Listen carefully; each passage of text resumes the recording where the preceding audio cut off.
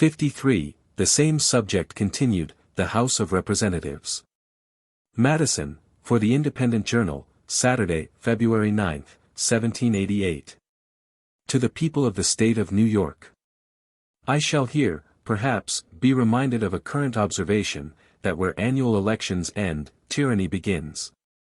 If it be true, as has often been remarked, that sayings which become proverbial are generally founded in reason, it is not less true, that when once established, they are often applied to cases to which the reason of them does not extend.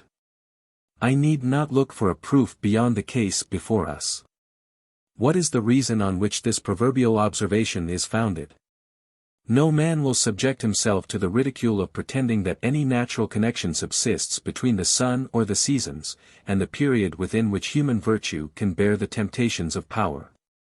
Happily for mankind, liberty is not, in this respect, confined to any single point of time, but lies within extremes, which afford sufficient latitude for all the variations which may be required by the various situations and circumstances of civil society.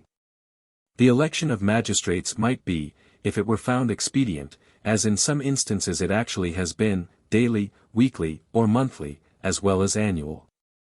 And if circumstances may require a deviation from the rule on one side, why not also on the other side? Turning our attention to the periods established among ourselves, for the election of the most numerous branches of the state legislatures, we find them by no means coinciding any more in this instance than in the elections of other civil magistrates. In Connecticut and Rhode Island, the periods are half-yearly. In the other states, South Carolina excepted, they are annual. In South Carolina they are biennial, as is proposed in the federal government. Here is a difference, as 4-to-1, between the longest and shortest periods, and yet it would be not easy to show, that Connecticut or Rhode Island is better governed, or enjoys a greater share of rational liberty, than South Carolina. Or that either the one or the other of these states is distinguished in these respects, and by these causes, from the states whose elections are different from both. In searching for the grounds of this doctrine, I can discover but one, and that is wholly inapplicable to our case. The important distinction so well understood in America, between a constitution established by the people and unalterable by the government, and a law established by the government and alterable by the government, seems to have been little understood and less observed in any other country. Wherever the supreme power of legislation has resided, has been supposed to reside also a full power to change the form of the government. Even in Great Britain, where the principles of political and civil liberty have been most discussed, and where we hear most of the rights of the Constitution, it is maintained that the authority of the Parliament is transcendent and uncontrollable. As well with regard to the Constitution, as the ordinary objects of legislative provision. They have accordingly, in several instances, actually changed, by legislative acts, some of the most fundamental articles of the government. They have in particular, on several occasions, changed the period of election. And, on the last occasion, not only introduced septennial in place of triennial elections, but by the same act, continued themselves in place 4 years beyond the term for which they were elected by the people. An attention to these dangerous practices has produced a very natural alarm in the votaries of free government, of which frequency of elections is the cornerstone, and has led them to seek for some security to liberty, against the danger to which it is exposed. Where no constitution, paramount to the government, either existed or could be obtained, no constitutional security, similar to that established in the United States, was to be attempted. Some other security, therefore, was to be sought for.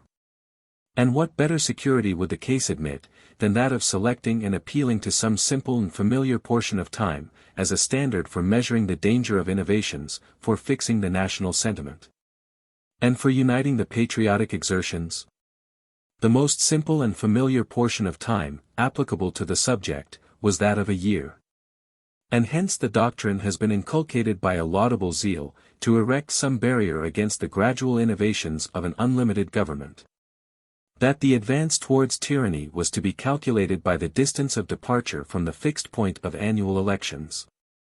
But what necessity can there be of applying this expedient to a government limited, as the federal government will be, by the authority of a paramount constitution?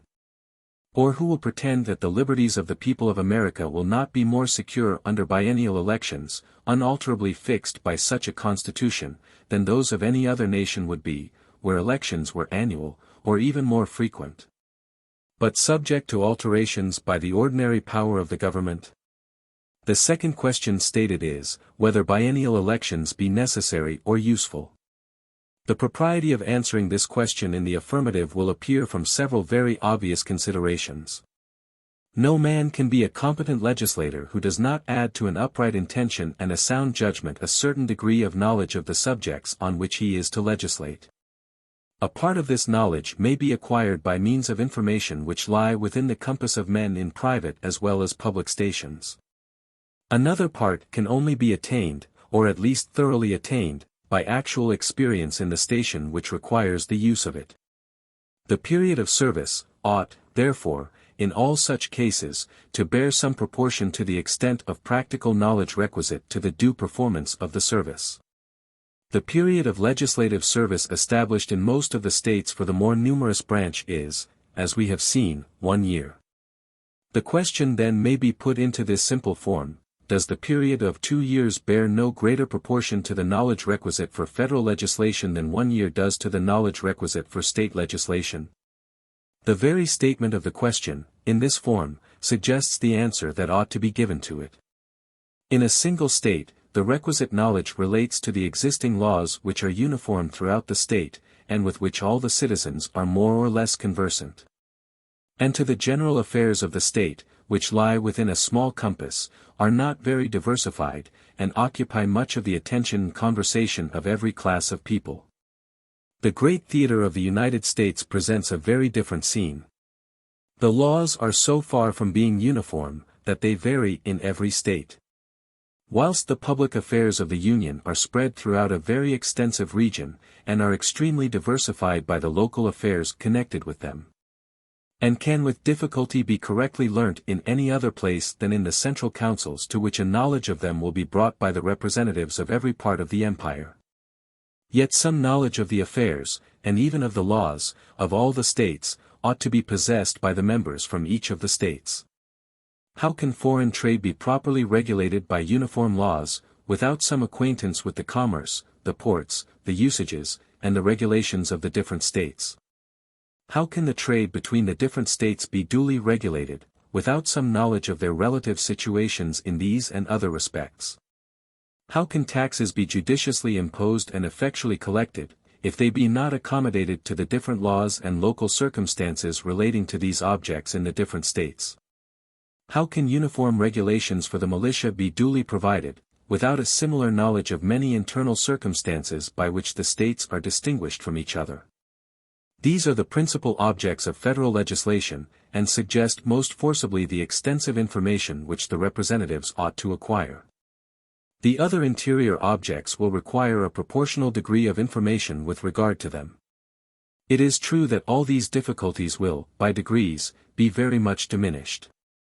The most laborious task will be the proper inauguration of the government and the primeval formation of a federal code. Improvements on the first drafts will every year become both easier and fewer. Past transactions of the government will be a ready and accurate source of information to new members. The affairs of the Union will become more and more objects of curiosity and conversation among the citizens at large. And the increased intercourse among those of different states will contribute not a little to diffuse a mutual knowledge of their affairs, as this again will contribute to a general assimilation of their manners and laws.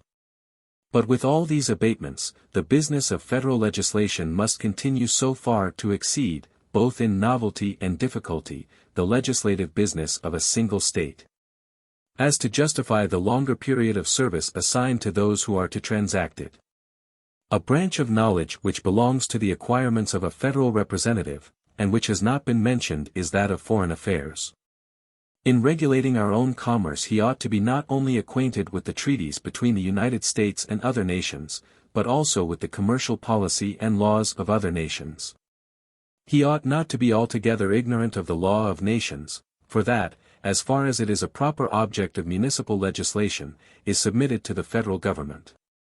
And although the House of Representatives is not immediately to participate in foreign negotiations and arrangements, yet from the necessary connection between the several branches of public affairs, those particular branches will frequently deserve attention in the ordinary course of legislation, and will sometimes demand particular legislative sanction and cooperation. Some portion of this knowledge may, no doubt, be acquired in a man's closet, but some of it also can only be derived from the public sources of information. And all of it will be acquired to best effect by a practical attention to the subject during the period of actual service in the legislature. There are other considerations, of less importance, perhaps, but which are not unworthy of notice. The distance which many of the representatives will be obliged to travel, and the arrangements rendered necessary by that circumstance, might be much more serious objections with fit men to this service, if limited to a single year, than if extended to 2 years. No argument can be drawn on this subject, from the case of the delegates to the existing Congress. They are elected annually, it is true, but their re-election is considered by the legislative assemblies almost as a matter of course. The election of the representatives by the people would not be governed by the same principle. A few of the members, as happens in all such assemblies, will possess superior talents, will, by frequent re-elections, become members of long standing, will be thoroughly masters of the public business, and perhaps not unwilling to avail themselves of those advantages. The greater the proportion of new members, and the less the information of the bulk of the members, the more apt will they be to fall into the snares that may be laid for them. This remark is no less applicable to the relation which will subsist between the House of Representatives and the Senate. It is an inconvenience mingled with the advantages of our frequent elections even in single states, where they are large, and hold but one legislative session in a year, that spurious elections cannot be investigated and annulled in time for the decision to have its due effect. If a return can be obtained, no matter by what unlawful means, the irregular member, who takes his seat of course, is sure of holding it a sufficient time to answer his purposes. Hence, a very pernicious encouragement is given to the use of unlawful means, for obtaining irregular returns. Were elections for the federal legislature to be annual, this practice might become a very serious abuse, particularly in the more distant states. Each house is, as it necessarily must be, the judge of the elections, qualifications, and returns of its members. And whatever improvements may be suggested by experience, for simplifying and accelerating the process in disputed cases, so great a portion of a year would unavoidably elapse, before an illegitimate member could be dispossessed of his seat, that the prospect of such an event would be little check to unfair and illicit means of obtaining a seat. All these considerations taken together warrant us in affirming, that biennial elections will be as useful to the affairs of the public as we have seen that they will be safe to the liberty of the people. Publius. 54. The apportionment of members among the states. Madison, from the New York Packet, Tuesday, February 12, 1788. To the people of the State of New York. The next view which I shall take of the House of Representatives relates to the appointment of its members to the several states, which is to be determined by the same rule with that of direct taxes. It is not contended that the number of people in each state ought not to be the standard for regulating the proportion of those who are to represent the people of each state. The establishment of the same rule for the appointment of taxes will probably be as little contested, though the rule itself, in this case, is by no means founded on the same principle. In the former case, the rule is understood to refer to the personal rights of the people, with which it has a natural and universal connection. In the latter, it has reference to the proportion of wealth, of which it is in no case a precise measure, and in ordinary cases a very unfit one. But notwithstanding the imperfection of the rule as applied to the relative wealth and contributions of the states, it is evidently the least objectionable among the practicable rules, and had too recently obtained the general sanction of America, not to have found a ready preference with the convention. All this is admitted, it will perhaps be said.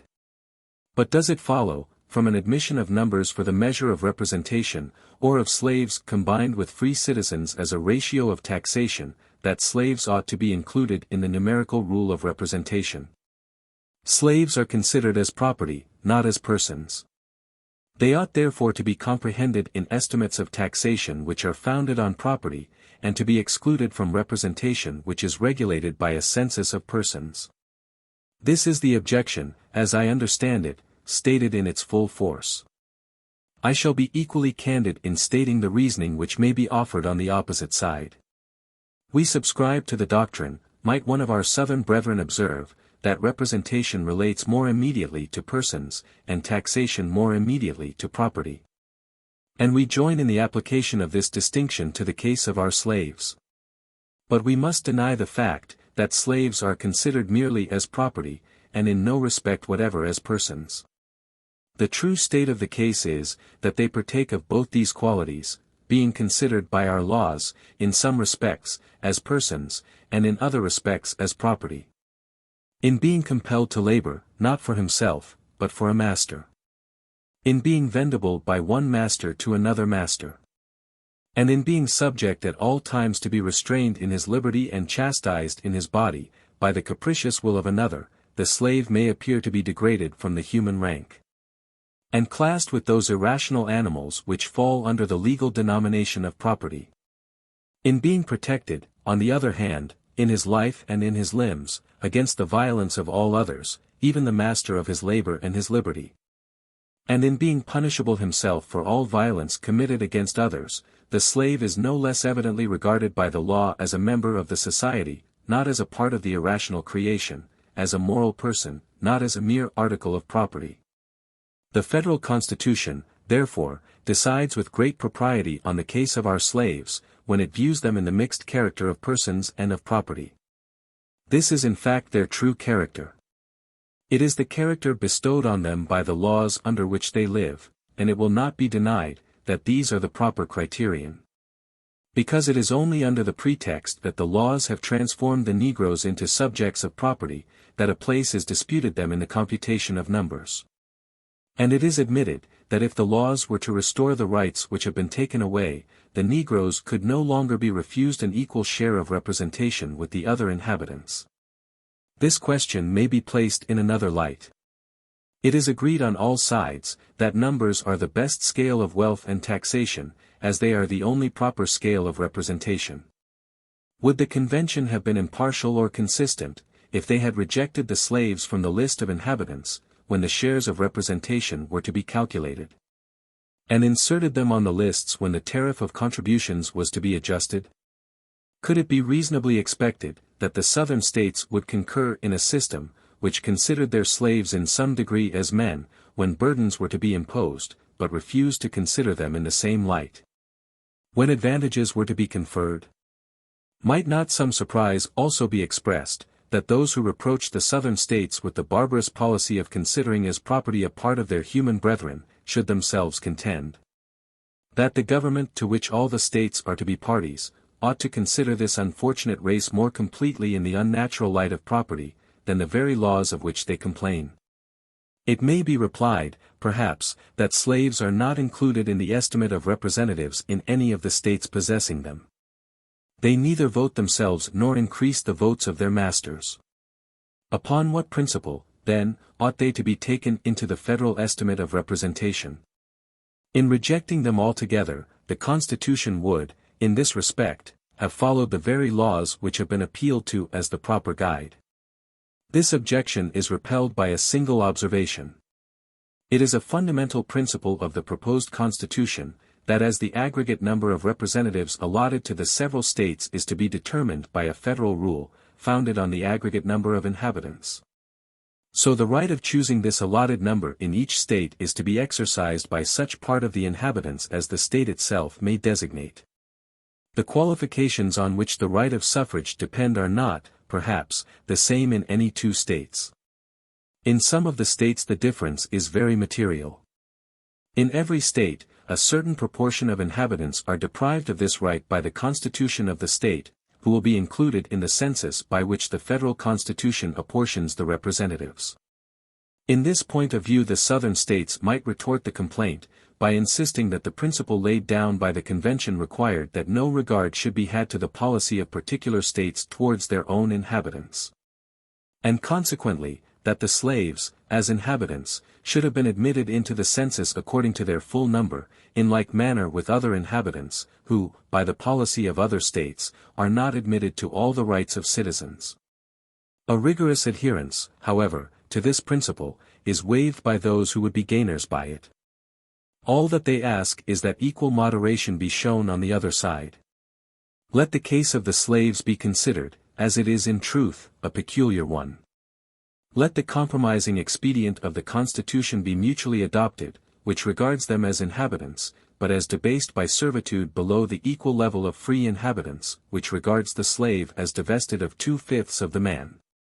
After all, may not another ground be taken on which this article of the Constitution will admit of a still more ready defense? We have hitherto proceeded on the idea that representation related to persons only, and not at all to property. But is it a just idea? Government is instituted no less for protection of the property, than of the persons, of individuals. The one as well as the other, therefore, may be considered as represented by those who are charged with the government.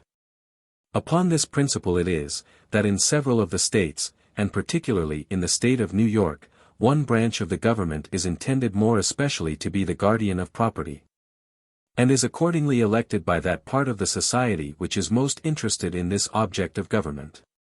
In the federal Constitution, this policy does not prevail. The rights of property are committed into the same hands with the personal rights. Some attention ought, therefore, to be paid to property in the choice of those hands. For another reason, the votes allowed in the federal legislature to the people of each state, ought to bear some proportion to the comparative wealth of the states. States have not, like individuals, an influence over each other, arising from superior advantages of fortune. If the law allows an opulent citizen but a single vote in the choice of his representative, the respect and consequence which he derives from his fortunate situation very frequently guide the votes of others to the objects of his choice. And through this imperceptible channel the rights of property are conveyed into the public representation. A state possesses no such influence over other states. It is not probable that the richest state in the Confederacy will ever influence the choice of a single representative in any other state. Nor will the representatives of the larger and richer states possess any other advantage in the federal legislature, over the representatives of other states, than what may result from their superior number alone. As far, therefore, as their superior wealth and weight may justly entitle them to any advantage, it ought to be secured to them by a superior share of representation. The new Constitution is, in this respect, materially different from the existing Confederation, as well as from that of the United Netherlands, and other similar confederacies. In each of the latter, the efficacy of the federal resolutions depends on the subsequent and voluntary resolutions of the states composing the Union. Hence the states, though possessing an equal vote in the public councils, have an unequal influence, corresponding with the unequal importance of these subsequent and voluntary resolutions. Under the proposed Constitution, the federal acts will take effect without the necessary intervention of the individual states. They will depend merely on the majority of votes in the federal legislature, and consequently each vote, whether proceeding from a larger or smaller state, or a state more or less wealthy or powerful, will have an equal weight and efficacy, in the same manner as the votes individually given in a state legislature, by the representatives of unequal counties or other districts, have each a precise equality of value and effect. Or if there be any difference in the case, it proceeds from the difference in the personal character of the individual representative, rather than from any regard to the extent of the district from which he comes. Such is the reasoning which an advocate for the Southern interests might employ on this subject. And although it may appear to be a little strained in some points, yet, on the whole, I must confess that it fully reconciles me to the scale of representation which the Convention have established. In one respect, the establishment of a common measure for representation and taxation will have a very salutary effect. As the accuracy of the census to be obtained by the Congress will necessarily depend, in a considerable degree, on the disposition, if not on the cooperation, of the states. It is of great importance that the states should feel as little bias as possible, to swell or to reduce the amount of their numbers. Were their share of representation alone to be governed by this rule, they would have an interest in exaggerating their inhabitants. Were the rule to decide their share of taxation alone, a contrary temptation would prevail. By extending the rule to both objects, the states will have opposite interests, which will control and balance each other, and produce the requisite impartiality. Publius. 55. The total number of the House of Representatives. Madison, for the Independent Journal, Wednesday, February 13, 1788. To the People of the State of New York. The number of which the House of Representatives is to consist, forms another and a very interesting point of view, under which this branch of the federal legislature may be contemplated. Scarce any article, indeed, in the whole Constitution seems to be rendered more worthy of attention, by the weight of character and the apparent force of argument with which it has been assailed. The charges exhibited against it are, first, that so small a number of representatives will be an unsafe depositary of the public interests. Secondly, that they will not possess a proper knowledge of the local circumstances of their numerous constituents. Thirdly, that they will be taken from that class of citizens which will sympathize least with the feelings of the mass of the people, and be most likely to aim at a permanent elevation of the few on the depression of the many. Fourthly, that defective as the number will be in the first instance, it will be more and more disproportionate, by the increase of the people, and the obstacles which will prevent a correspondent increase of the representatives. In general, it may be remarked on this subject, that no political problem is less susceptible of a precise solution than that which relates to the number most convenient for a representative legislature. Nor is there any point on which the policy of the several states is more at variance, whether we compare their legislative assemblies directly with each other, or consider the proportions which they respectively bear to the number of their constituents.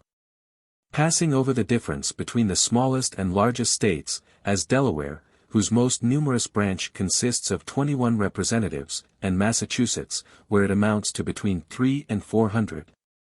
A very considerable difference is observable among states nearly equal in population. The number of representatives in Pennsylvania is not more than 1/5 of that in the state last mentioned.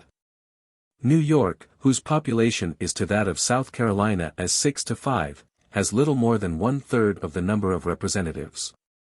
As great a disparity prevails between the states of Georgia and Delaware or Rhode Island. In Pennsylvania, the representatives do not bear a greater proportion to their constituents than of 1 for every 4 or 5,000. In Rhode Island, they bear a proportion of at least 1 for every 1,000. And according to the Constitution of Georgia, the proportion may be carried to 1 to every 10 electors. And must unavoidably far exceed the proportion in any of the other states. Another general remark to be made is, that the ratio between the representatives and the people ought not to be the same where the latter are very numerous as where they are very few. Were the representatives in Virginia to be regulated by the standard in Rhode Island, they would, at this time, amount to between 400 and 500, and 20 or 30 years hence, to 1,000.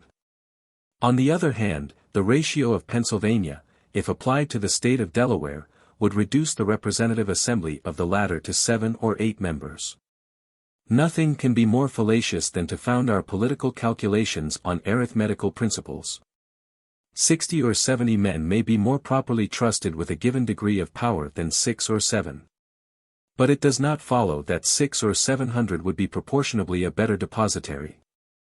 And if we carry on the supposition to 6,000 or 7,000, the whole reasoning ought to be reversed. The truth is, that in all cases a certain number at least seems to be necessary to secure the benefits of free consultation and discussion, and to guard against too easy a combination for improper purposes. As, on the other hand, the number ought at most to be kept within a certain limit, in order to avoid the confusion and intemperance of a multitude. In all very numerous assemblies, of whatever character composed, passion never fails to wrest the scepter from reason. Had every Athenian citizen been a Socrates, every Athenian assembly would still have been a mob.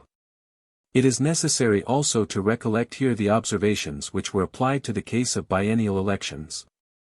For the same reason that the limited powers of the Congress, and the control of the state legislatures, justify less frequent elections than the public safely might otherwise require.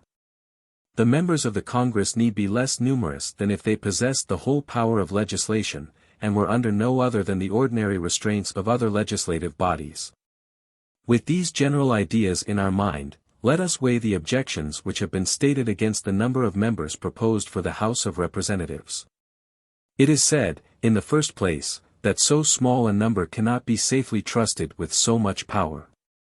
The number of which this branch of the legislature is to consist, at the outset of the government, will be 65. Within 3 years a census is to be taken, when the number may be augmented to 1 for every 30,000 inhabitants. And within every successive period of 10 years the census is to be renewed, and augmentations may continue to be made under the above limitation.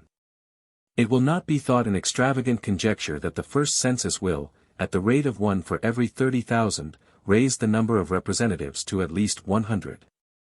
Estimating the Negroes in the proportion of 3/5, it can scarcely be doubted that the population of the United States will by that time, if it does not already, amount to 3 millions. At the expiration of 25 years, according to the computed rate of increase, the number of representatives will amount to 200, and of 50 years, to 400. This is a number which, I presume, will put an end to all fears arising from the smallness of the body. I take for granted here what I shall, in answering the fourth objection, hereafter show, that the number of representatives will be augmented from time to time in the manner provided by the Constitution. On a contrary supposition, I should admit the objection to have very great weight indeed. The true question to be decided then is, whether the smallness of the number, as a temporary regulation, be dangerous to the public liberty? Whether 65 members for a few years, and 100 or 200 for a few more, be a safe depositary for a limited and well-guarded power of legislating for the United States?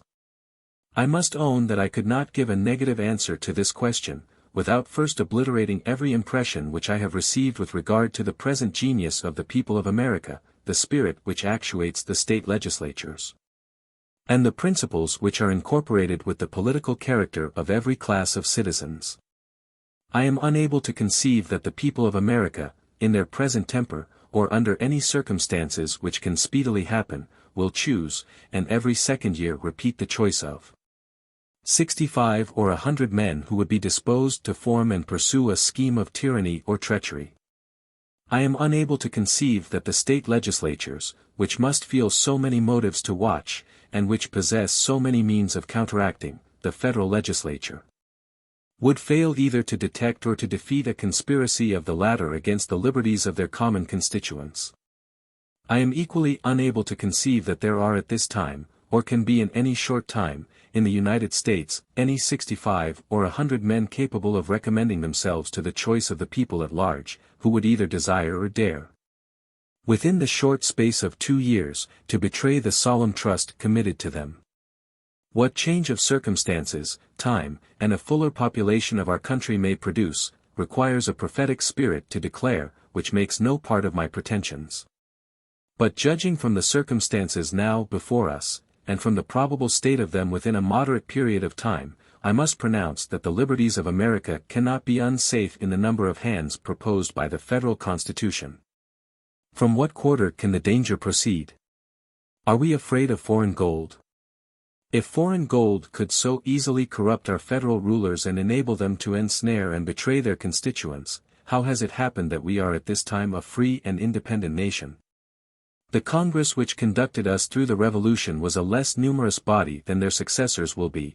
They were not chosen by, nor responsible to, their fellow citizens at large. Though appointed from year to year, and recallable at pleasure, they were generally continued for 3 years, and prior to the ratification of the federal articles, for a still longer term. They held their consultations always under the veil of secrecy. They had the sole transaction of our affairs with foreign nations. Through the whole course of the war they had the fate of their country more in their hands than it is to be hoped will ever be the case with our future representatives. And from the greatness of the prize at stake, and the eagerness of the party which lost it, it may well be supposed that the use of other means than force would not have been scrupled. Yet we know by happy experience that the public trust was not betrayed, nor has the purity of our public counsels in this particular ever suffered, even from the whispers of calumny. Is the danger apprehended from the other branches of the federal government? But where are the means to be found by the President, or the Senate, or both? Their emoluments of office, it is to be presumed, will not, and without a previous corruption of the House of Representatives cannot, more than suffice for very different purposes. Their private fortunes, as they must all be American citizens, cannot possibly be sources of danger. The only means, then, which they can possess, will be in the dispensation of appointments. Is it here that suspicion rests or charge? Sometimes we are told that this fund of corruption is to be exhausted by the President in subduing the virtue of the Senate. Now, the fidelity of the other house is to be the victim. The improbability of such a mercenary and perfidious combination of the several members of government, standing on as different foundations as Republican principles will well admit, and at the same time accountable to the society over which they are placed, ought alone to quiet this apprehension. But, fortunately, the Constitution has provided a still further safeguard. The members of the Congress are rendered ineligible to any civil offices that may be created, or of which the emoluments may be increased, during the term of their election.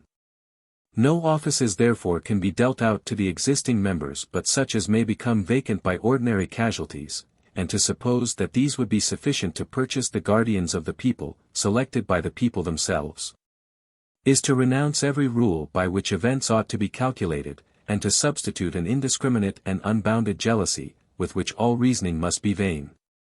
The sincere friends of liberty, who give themselves up to the extravagancies of this passion, are not aware of the injury they do their own cause. As there is a degree of depravity in mankind which requires a certain degree of circumspection and distrust, so there are other qualities in human nature which justify a certain portion of esteem and confidence. Republican government presupposes the existence of these qualities in a higher degree than any other form. Were the pictures which have been drawn by the political jealousy of some among us faithful likenesses of the human character, the inference would be, that there is not sufficient virtue among men for self-government, and that nothing less than the chains of despotism can restrain them from destroying and devouring one another. Publius. 56. The same subject continued, the total number of the House of Representatives. Madison, for the Independent Journal, Saturday, February 16, 1788. To the people of the State of New York. The second charge against the House of Representatives is, that it will be too small to possess a due knowledge of the interests of its constituents. As this objection evidently proceeds from a comparison of the proposed number of representatives with the great extent of the United States, the number of their inhabitants, and the diversity of their interests, without taking into view at the same time the circumstances which will distinguish the Congress from other legislative bodies, the best answer that can be given to it will be a brief explanation of these peculiarities. It is a sound and important principle that the representative ought to be acquainted with the interests and circumstances of his constituents. But this principle can extend no further than to those circumstances and interests to which the authority and care of the representative relate. An ignorance of a variety of minute and particular objects, which do not lie within the compass of legislation, is consistent with every attribute necessary to a due performance of the legislative trust. In determining the extent of information required in the exercise of a particular authority, recourse then must be had to the objects within the purview of that authority. What are to be the objects of federal legislation? Those which are of most importance, and which seem most to require local knowledge, are commerce, taxation, and the militia. A proper regulation of commerce requires much information, as has been elsewhere remarked. But as far as this information relates to the laws and local situation of each individual state, a very few representatives would be very sufficient vehicles of it to the federal councils. Taxation will consist, in a great measure, of duties which will be involved in the regulation of commerce. So far the preceding remark is applicable to this object. As far as it may consist of internal collections, a more diffusive knowledge of the circumstances of the state may be necessary. But will not this also be possessed in sufficient degree by a very few intelligent men, diffusively elected within the state? Divide the largest state into 10 or 12 districts, and it will be found that there will be no peculiar local interests in either, which will not be within the knowledge of the representative of the district. Besides this source of information, the laws of the state, framed by representatives from every part of it, will be almost of themselves a sufficient guide.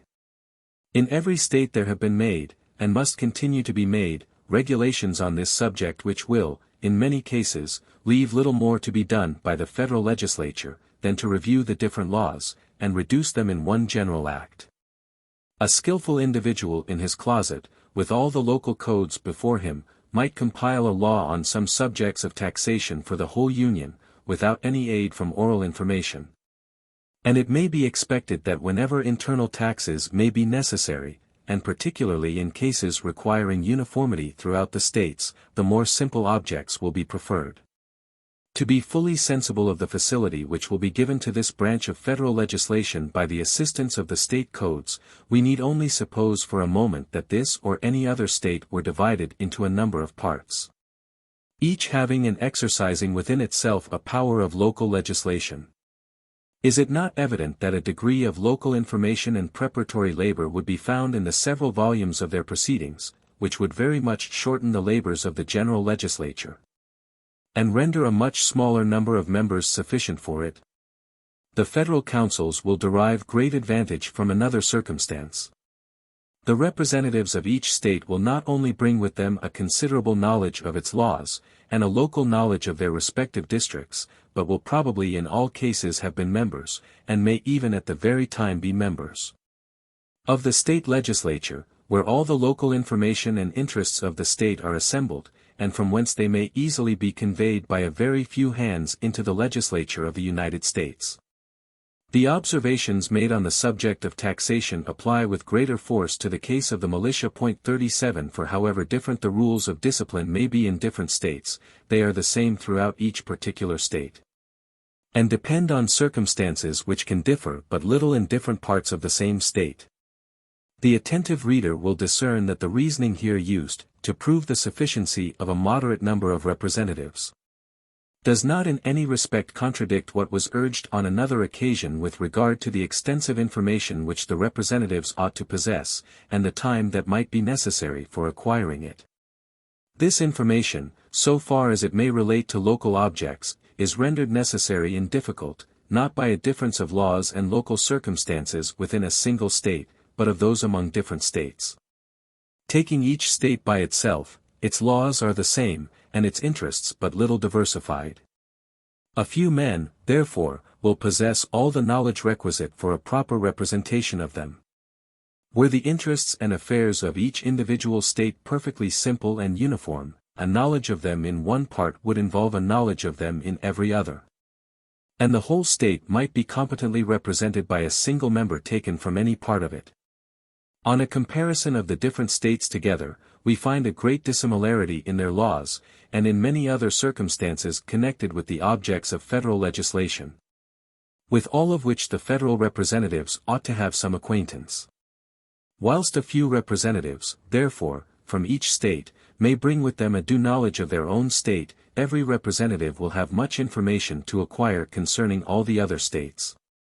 The changes of time, as was formerly remarked, on the comparative situation of the different states, will have an assimilating effect. The effect of time on the internal affairs of the states, taken singly, will be just the contrary. At present some of the states are little more than a society of husbandmen. Few of them have made much progress in those branches of industry which give a variety and complexity to the affairs of a nation. These, however, will in all of them be the fruits of a more advanced population, and will require, on the part of each state, a fuller representation. The foresight of the Convention has accordingly taken care that the progress of population may be accompanied with a proper increase of the representative branch of the government. The experience of Great Britain, which presents to mankind so many political lessons, both of the monitory and exemplary kind, and which has been frequently consulted in the course of these inquiries, corroborates the result of the reflections which we have just made. The number of inhabitants in the two kingdoms of England and Scotland cannot be stated at less than 8 millions. The representatives of these 8 millions in the House of Commons amount to 558. Of this number, 1/9 are elected by 364 persons, and 1/2, by 5,723 persons. 38 It cannot be supposed that the half thus elected, and who do not even reside among the people at large, can add anything either to the security of the people against the government, or to the knowledge of their circumstances and interests in the legislative councils. On the contrary, it is notorious, that they are more frequently the representatives and instruments of the executive magistrate, than the guardians and advocates of the popular rights. They might therefore, with great propriety, be considered as something more than a mere deduction from the real representatives of the nation.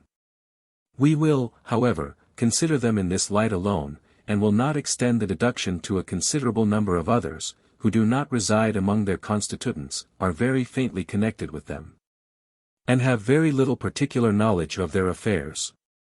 With all these concessions, 279 persons only will be the depository of the safety, interest, and happiness of 8 millions, that is to say, there will be one representative only to maintain the rights and explain the situation of 28,670 constituents, in an assembly exposed to the whole force of executive influence, and extending its authority to every object of legislation within a nation whose affairs are in the highest degree diversified and complicated. Yet it is very certain, not only that a valuable portion of freedom has been preserved under all these circumstances, but that the defects in the British Code are chargeable, in a very small proportion, on the ignorance of the legislature concerning the circumstances of the people. Allowing to this case the weight which is due to it, and comparing it with that of the House of Representatives as above explained, it seems to give the fullest assurance that a representative for every 30,000 inhabitants will render the latter both a safe and competent guardian of the interests which will be confided to it. Publius. 57. The alleged tendency of the new plan to elevate the few at the expense of the many considered in connection with representation. Madison, from the New York Packet, Tuesday, February 19, 1788. To the People of the State of New York. The third charge against the House of Representatives is, that it will be taken from that class of citizens which will have least sympathy with the mass of the people, and be most likely to aim at an ambitious sacrifice of the many to the aggrandizement of the few. Of all the objections which have been framed against the Federal Constitution, this is perhaps the most extraordinary. Whilst the objection itself is leveled against a pretended oligarchy, the principle of it strikes at the very root of republican government. The aim of every political constitution is, or ought to be, first to obtain for rulers men who possess most wisdom to discern, and most virtue to pursue, the common good of the society. And in the next place, to take the most effectual precautions for keeping them virtuous whilst they continue to hold their public trust. The elective mode of obtaining rulers is the characteristic policy of republican government. The means relied on in this form of government for preventing their degeneracy are numerous and various. The most effectual one, is such a limitation of the term of appointments as will maintain a proper responsibility to the people. Let me now ask what circumstance there is in the Constitution of the House of Representatives that violates the principles of republican government, or favors the elevation of the few on the ruins of the many. Let me ask whether every circumstance is not, on the contrary, strictly conformable to these principles, and scrupulously impartial to the rights and pretensions of every class and description of citizens. Who are to be the electors of the federal representatives? Not the rich, more than the poor, not the learned, more than the ignorant, not the haughty heirs of distinguished names, more than the humble sons of obscurity in unpropitious fortune. The electors are to be the great body of the people of the United States. They are to be the same who exercise the right in every state of electing the corresponding branch of the legislature of the state. Who are to be the objects of popular choice? Every citizen whose merit may recommend him to the esteem and confidence of his country. No qualification of wealth, of birth, of religious faith, or of civil profession is permitted to fetter the judgment or disappoint the inclination of the people. If we consider the situation of the men on whom the free suffrages of their fellow citizens may confer the representative trust, we shall find it involving every security which can be devised or desired for their fidelity to their constituents. In the first place, as they will have been distinguished by the preference of their fellow citizens, we are to presume that in general they will be somewhat distinguished also by those qualities which entitle them to it, and which promise a sincere and scrupulous regard to the nature of their engagements. In the second place, they will enter into the public service under circumstances which cannot fail to produce a temporary affection at least to their constituents. There is in every breast a sensibility to marks of honor, of favor, of esteem, and of confidence, which, apart from all considerations of interest, is some pledge for grateful and benevolent returns. Ingratitude is a common topic of declamation against human nature, and it must be confessed that instances of it are but too frequent and flagrant, both in public and in private life. But the universal and extreme indignation which it inspires is itself a proof of the energy and prevalence of the contrary sentiment. In the third place, those ties which bind the representative to his constituents are strengthened by motives of a more selfish nature. His pride and vanity attach him to a form of government which favors his pretensions and gives him a share in its honors and distinctions. Whatever hopes or projects might be entertained by a few aspiring characters, it must generally happen that a great proportion of the men deriving their advancement from their influence with the people would have more to hope from a preservation of the favor, than from innovations in the government subversive of the authority of the people. All these securities, however, would be found very insufficient without the restraint of frequent elections.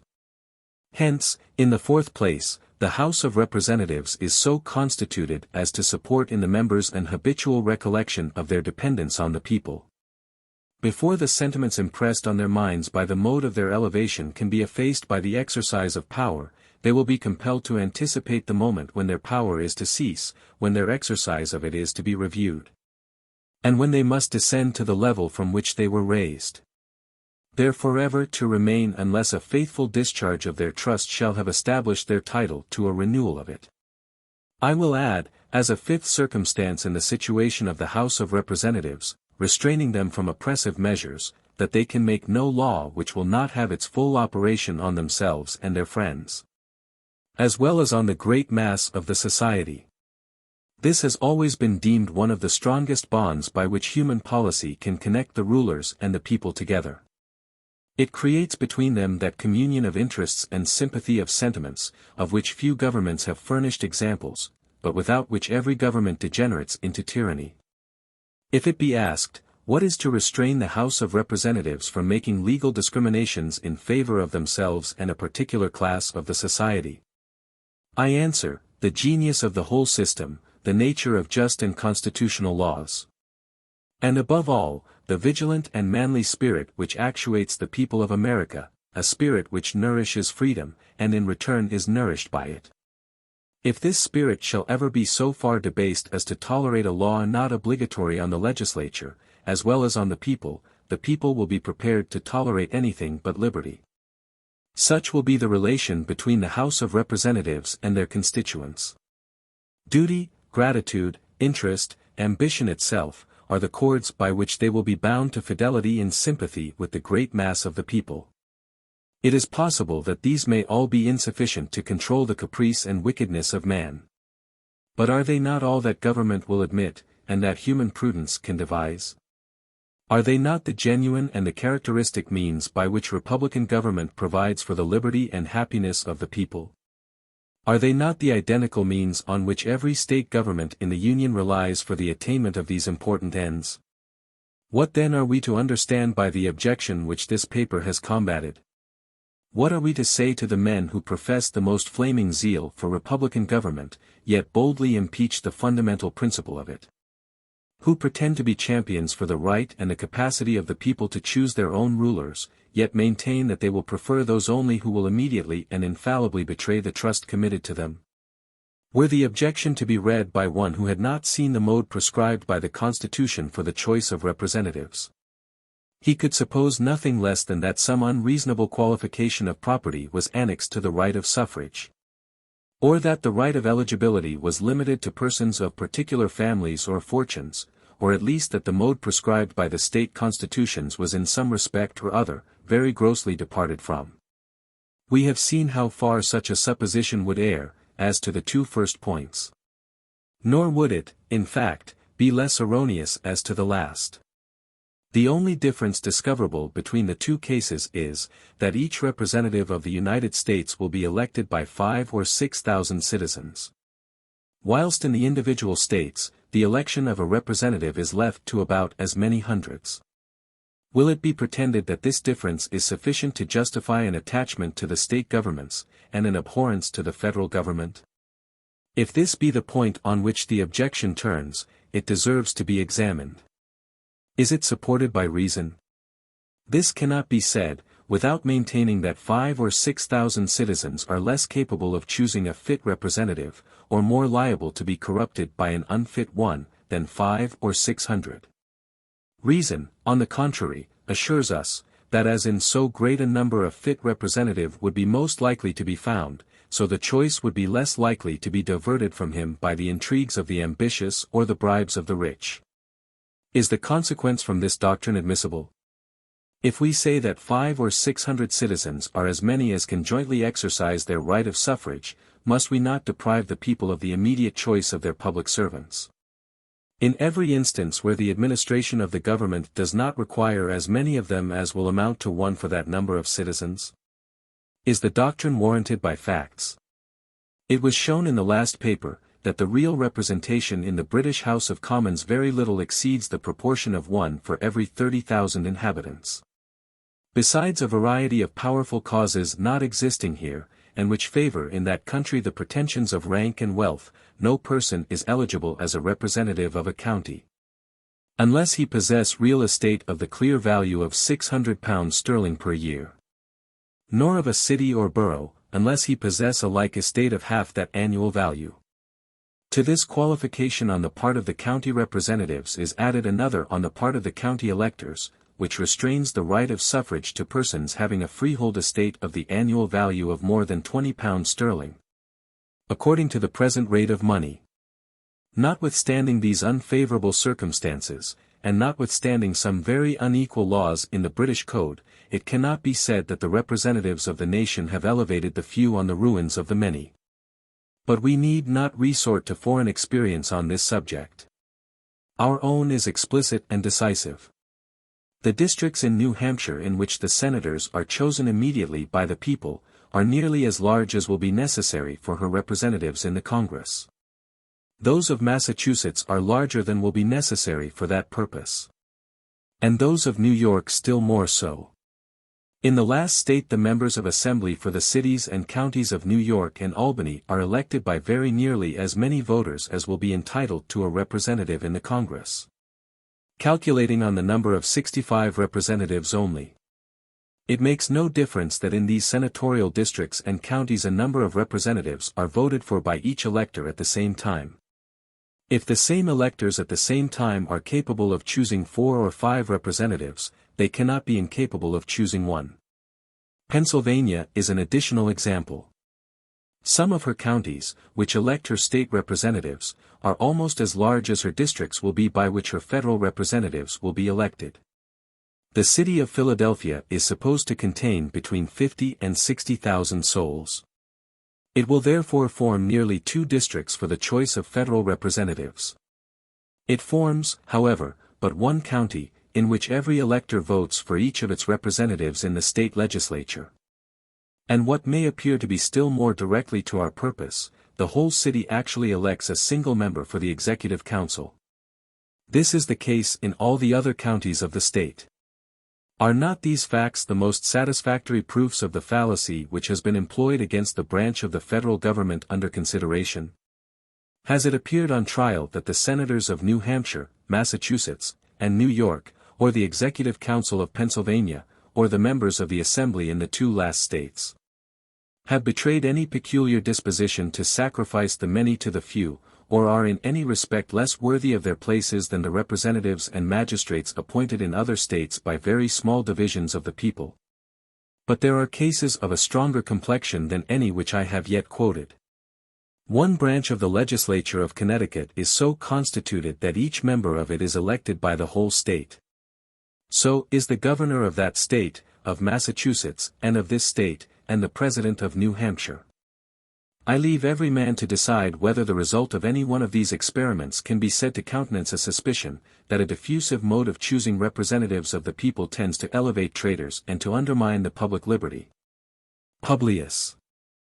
58. Objection that the number of members will not be augmented as the progress of population demands. Madison, considered for the Independent Journal, Wednesday, February 20, 1788. To the People of the State of New York. The remaining charge against the House of Representatives, which I am to examine, is grounded on a supposition that the number of members will not be augmented from time to time, as the progress of population may demand.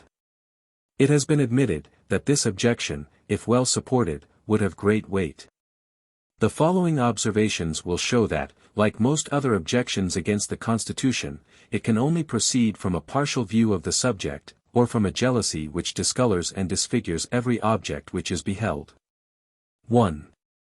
Those who urge the objection seem not to have recollected that the federal Constitution will not suffer by a comparison with the state constitutions, in the security provided for a gradual augmentation of the number of representatives. The number which is to prevail in the first instance is declared to be temporary. Its duration is limited to the short term of 3 years. Within every successive term of 10 years a census of inhabitants is to be repeated. The unequivocal objects of these regulations are, first, to readjust, from time to time, the apportionment of representatives to the number of inhabitants, under the single exception that each state shall have one representative at least. Secondly, to augment the number of representatives at the same periods, under the sole limitation that the whole number shall not exceed one for every 30,000 inhabitants. If we review the constitutions of the several states, we shall find that some of them contain no determinate regulations on this subject, that others correspond pretty much on this point with the federal constitution, and that the most effectual security in any of them is resolvable into a mere directory provision. 2. As far as experience has taken place on this subject, a gradual increase of representatives under the state constitutions has at least kept pace with that of the constituents. And it appears that the former have been as ready to concur in such measures as the latter have been to call for them. 3. There is a peculiarity in the federal constitution which ensures a watchful attention in a majority both of the people and of their representatives to a constitutional augmentation of the latter. The peculiarity lies in this, that one branch of the legislature is a representation of citizens, the other of the states. In the former, consequently, the larger states will have most weight. In the latter, the advantage will be in favor of the smaller states. From this circumstance it may with certainty be inferred that the larger states will be strenuous advocates for increasing the number and weight of that part of the legislature in which their influence predominates. And it so happens that 4 only of the largest will have a majority of the whole votes in the House of Representatives.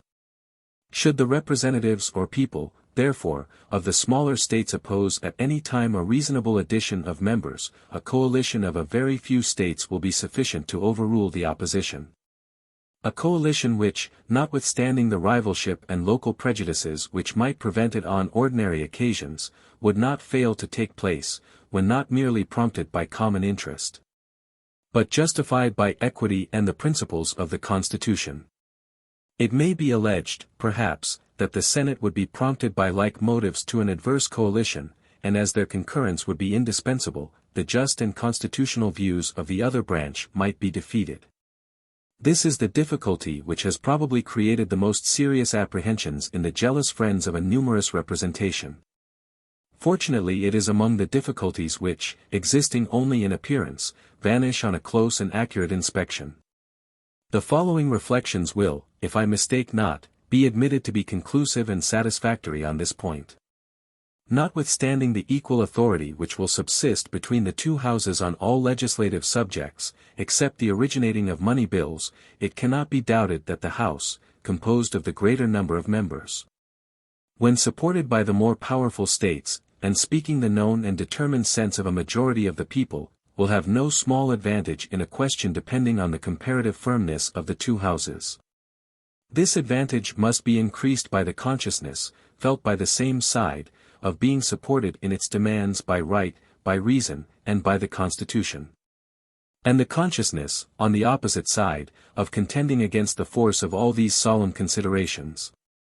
It is farther to be considered, that in the gradation between the smallest and largest states, there are several, which, though most likely in general to arrange themselves among the former, are too little removed in extent and population from the latter, to second an opposition to their just and legitimate pretensions.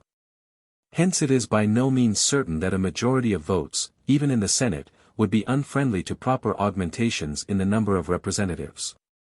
It will not be looking too far to add, that the senators from all the new states may be gained over to the just views of the House of Representatives, by an expedient too obvious to be overlooked.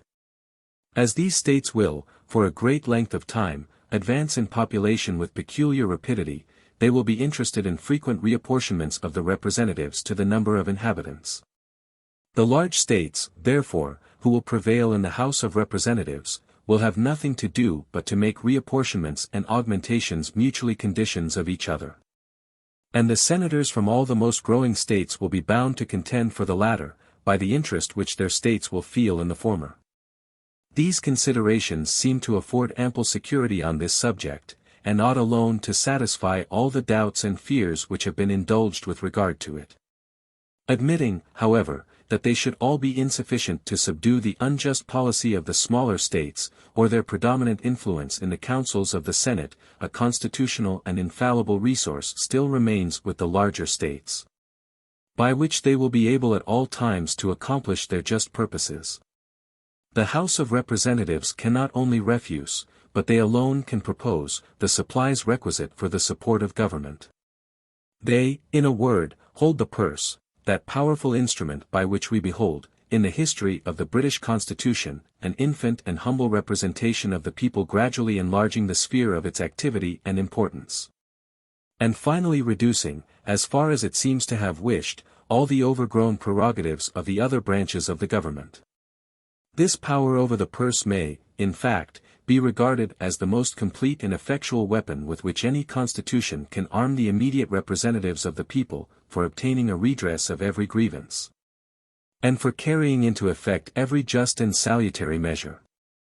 But will not the House of Representatives be as much interested as the Senate in maintaining the government in its proper functions, and will they not therefore be unwilling to stake its existence or its reputation on the pliancy of the Senate? Or, if such a trial of firmness between the two branches were hazarded, would not the one be as likely first to yield as the other? These questions will create no difficulty with those who reflect that in all cases the smaller the number, and the more permanent and conspicuous the station, of men in power, the stronger must be the interest which they will individually feel in whatever concerns the government. Those who represent the dignity of their country in the eyes of other nations, will be particularly sensible to every prospect of public danger, or of dishonorable stagnation in public affairs. To those causes we are to ascribe the continual triumph of the British House of Commons over the other branches of the government, whenever the engine of a money bill has been employed. An absolute inflexibility on the side of the latter, although it could not have failed to involve every department of the state in the general confusion, has neither been apprehended nor experienced. The utmost degree of firmness that can be displayed by the Federal Senate or President, will not be more than equal to a resistance in which they will be supported by constitutional and patriotic principles. In this review of the Constitution of the House of Representatives, I have passed over the circumstances of economy, which, in the present state of affairs, might have had some effect in lessening the temporary number of representatives, and the disregard of which would probably have been as rich a theme of declamation against the Constitution as has been shown by the smallness of the number proposed. I omit also any remarks on the difficulty which might be found, under present circumstances, in engaging in the federal service a large number of such characters as the people will probably elect. One observation, however, I must be permitted to add on this subject as claiming, in my judgment, a very serious attention. It is, that in all legislative assemblies the greater the number composing them may be, the fewer will be the men who will in fact direct their proceedings. In the first place, the more numerous an assembly may be, of whatever characters composed, the greater is known to be the ascendancy of passion over reason. In the next place, the larger the number, the greater will be the proportion of members of limited information and of weak capacities. Now, it is precisely on characters of this description that the eloquence and address of the few are known to act with all their force. In the ancient republics, where the whole body of the people assembled in person, a single orator, or an artful statesman, was generally seen to rule with as complete a sway as if a scepter had been placed in his single hand. On the same principle, the more multitudinous a representative assembly may be rendered, the more it will partake of the infirmities incident to collective meetings of the people. Ignorance will be the dupe of cunning, and passion the slave of sophistry and declamation. The people can never err more than in supposing that by multiplying their representatives beyond a certain limit, they strengthen the barrier against the government of a few. Experience will forever admonish them that, on the contrary, after securing a sufficient number for the purposes of safety, of local information, and of diffusive sympathy with the whole society, they will counteract their own views by every addition to their representatives. The countenance of the government may become more democratic, but the soul that animates it will be more oligarchic. The machine will be enlarged, but the fewer, and often the more secret, will be the springs by which its motions are directed. As connected with the objection against the number of representatives, may properly be here noticed, that which has been suggested against the number made competent for legislative business. It has been said that more than a majority ought to have been required for a quorum, and in particular cases, if not in all, more than a majority of a quorum for a decision.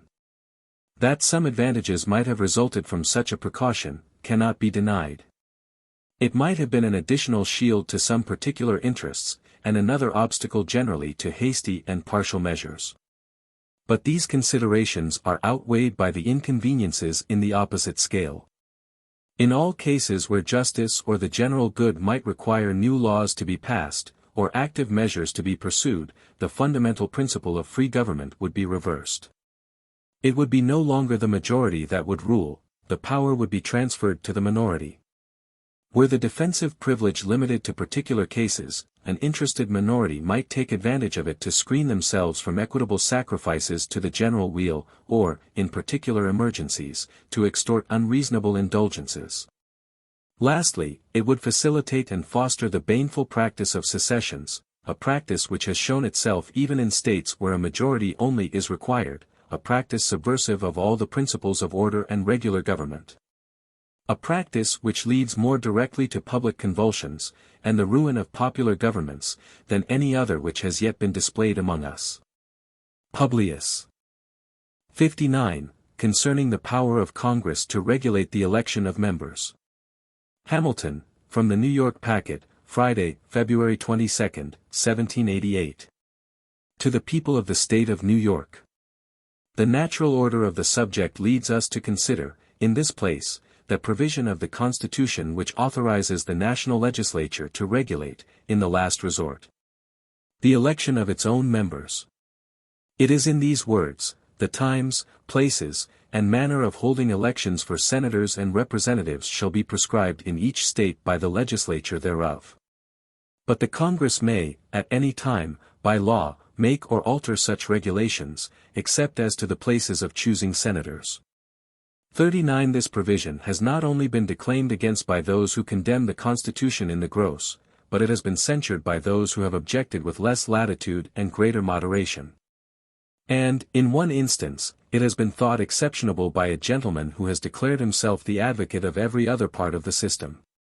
I am greatly mistaken, notwithstanding, if there be any article in the whole plan more completely defensible than this. Its propriety rests upon the evidence of this plain proposition, that every government ought to contain in itself the means of its own preservation. Every just reasoner will, at first sight, approve an adherence to this rule, in the work of the Convention, and will disapprove every deviation from it which may not appear to have been dictated by the necessity of incorporating into the work some particular ingredient, with which a rigid conformity to the rule was incompatible.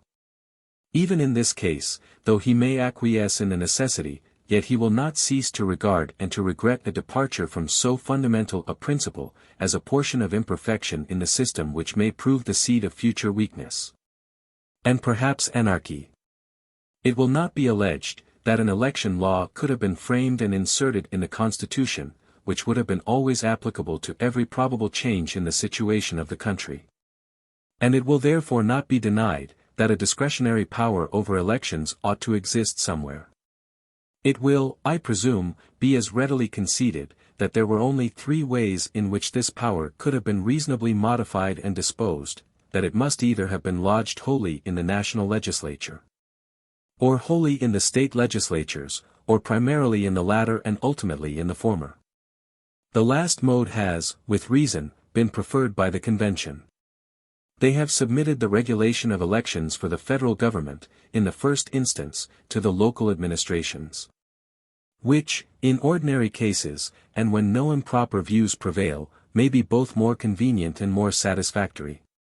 But they have reserved to the national authority a right to interpose, whenever extraordinary circumstances might render that interposition necessary to its safety.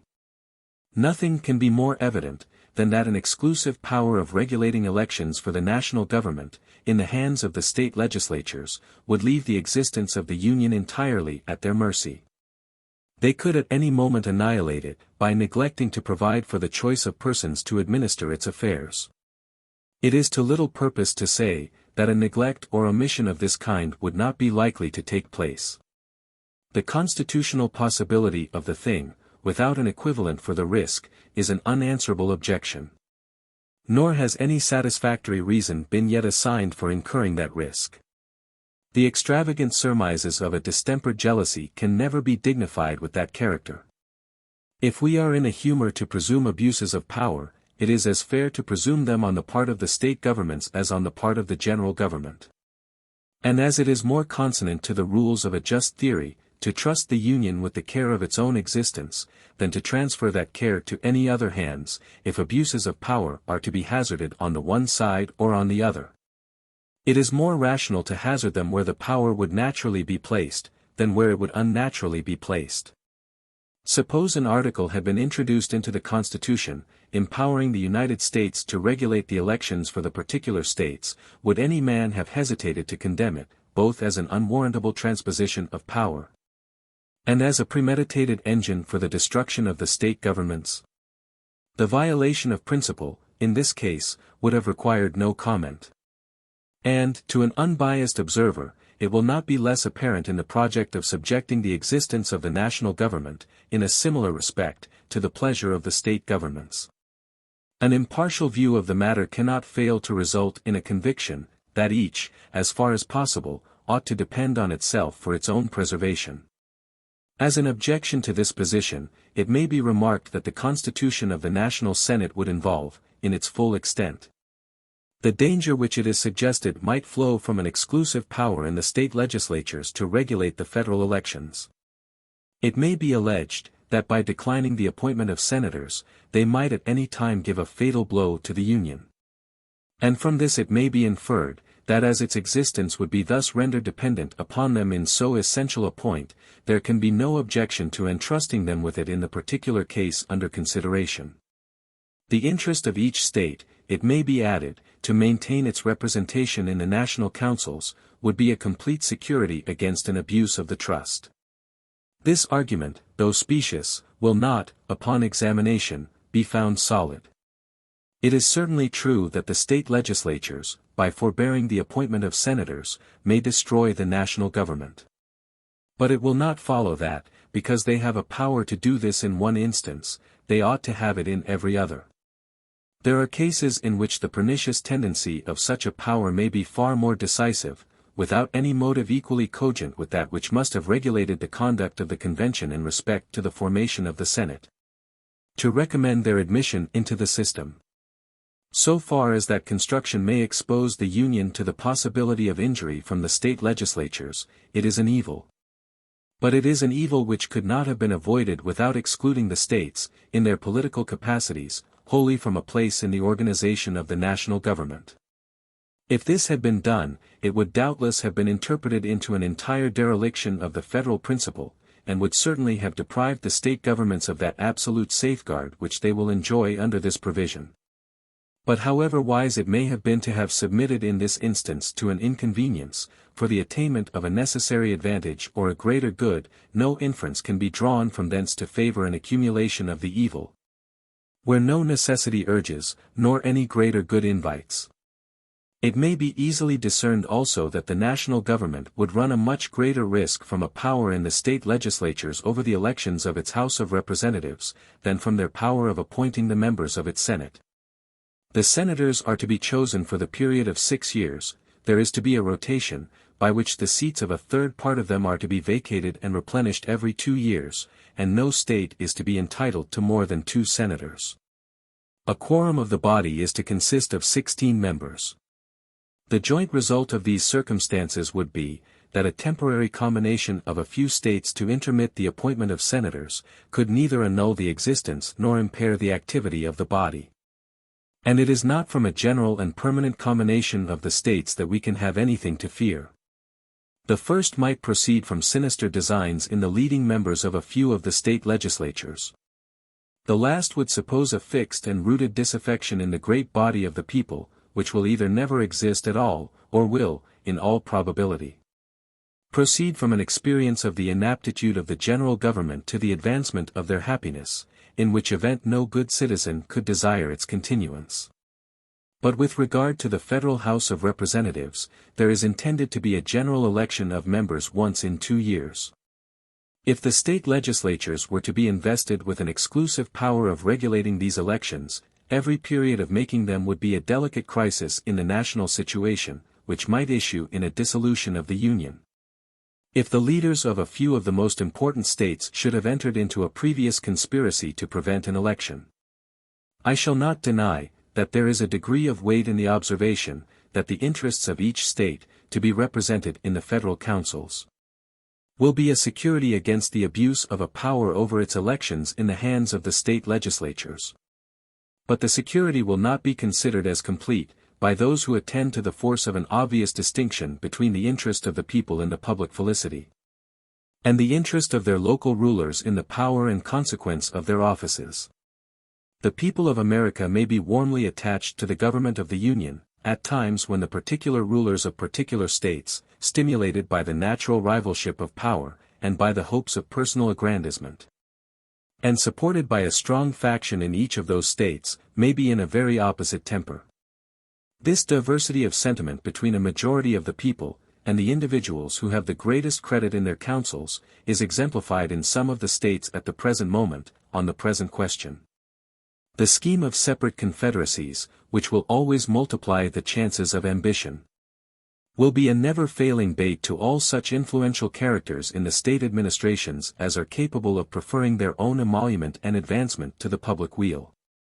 With so effectual a weapon in their hands as the exclusive power of regulating elections for the national government, a combination of a few such men, in a few of the most considerable states, where the temptation will always be the strongest, might accomplish the destruction of the Union, by seizing the opportunity of some casual dissatisfaction among the people, and which perhaps they may themselves have excited, to discontinue the choice of members for the Federal House of Representatives.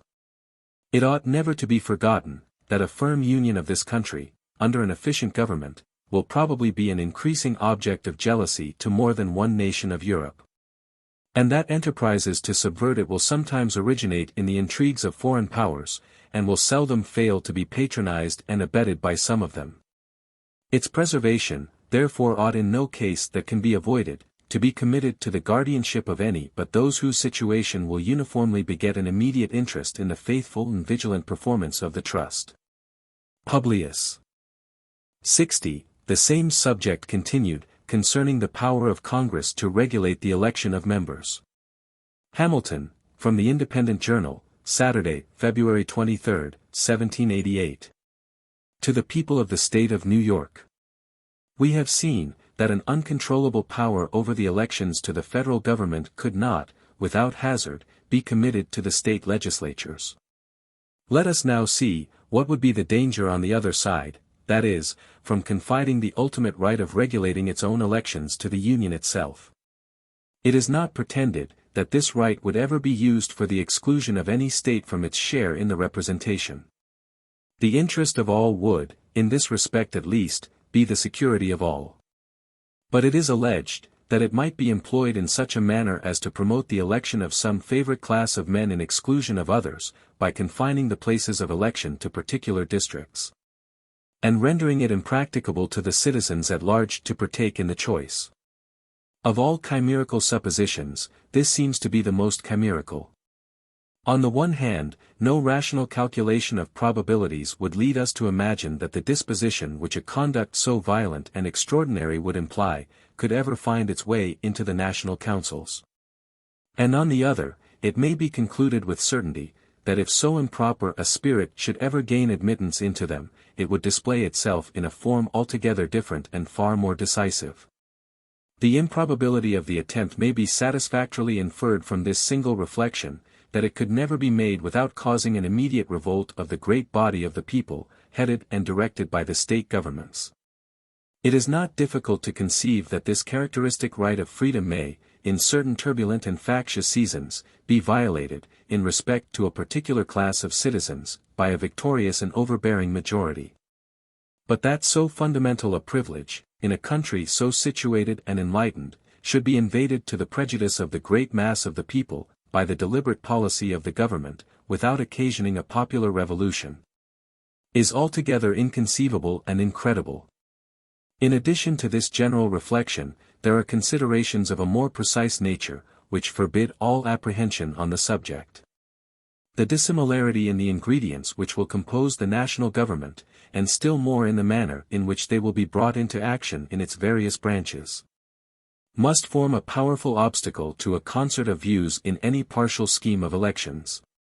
There is sufficient diversity in the state of property, in the genius, manners, and habits of the people of the different parts of the Union, to occasion a material diversity of disposition in their representatives towards the different ranks and conditions in society.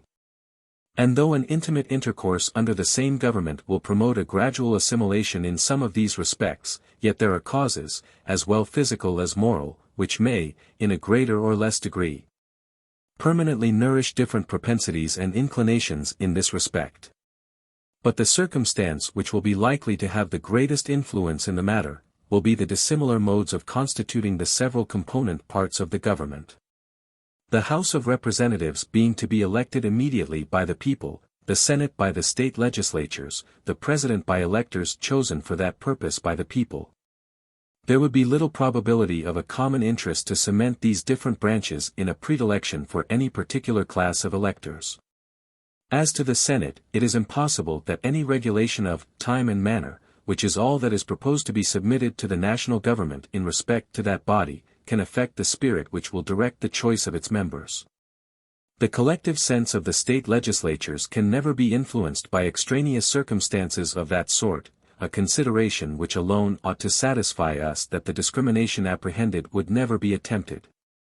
For what inducement could the Senate have to concur in a preference in which itself would not be included? Or to what purpose would it be established, in reference to one branch of the legislature, if it could not be extended to the other? The composition of the one would in this case counteract that of the other. And we can never suppose that it would embrace the appointments to the Senate, unless we can at the same time suppose the voluntary cooperation of the state legislatures. If we make the latter supposition, it then becomes immaterial where the power in question is placed, whether in their hands or in those of the Union.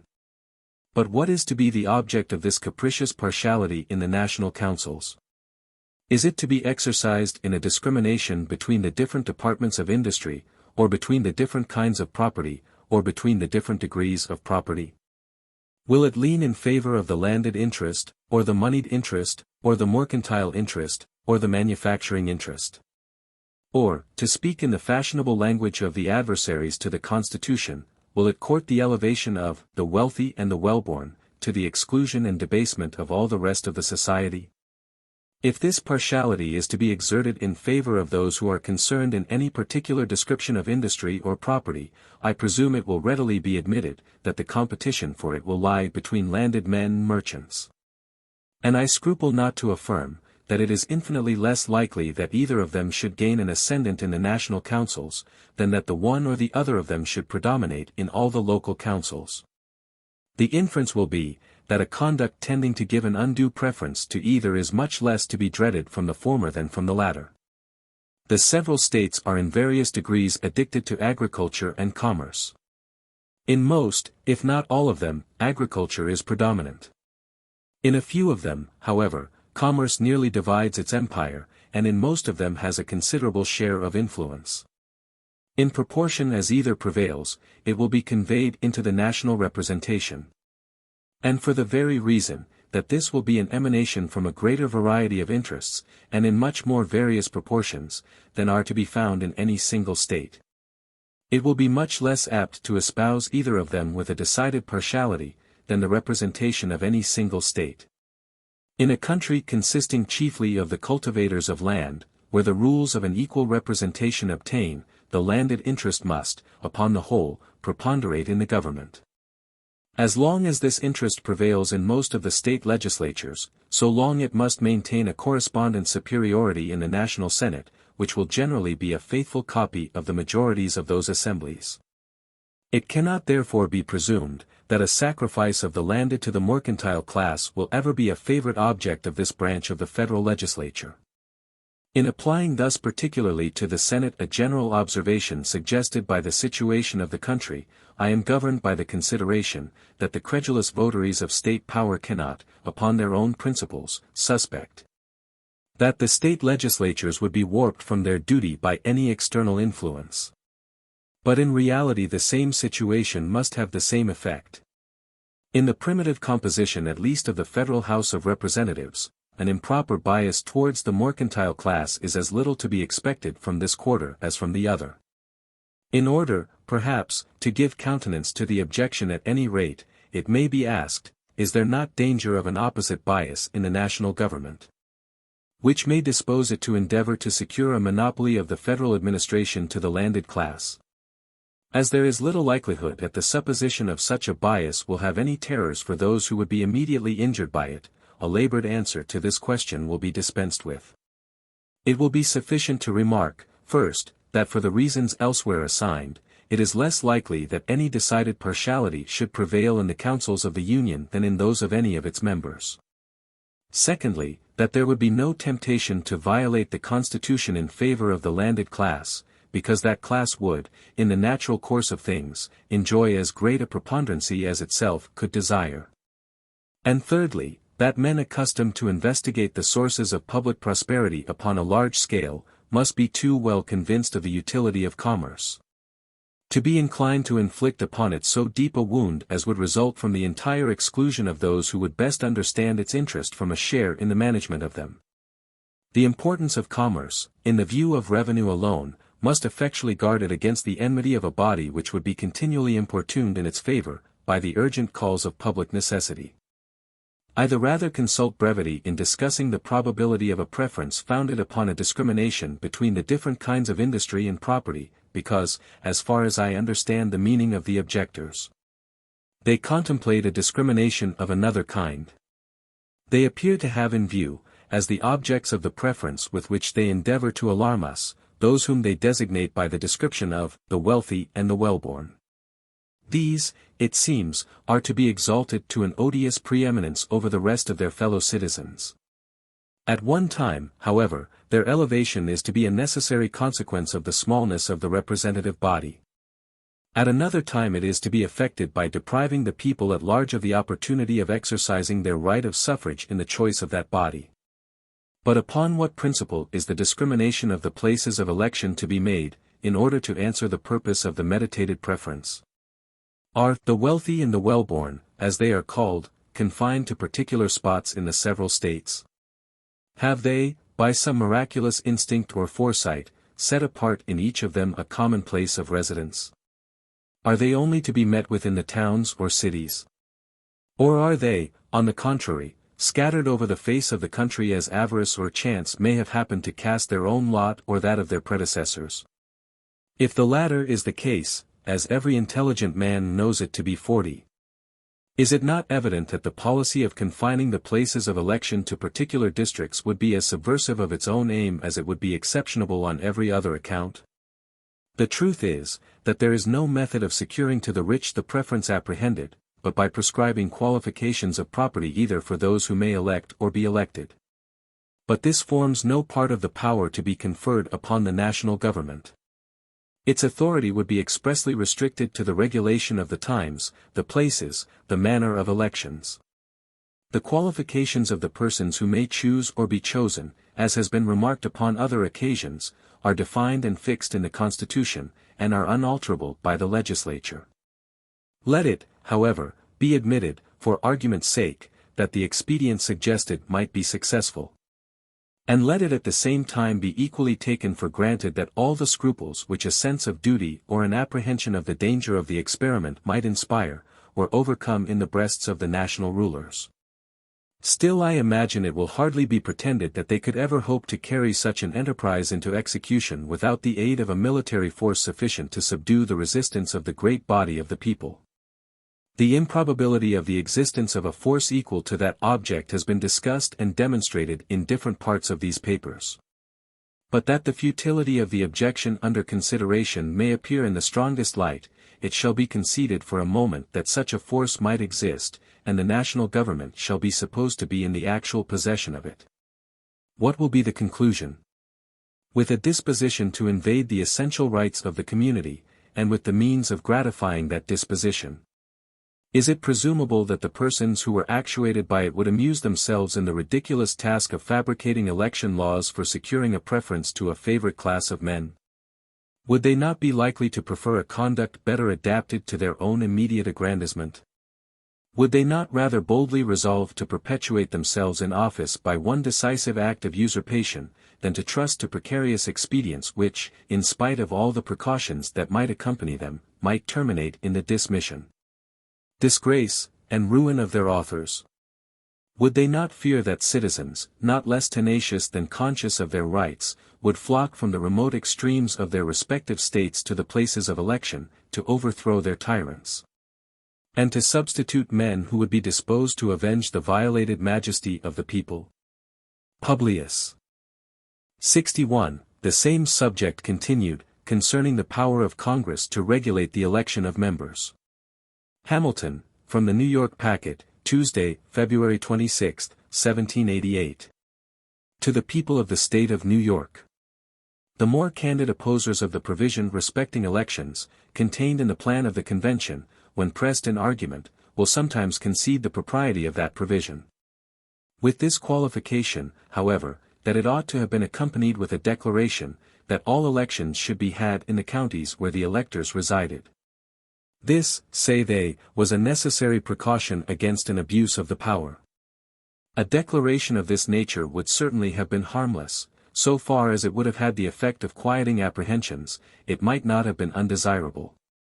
But it would, in fact, have afforded little or no additional security against the danger apprehended. And the want of it will never be considered, by an impartial and judicious examiner, as a serious, still less as an insuperable, objection to the plan. The different views taken of the subject in the two preceding papers must be sufficient to satisfy all dispassionate and discerning men, that if the public liberty should ever be the victim of the ambition of the national rulers, the power under examination, at least, will be guiltless of the sacrifice.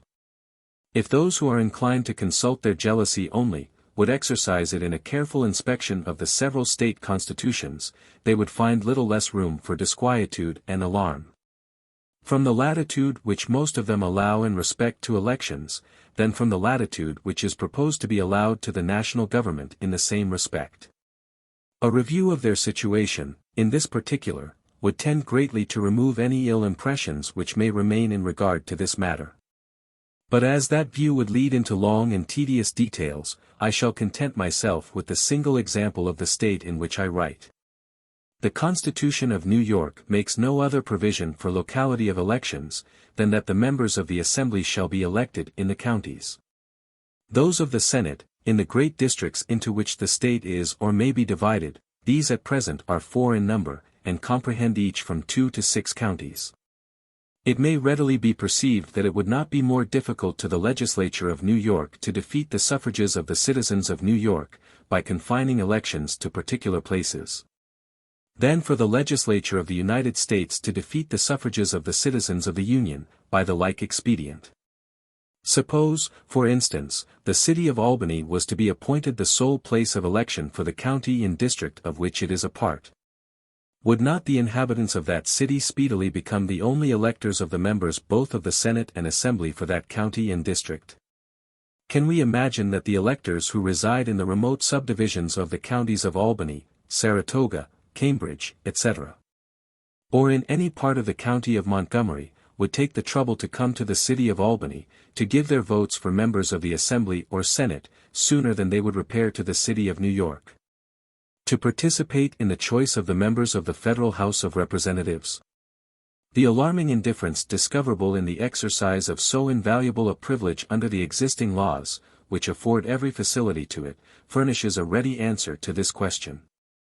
And, abstracted from any experience on the subject, we can be at no loss to determine, that when the place of election is at an inconvenient distance from the elector, the effect upon his conduct will be the same whether that distance be 20 miles or 20,000 miles. Hence it must appear, that objections to the particular modification of the federal power of regulating elections will, in substance, apply with equal force to the modification of the like power in the Constitution of this state. And for this reason it will be impossible to acquit the one, and to condemn the other. A similar comparison would lead to the same conclusion in respect to the constitutions of most of the other states. If it should be said that defects in the state constitutions furnish no apology for those which are to be found in the plan proposed, I answer, that as the former have never been thought chargeable with inattention to the security of liberty, where the imputations thrown on the latter can be shown to be applicable to them also, the presumption is that they are rather the cavilling refinements of a predetermined opposition than the well-founded inferences of a candid research after truth. To those who are disposed to consider, as innocent omissions in the state constitutions, what they regard as unpardonable blemishes in the plan of the convention, nothing can be said. Or at most, they can only be asked to assign some substantial reason why the representatives of the people in a single state should be more impregnable to the lust of power, or other sinister motives, than the representatives of the people of the United States. If they cannot do this, they ought at least to prove to us that it is easier to subvert the liberties of 3 millions of people, with the advantage of local governments to head their opposition, than of 200,000 people who are destitute of that advantage. And in relation to the point immediately under consideration, they ought to convince us that it is less probable that a predominant faction in a single state should, in order to maintain its superiority, incline to a preference of a particular class of electors, than that a similar spirit should take possession of the representatives of 13 states, spread over a vast region, and in several respects distinguishable from each other by a diversity of local circumstances, prejudices, and interests.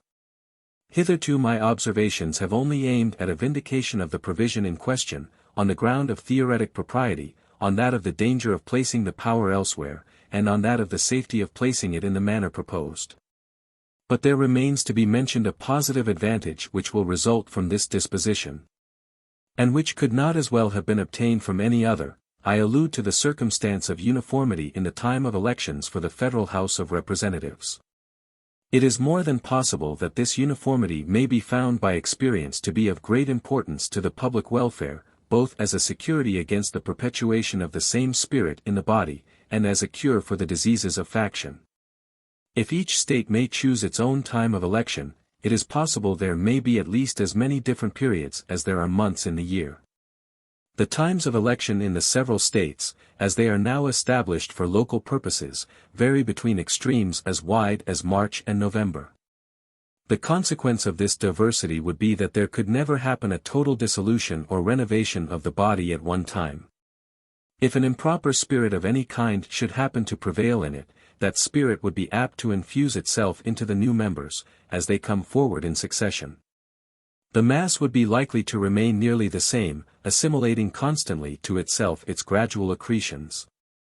There is a contagion in example which few men have sufficient force of mind to resist. I am inclined to think that treble the duration in office, with the condition of a total dissolution of the body at the same time, might be less formidable to liberty than 1/3 of that duration subject to gradual and successive alterations. Uniformity in the time of elections seems not less requisite for executing the idea of a regular rotation in the Senate, and for conveniently assembling the legislature at a stated period in each year. It may be asked, why, then, could not a time have been fixed in the Constitution? As the most zealous adversaries of the plan of the convention in this state are, in general, not less zealous admirers of the Constitution of the state, the question may be retorted, and it may be asked. Why was not a time for the like purpose fixed in the Constitution of this state? No better answer can be given than that it was a matter which might safely be entrusted to legislative discretion, and that if a time had been appointed, it might, upon experiment, have been found less convenient than some other time. The same answer may be given to the question put on the other side. And it may be added that the supposed danger of a gradual change being merely speculative, it would have been hardly advisable upon that speculation to establish, as a fundamental point, what would deprive several states of the convenience of having the elections for their own governments and for the national government at the same epochs. Publius. 62, The Senate. Madison, for the Independent Journal, Wednesday, February 27, 1788. To the People of the State of New York. Having examined the Constitution of the House of Representatives, and answered such of the objections against it as seem to merit notice, I enter next on the examination of the Senate. The heads into which this member of the government may be considered are, I. The qualification of senators, 2. The appointment of them by the state legislatures, 3. The equality of representation in the Senate, 4. The number of senators, and the term for which they are to be elected, v. The powers vested in the Senate. I.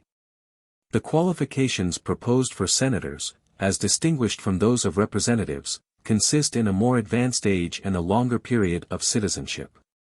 A senator must be 30 years of age at least, as a representative must be 25. And the former must have been a citizen 9 years, as 7 years are required for the latter. The propriety of these distinctions is explained by the nature of the senatorial trust, which, requiring greater extent of information and stability of character, requires at the same time that the senator should have reached a period of life most likely to supply these advantages, and which, participating immediately in transactions with foreign nations, ought to be exercised by none who are not thoroughly weaned from the prepossessions and habits incident to foreign birth and education.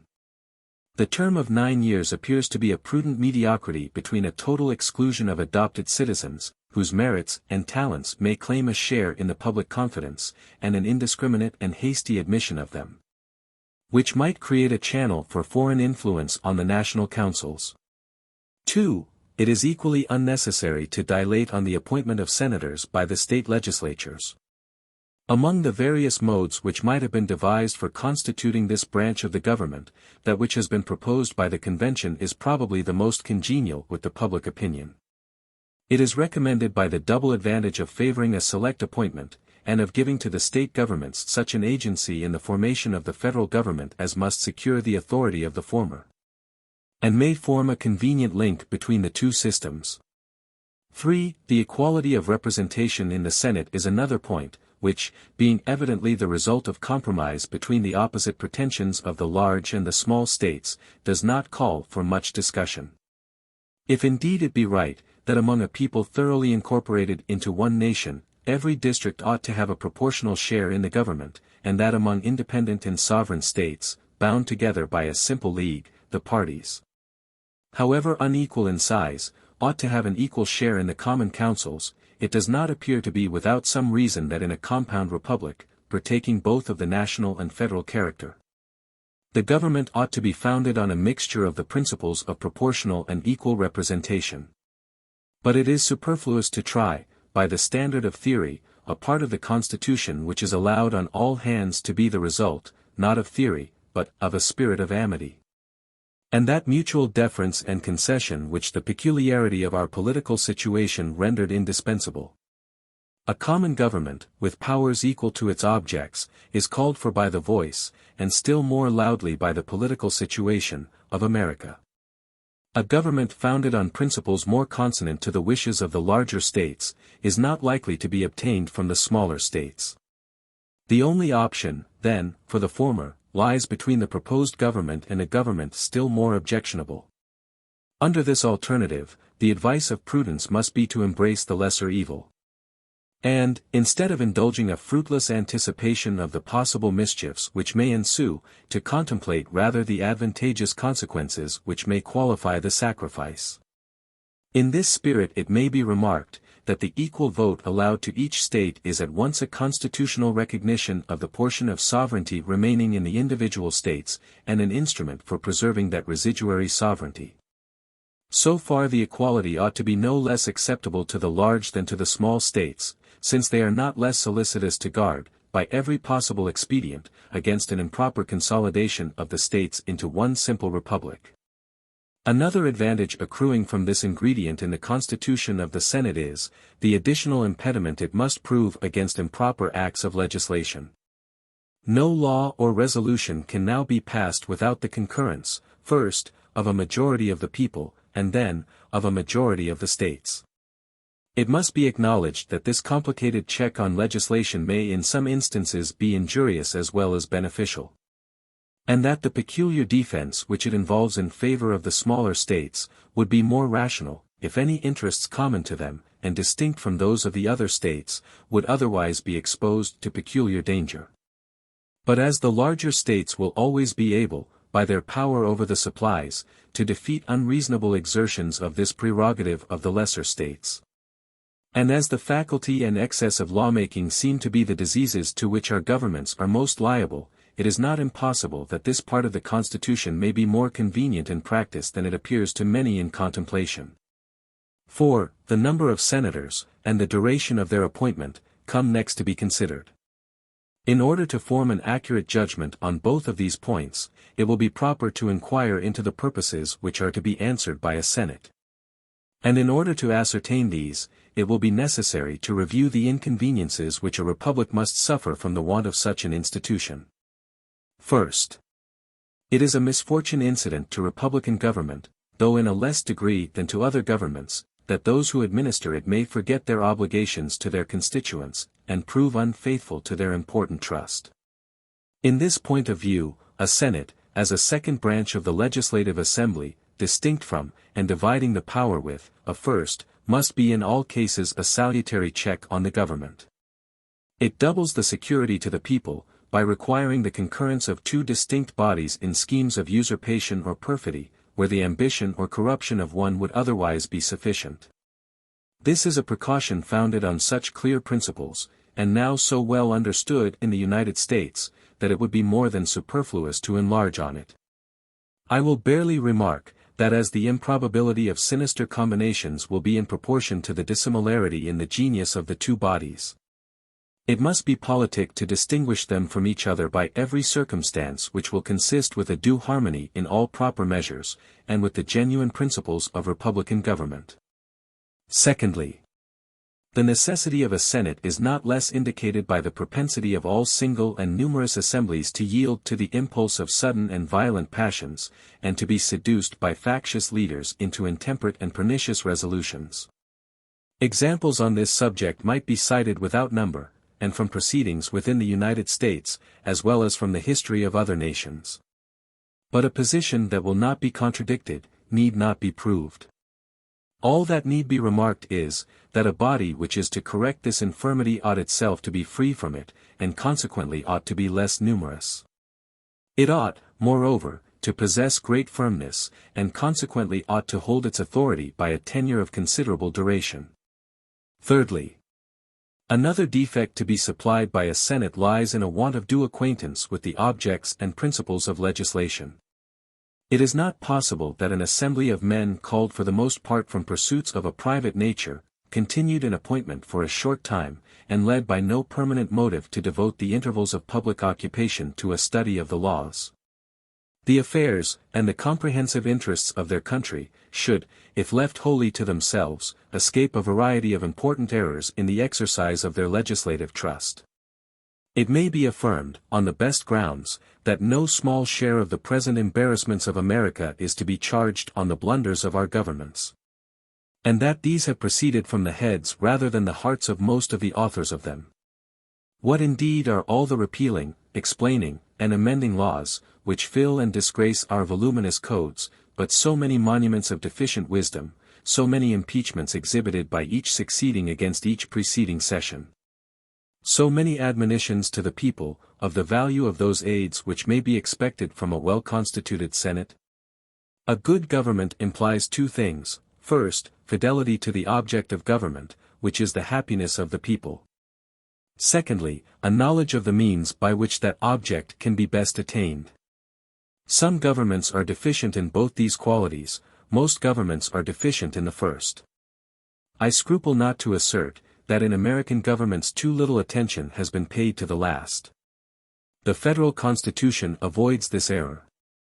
And what merits particular notice, it provides for the last in a mode which increases the security for the first. Fourthly, the mutability in the public councils arising from a rapid succession of new members, however qualified they may be, points out, in the strongest manner, the necessity of some stable institution in the government. Every new election in the states is found to change one half of the representatives.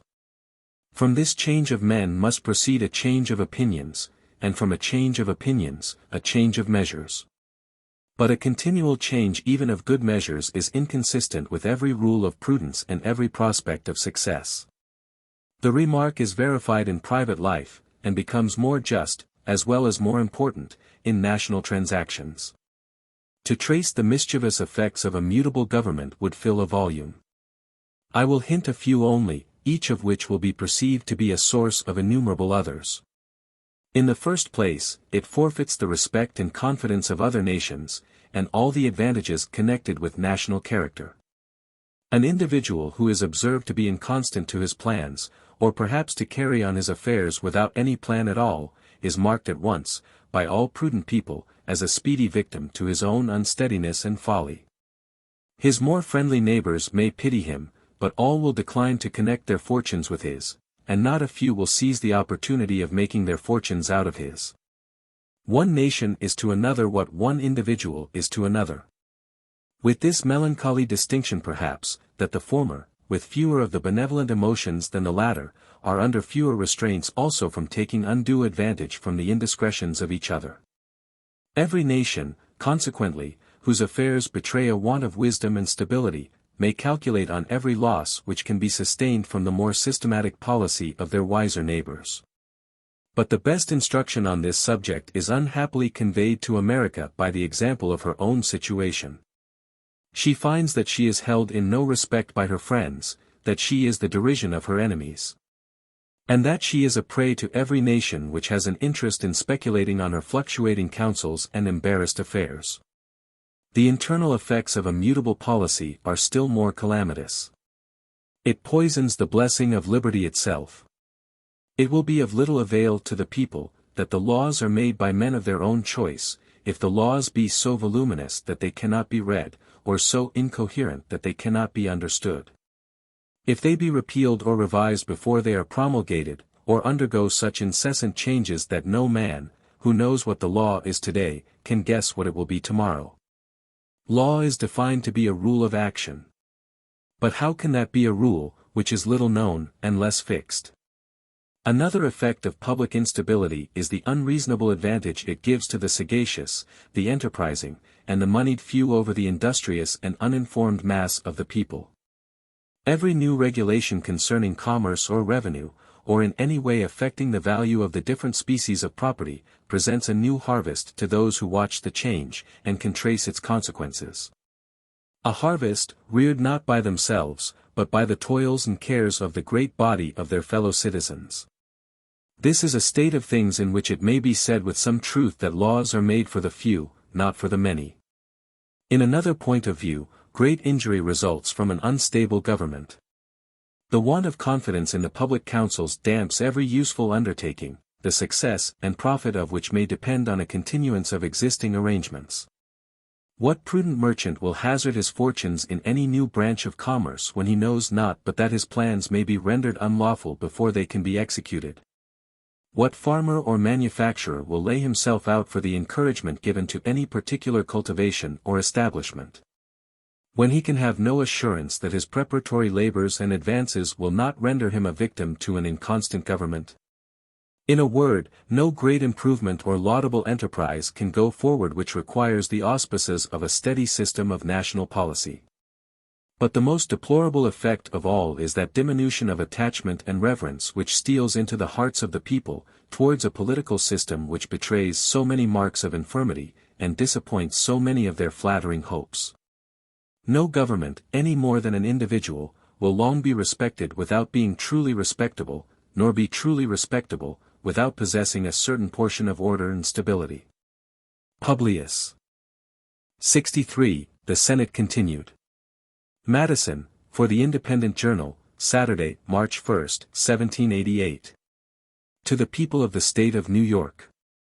A fifth desideratum, illustrating the utility of a Senate, is the want of a due sense of national character. Without a select and stable member of the government, the esteem of foreign powers will not only be forfeited by an unenlightened and variable policy, proceeding from the causes already mentioned.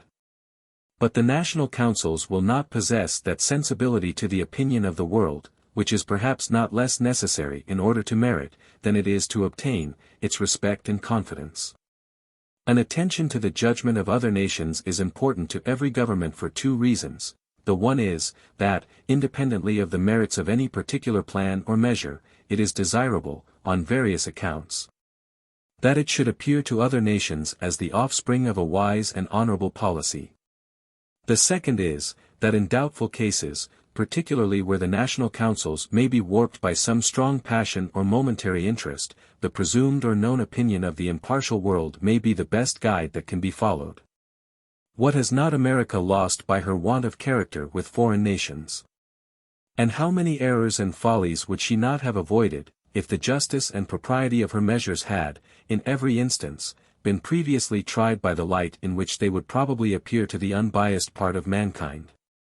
Yet however requisite a sense of national character may be, it is evident that it can never be sufficiently possessed by a numerous and changeable body.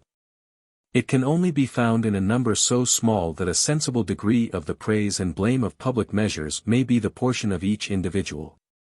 Or in an assembly so durably invested with public trust, that the pride and consequence of its members may be sensibly incorporated with the reputation and prosperity of the community.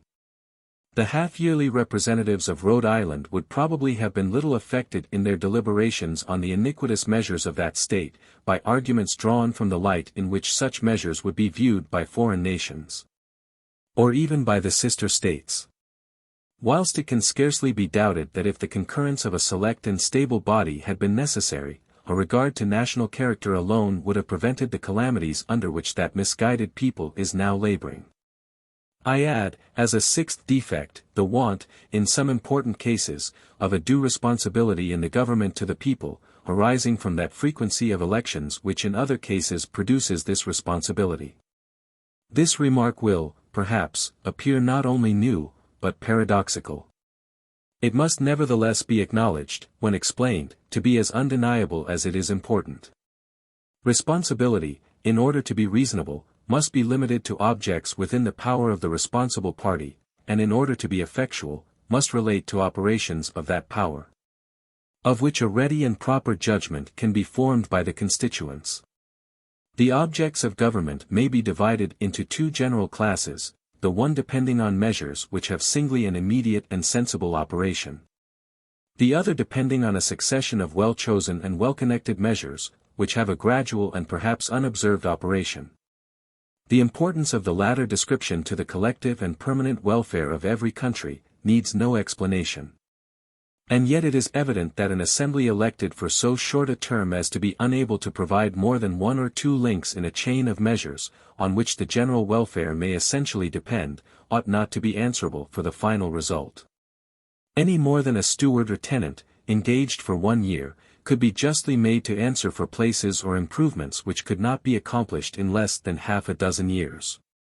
Nor is it possible for the people to estimate the share of influence which their annual assemblies may respectively have on events resulting from the mixed transactions of several years.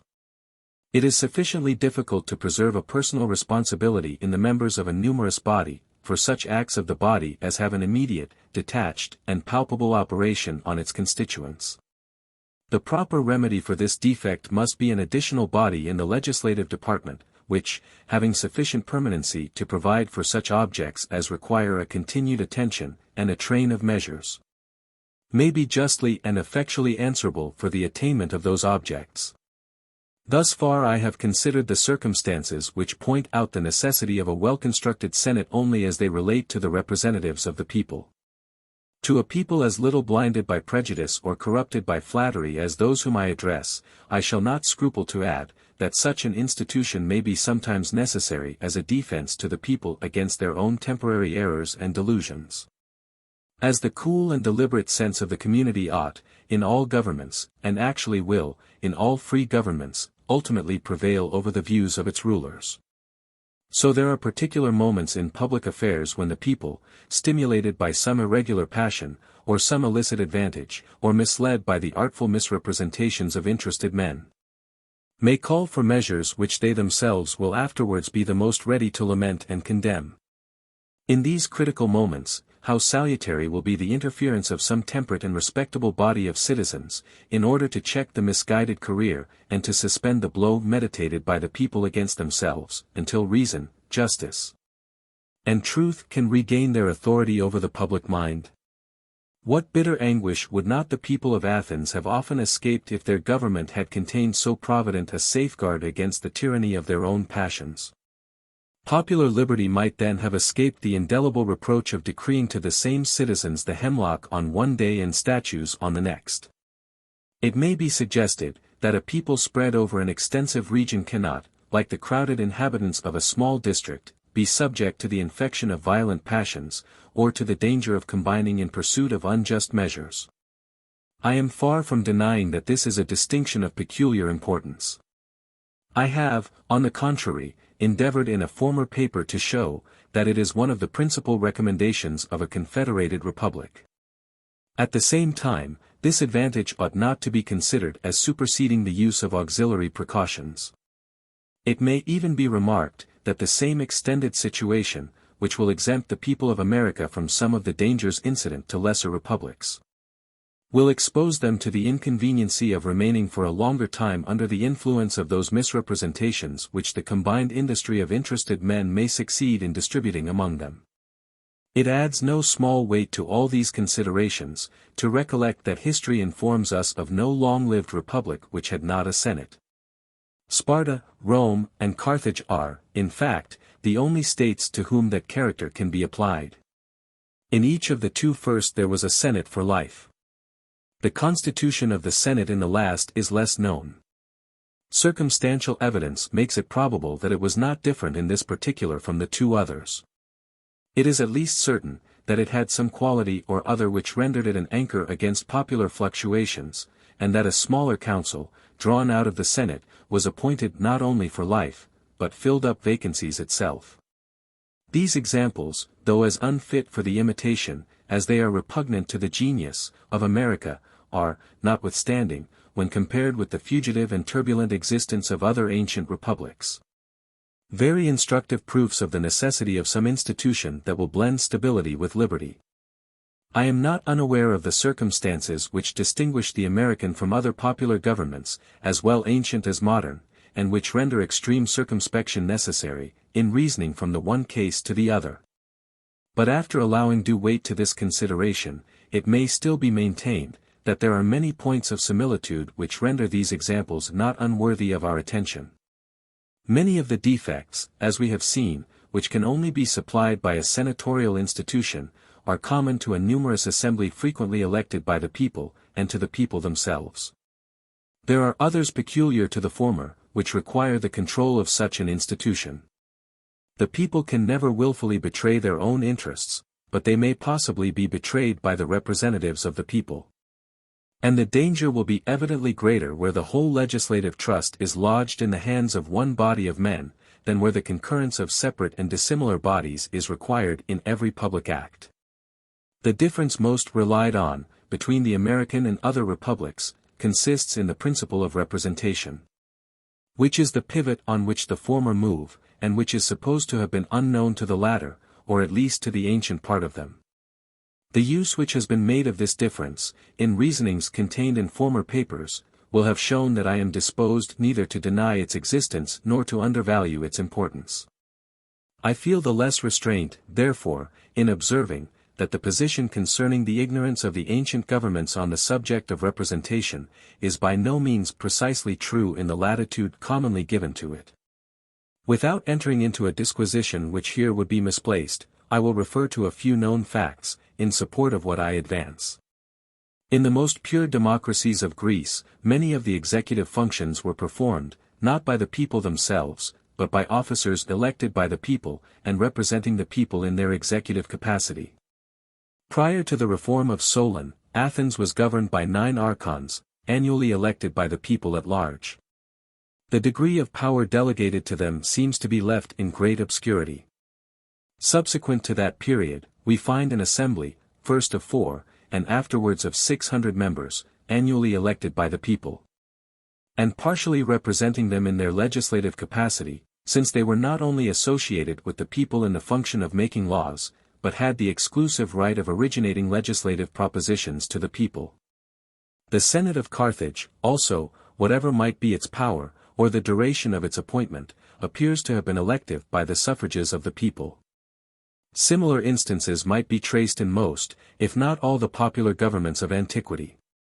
Lastly, in Sparta we meet with the ephori, and in Rome with the tribunes. 2 bodies, small indeed in numbers, but annually elected by the whole body of the people, and considered as the representatives of the people, almost in their plenipotentiary capacity. The Cosmi of Crete were also annually elected by the people, and have been considered by some authors as an institution analogous to those of Sparta and Rome, with this difference only, that in the election of that representative body the right of suffrage was communicated to a part only of the people. From these facts, to which many others might be added, it is clear that the principle of representation was neither unknown to the ancients nor wholly overlooked in their political constitutions. The true distinction between these and the American governments lies in the total exclusion of the people, in their collective capacity, from any share in the latter, and not in the total exclusion of the representatives of the people from the administration of the former. The distinction, however, thus qualified, must be admitted to leave a most advantageous superiority in favor of the United States. But to ensure to this advantage its full effect, we must be careful not to separate it from the other advantage, of an extensive territory.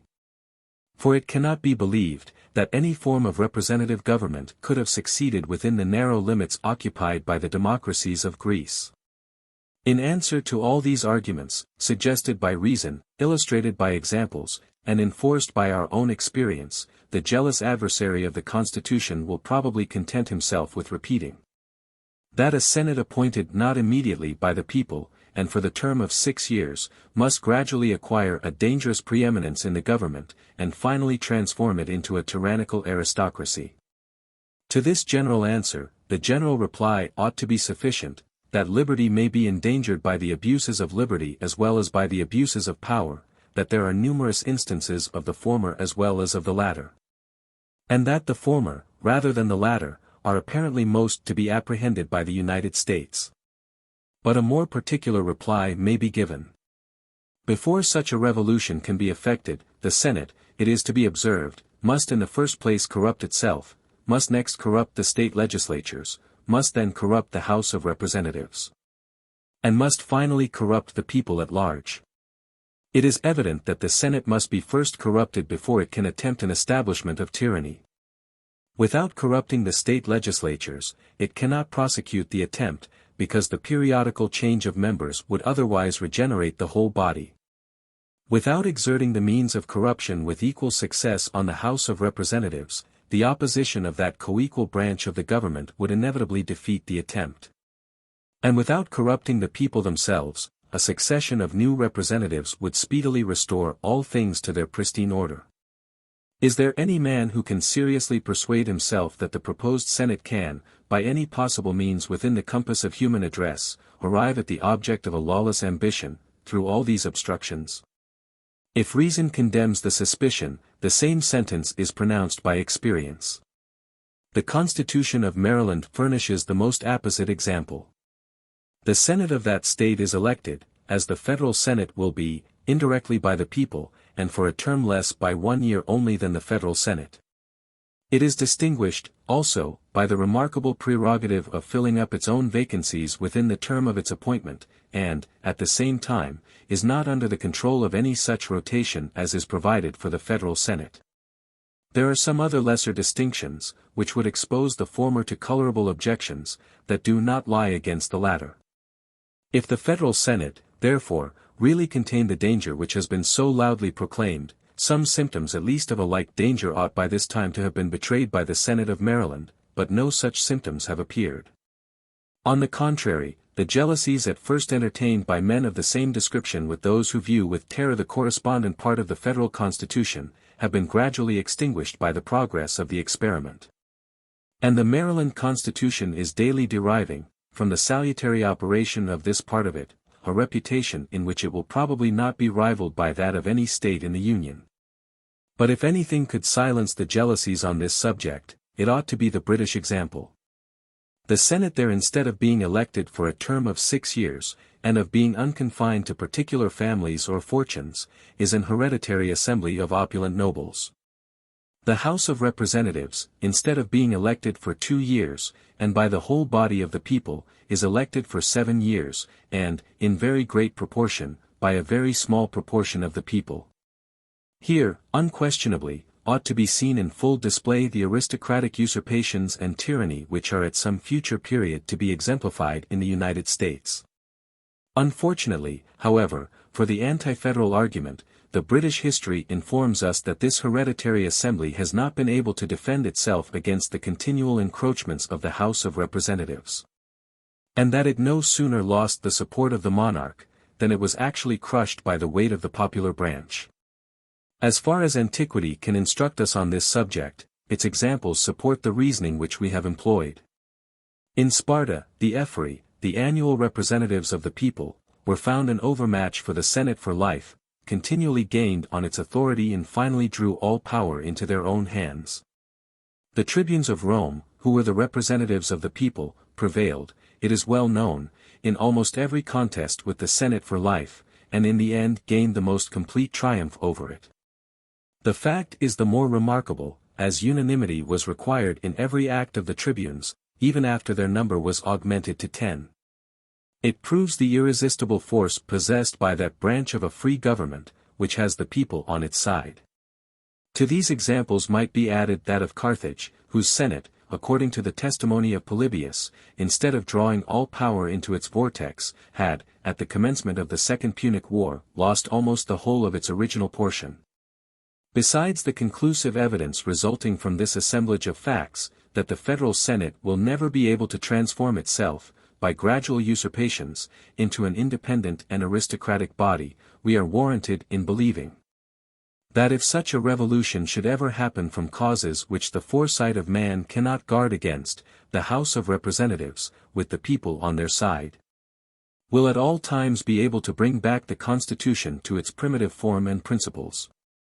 Against the force of the immediate representatives of the people, nothing will be able to maintain even the constitutional authority of the Senate, but such a display of enlightened policy, and attachment to the public good, as will divide with that branch of the legislature the affections and support of the entire body of the people themselves. Publius. 64. The Powers of the Senate. J. From the Independent Journal, Wednesday, March 5, 1788. To the People of the State of New York.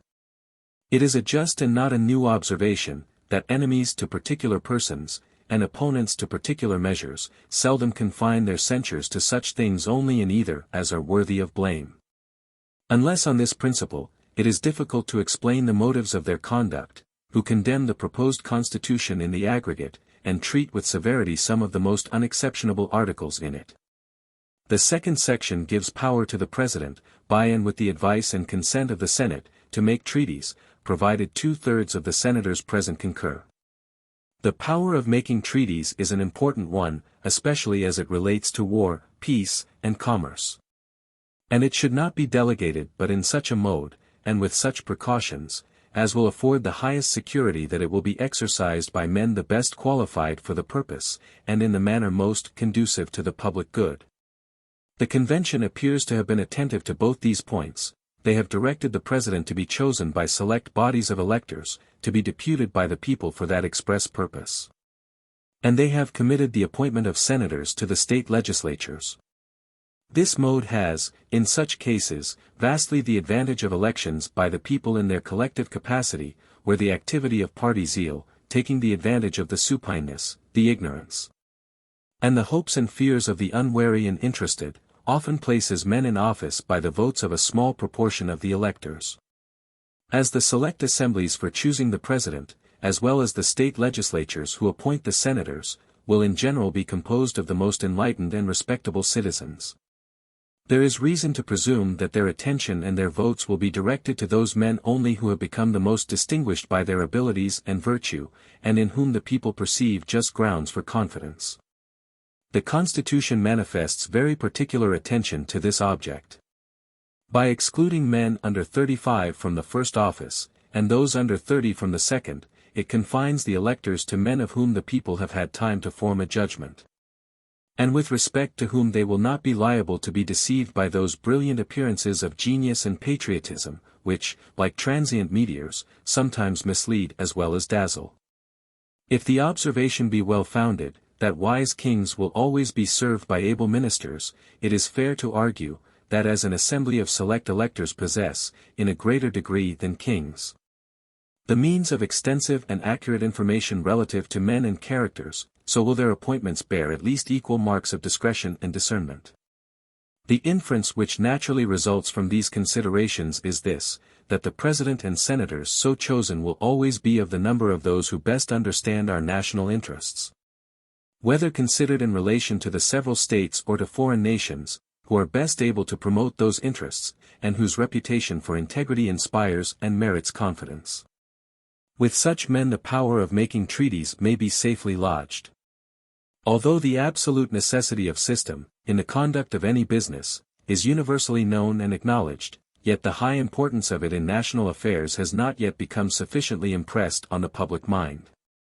They who wish to commit the power under consideration to a popular assembly, composed of members constantly coming and going in quick succession, seem not to recollect that such a body must necessarily be inadequate to the attainment of those great objects, which require to be steadily contemplated in all their relations and circumstances, and which can only be approached and achieved by measures which not only talents, but also exact information, and often much time, are necessary to concert and to execute. It was wise, therefore, in the convention to provide, not only that the power of making treaties should be committed to able and honest men, but also that they should continue in place a sufficient time to become perfectly acquainted with our national concerns, and to form and introduce a system for the management of them. The duration prescribed is such as will give them an opportunity of greatly extending their political information, and of rendering their accumulating experience more and more beneficial to their country. Nor has the convention discovered less prudence in providing for the frequent elections of senators in such a way as to obviate the inconvenience of periodically transferring those great affairs entirely to new men. For by leaving a considerable residue of the old ones in place, uniformity and order, as well as a constant succession of official information will be preserved. There are a few who will not admit that the affairs of trade and navigation should be regulated by a system cautiously formed and steadily pursued, and that both our treaties and our laws should correspond with and be made to promote it. It is of much consequence that this correspondence and conformity be carefully maintained. And they who assent to the truth of this position will see and confess that it is well provided for by making concurrence of the Senate necessary both to treaties and to laws. It seldom happens in the negotiation of treaties, of whatever nature, but that perfect secrecy and immediate dispatch are sometimes requisite. These are cases where the most useful intelligence may be obtained, if the persons possessing it can be relieved from apprehensions of discovery. Those apprehensions will operate on those persons whether they are actuated by mercenary or friendly motives. And there doubtless are many of both descriptions, who would rely on the secrecy of the President, but who would not confide in that of the Senate, and still less in that of a large popular assembly. The convention have done well, therefore, in so disposing of the power of making treaties, that although the President must, in forming them, act by the advice and consent of the Senate, yet he will be able to manage the business of intelligence in such a manner as prudence may suggest. They who have turned their attention to the affairs of men, must have perceived that there are tides in them, tides very irregular in their duration, strength, and direction, and seldom found to run twice exactly in the same manner or measure. To discern and to profit by these tides in national affairs is the business of those who preside over them. And they who have had much experience on this head inform us, that there frequently are occasions when days, nay, even when hours, are precious. The loss of a battle, the death of a prince, the removal of a minister, or other circumstances intervening to change the present posture and aspect of affairs, may turn the most favorable tide into a course opposite to our wishes. As in the field, so in the cabinet, there are moments to be seized as they pass, and they who preside in either should be left in capacity to improve them. So often and so essentially have we heretofore suffered from the want of secrecy and dispatch, that the Constitution would have been inexcusably defective, if no attention had been paid to those objects. Those matters which in negotiations usually require the most secrecy and the most dispatch, are those preparatory and auxiliary measures which are not otherwise important in a national view, then as they tend to facilitate the attainment of the objects of the negotiation. For these, the President will find no difficulty to provide, and should any circumstance occur which requires the advice and consent of the Senate, he may at any time convene them. Thus we see that the Constitution provides that our negotiations for treaties shall have every advantage which can be derived from talents, information, integrity, and deliberate investigations, on the one hand, and from secrecy and dispatch on the other. But to this plan, as to most others that have ever appeared, objections are contrived and urged. Some are displeased with it, not on account of any errors or defects in it, but because, as the treaties, when made, are to have the force of laws, they should be made only by men invested with legislative authority. These gentlemen seem not to consider that the judgments of our courts, and the commissions constitutionally given by our governor, are as valid and as binding on all persons whom they concern, as the laws passed by our legislature. All constitutional acts of power, whether in the executive or in the judicial department, have as much legal validity and obligation as if they proceeded from the legislature. And therefore, whatever name be given to the power of making treaties, or however obligatory they may be when made, certain it is, that the people may, with much propriety, commit the power to a distinct body from the legislature, the executive, or the judicial.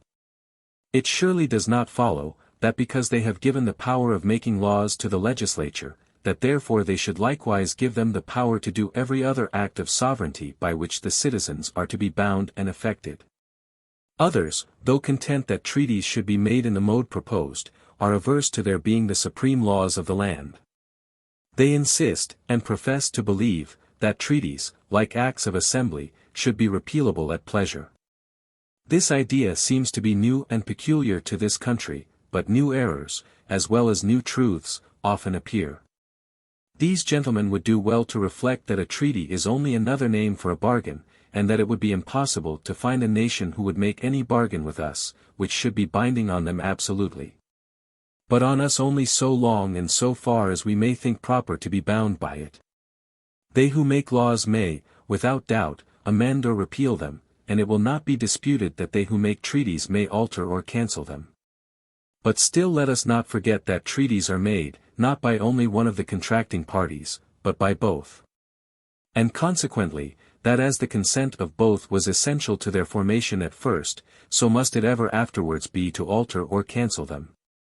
The proposed Constitution, therefore, has not in the least extended the obligation of treaties.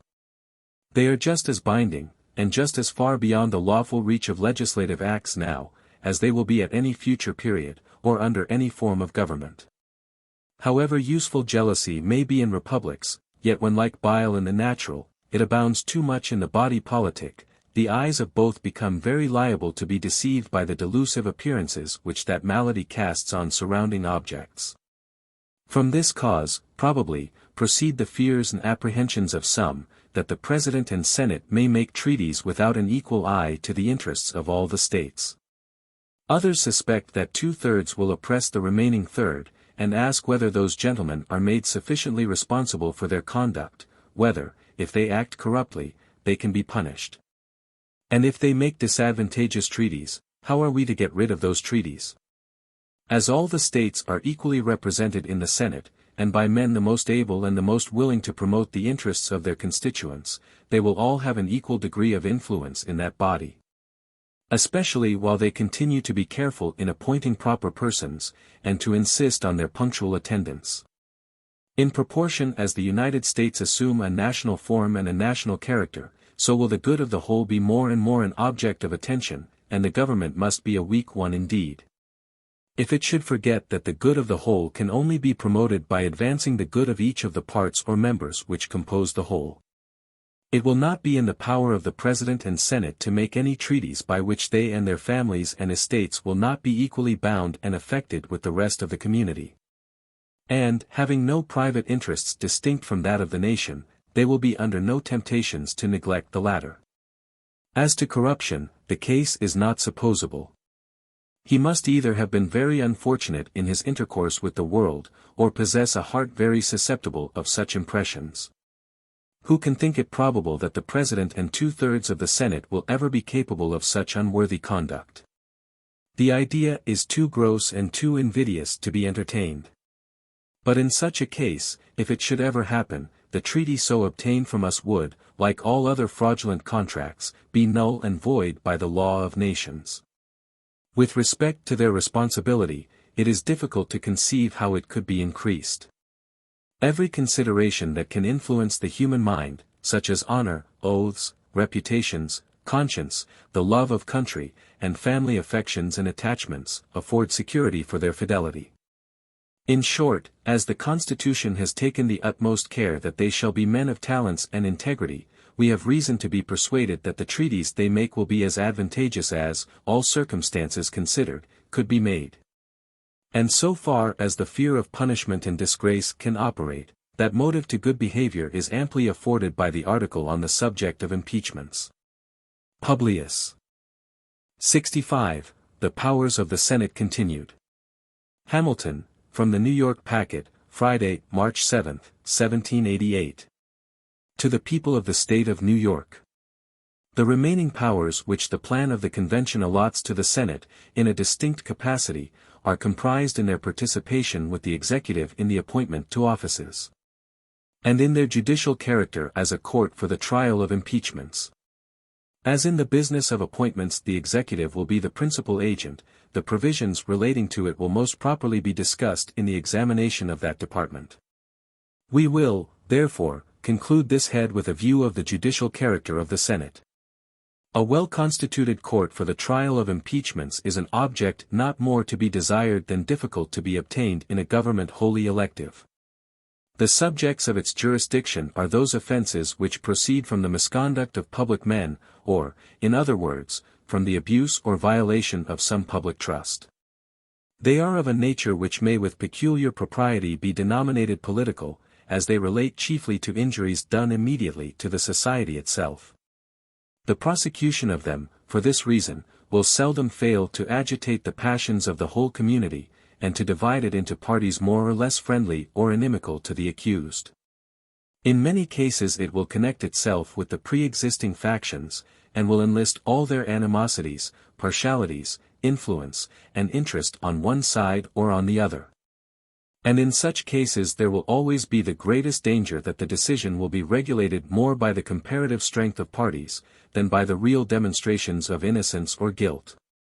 The delicacy and magnitude of a trust which so deeply concerns the political reputation and existence of every man engaged in the administration of public affairs, speak for themselves.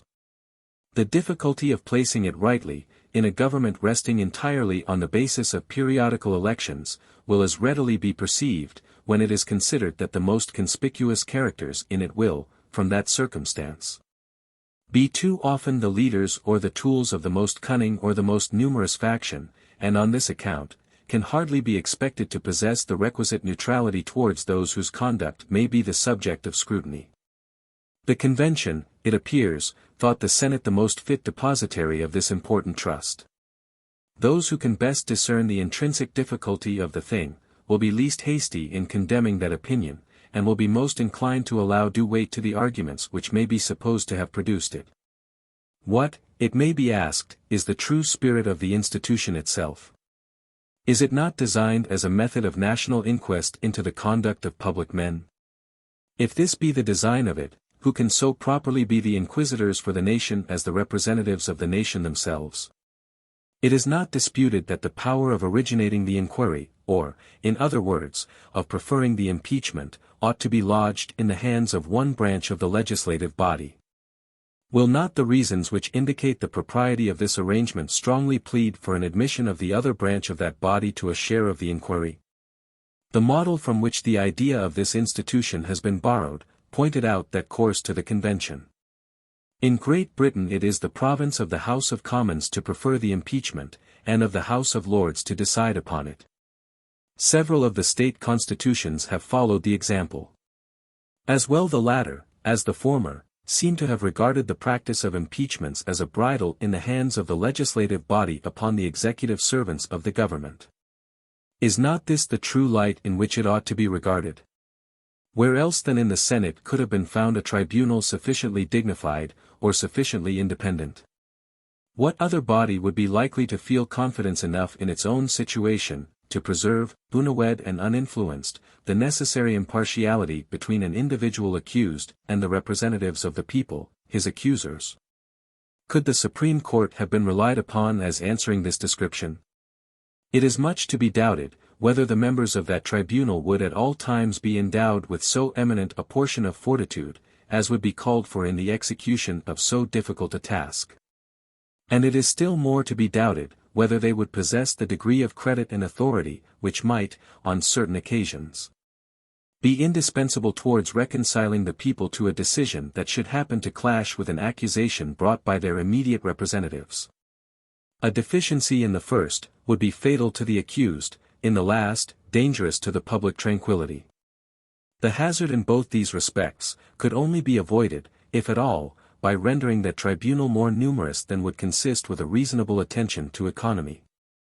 The necessity of a numerous court for the trial of impeachments, is equally dictated by the nature of the proceeding. This can never be tied down by such strict rules, either in the delineation of the offense by the prosecutors, or in the construction of it by the judges, as in common cases serve to limit the discretion of courts in favor of personal security. There will be no jury to stand between the judges who are to pronounce the sentence of the law, and the party who is to receive or suffer it. The awful discretion which a court of impeachments must necessarily have, to doom to honor or to infamy the most confidential and the most distinguished characters of the community, forbids the commitment of the trust to a small number of persons. These considerations seem alone sufficient to authorize a conclusion, that the Supreme Court would have been an improper substitute for the Senate, as a court of impeachments. There remains a further consideration, which will not a little strengthen this conclusion. It is this: the punishment which may be the consequence of conviction upon impeachment, is not to terminate the chastisement of the offender. After having been sentenced to a perpetual ostracism from the esteem and confidence, and honors and emoluments of his country, he will still be liable to prosecution and punishment in the ordinary course of law. Would it be proper that the persons who had disposed of his fame, and his most valuable rights as a citizen in one trial, should, in another trial, for the same offense, be also the disposers of his life and his fortune? Would there not be the greatest reason to apprehend, that error, in the first sentence, would be the parent of error in the second sentence? That the strong bias of one decision would be apt to overrule the influence of any new lights which might be brought to vary the complexion of another decision? Those who know anything of human nature, will not hesitate to answer these questions in the affirmative. And will be at no loss to perceive, that by making the same persons judges in both cases, those who might happen to be the objects of prosecution would, in a great measure, be deprived of the double security intended them by a double trial. The loss of life and estate would often be virtually included in a sentence which, in its terms, imported nothing more than dismission from a present, and disqualification for a future, office. It may be said, that the intervention of a jury, in the second instance, would obviate the danger. But juries are frequently influenced by the opinions of judges. They are sometimes induced to find special verdicts, which refer the main question to the decision of the court. Who would be willing to stake his life and his estate upon the verdict of a jury acting under the auspices of judges who had predetermined his guilt? Would it have been an improvement of the plan, to have united the Supreme Court with the Senate, in the formation of the Court of Impeachments? This union would certainly have been attended with several advantages. But would they not have been overbalanced by the signal disadvantage, already stated, arising from the agency of the same judges in the double prosecution to which the offender would be liable? To a certain extent, the benefits of that union will be obtained from making the Chief Justice of the Supreme Court the President of the Court of Impeachments, as is proposed to be done in the plan of the Convention. While the inconveniences of an entire incorporation of the former into the latter will be substantially avoided. This was perhaps the prudent mean. I forbear to remark upon the additional pretext for clamor against the judiciary, which so considerable an augmentation of its authority would have afforded. Would it have been desirable to have composed the court for the trial of impeachments, of persons wholly distinct from the other departments of the government?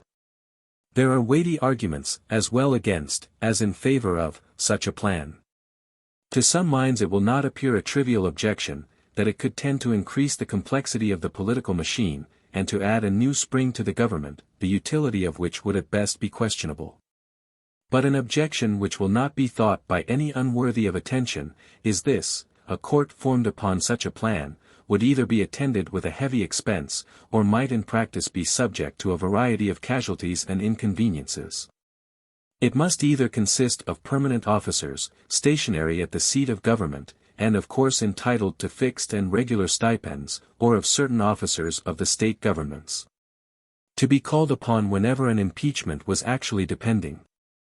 It will not be easy to imagine any third mode materially different, which could rationally be proposed. As the court, for reasons already given, ought to be numerous, the first scheme will be reprobated by every man who can compare the extent of the public wants with the means of supplying them. The second will be espoused with caution by those who will seriously consider the difficulty of collecting men dispersed over the whole Union. The injury to the innocent, from the procrastinated determination of the charges which might be brought against them, the advantage to the guilty, from the opportunities which delay would afford to intrigue and corruption. And in some cases the detriment to the state, from the prolonged inaction of men whose firm and faithful execution of their duty might have exposed them to the persecution of an intemperate or designing majority in the House of Representatives. Though this latter supposition may seem harsh, and might not be likely often to be verified, yet it ought not to be forgotten that the demon of faction will, at certain seasons, extend his scepter over all numerous bodies of men. But though one or the other of the substitutes which have been examined, or some other that might be devised, should be thought preferable to the plan, in this respect, reported by the Convention, it will not follow that the Constitution ought for this reason to be rejected. If mankind were to resolve to agree in no institution of government, until every part of it had been adjusted to the most exact standard of perfection, society would soon become a general scene of anarchy, and the world a desert. Where is the standard of perfection to be found? Who will undertake to unite the discordant opinions of a whole community, in the same judgment of it? And to prevail upon one conceited projector to renounce his infallible criterion for the fallible criterion of his more conceited neighbor? To answer the purpose of the adversaries of the Constitution, they ought to prove, not merely that particular provisions in it are not the best which might have been imagined, but that the plan upon the whole is bad and pernicious. Publius. 66. Objections to the power of the Senate to set as a court for impeachments further considered. Hamilton, from the Independent Journal, Saturday, March 8, 1788. To the People of the State of New York. A review of the principal objections that have appeared against the proposed court for the trial of impeachments will not improbably eradicate the remains of any unfavorable impressions which may still exist in regard to this matter. The first of these objections is, that the provision in question confounds legislative and judiciary authorities in the same body. In violation of that important and well-established maxim which requires a separation between the different departments of power.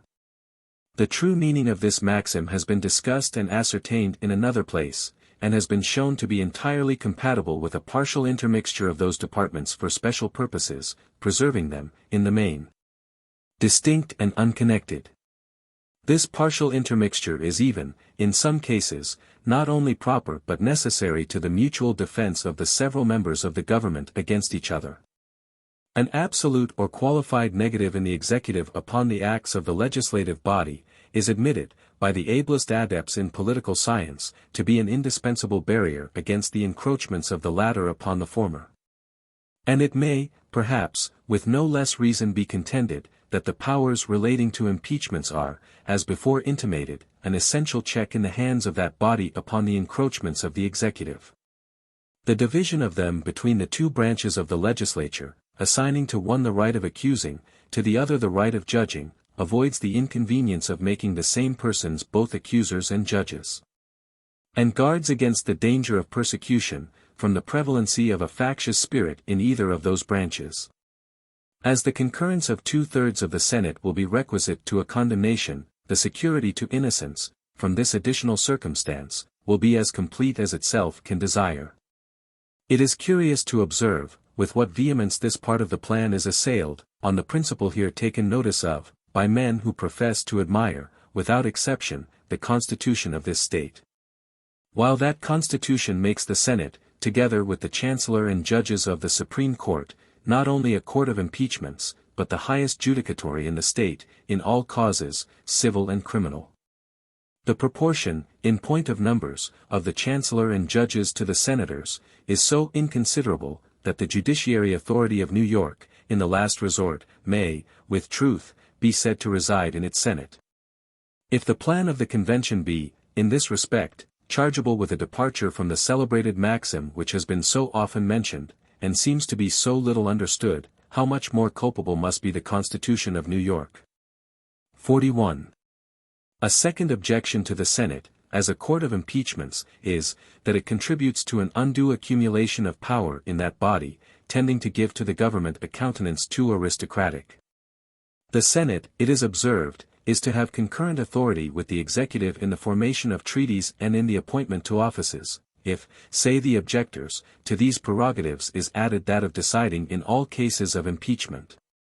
It will give a decided predominancy to senatorial influence. To an objection so little precise in itself, it is not easy to find a very precise answer. Where is the measure or criterion to which we can appeal, for determining what will give the Senate too much, too little, or barely the proper degree of influence? Will it not be more safe, as well as more simple, to dismiss such vague and uncertain calculations, to examine each power by itself, and to decide, on general principles, where it may be deposited with most advantage and least inconvenience? If we take this course, it will lead to a more intelligible, if not to a more certain result. The disposition of the power of making treaties, which has obtained in the plan of the Convention, will, then, if I mistake not, appear to be fully justified by the considerations stated in a former number, and by others which will occur under the next head of our inquiries. The expediency of the junction of the Senate with the executive, in the power of appointing to offices, will, I trust, be placed in a light not less satisfactory, in the disquisitions under the same head. And I flatter myself the observations in my last paper must have gone no inconsiderable way towards proving that it was not easy, if practicable, to find a more fit receptacle for the power of determining impeachments than that which has been chosen. If this be truly the case, the hypothetical dread of the too great weight of the Senate ought to be discarded from our reasonings. But this hypothesis, such as it is, has already been refuted in the remarks applied to the duration in office prescribed for the senators. It was by them shown, as well on the credit of historical examples, as from the reason of the thing, that the most popular branch of every government, partaking of the republican genius, by being generally the favorite of the people, will be as generally a full match, if not an overmatch, for every other member of the government. But independent of this most active and operative principle, to secure the equilibrium of the National House of Representatives, The plan of the convention has provided in its favor several important counterpoises to the additional authorities to be conferred upon the Senate. The exclusive privilege of originating money bills will belong to the House of Representatives. The same House will possess the sole right of instituting impeachments. Is not this a complete counterbalance to that of determining them? The same House will be the umpire in all elections of the President, which do not unite the suffrages of a majority of the whole number of electors, a case which it cannot be doubted will sometimes, if not frequently, happen. The constant possibility of the thing must be a fruitful source of influence to that body. The more it is contemplated, the more important will appear this ultimate though contingent power, of deciding the competitions of the most illustrious citizens of the Union, for the first office in it. It would not perhaps be rash to predict, that as a mean of influence it will be found to outweigh all the peculiar attributes of the Senate. A third objection to the Senate as a court of impeachments, is drawn from the agency they are to have in the appointments to office. It is imagined that they would be too indulgent judges of the conduct of men, in whose official creation they had participated. The principle of this objection would condemn a practice, which is to be seen in all the state governments, if not in all the governments with which we are acquainted, I mean that of rendering those who hold offices during pleasure dependent on the pleasure of those who appoint them. With equal plausibility might it be alleged in this case, that the favoritism of the latter would always be an asylum for the misbehavior of the former. But that practice, in contradiction to this principle, proceeds upon the presumption, that the responsibility of those who appoint, for the fitness and competency of the persons on whom they bestow their choice, and the interest they will have in the respectable and prosperous administration of affairs, will inspire a sufficient disposition to dismiss from a share in it all such who, by their conduct, shall have proved themselves unworthy of the confidence reposed in them. Though facts may not always correspond with this presumption, yet if it be, in the main, just, it must destroy the supposition that the Senate, who will merely sanction the choice of the executive, should feel a bias towards the objects of that choice, strong enough to blind them to the evidences of guilt so extraordinary, as to have induced the representatives of the nation to become its accusers. If any further arguments were necessary to evince the improbability of such a bias, it might be found in the nature of the agency of the Senate in the business of appointments. It will be the office of the President to nominate, and, with the advice and consent of the Senate, to appoint. There will, of course, be no exertion of choice on the part of the Senate. They may defeat one choice of the executive, and oblige him to make another, but they cannot themselves choose, they can only ratify or reject the choice of the President. They might even entertain a preference to some other person, at the very moment they were assenting to the one proposed, because there might be no positive ground of opposition to him. And they could not be sure, if they withheld their assent, that the subsequent nomination would fall upon their own favorite, or upon any other person in their estimation more meritorious than the one rejected. Thus it could hardly happen, that the majority of the Senate would feel any other complacency towards the object of an appointment than such as the appearances of merit might inspire, and the proofs of the want of it destroy. A fourth objection to the Senate in the capacity of a court of impeachments, is derived from its union with the executive in the power of making treaties. This, it has been said, would constitute the senators their own judges, in every case of a corrupt or perfidious execution of that trust. After having combined with the executive in betraying the interests of the nation in a ruinous treaty, what prospect, it is asked, would there be of their being made to suffer the punishment they would deserve, when they were themselves to decide upon the accusation brought against them for the treachery of which they have been guilty? This objection has been circulated with more earnestness and with greater show of reason than any other which has appeared against this part of the plan, and yet I am deceived if it does not rest upon an erroneous foundation. The security essentially intended by the Constitution against corruption and treachery in the formation of treaties, is to be sought for in the numbers and characters of those who are to make them. The joint agency of the Chief Magistrate of the Union, and of 2/3 of the members of a body selected by the collective wisdom of the legislatures of the several states, is designed to be the pledge for the fidelity of the national councils in this particular. The convention might with propriety have meditated the punishment of the executive, for a deviation from the instructions of the Senate, or a want of integrity in the conduct of the negotiations committed to him. They might also have had in view the punishment of a few leading individuals in the Senate, who should have prostituted their influence in that body as the mercenary instruments of foreign corruption, but they could not. With more or with equal propriety, have contemplated the impeachment and punishment of 2/3 of the Senate, consenting to an improper treaty, than of a majority of that or of the other branch of the national legislature. Consenting to a pernicious or unconstitutional law, a principle which, I believe, has never been admitted into any government. How, in fact, could a majority in the House of Representatives impeach themselves?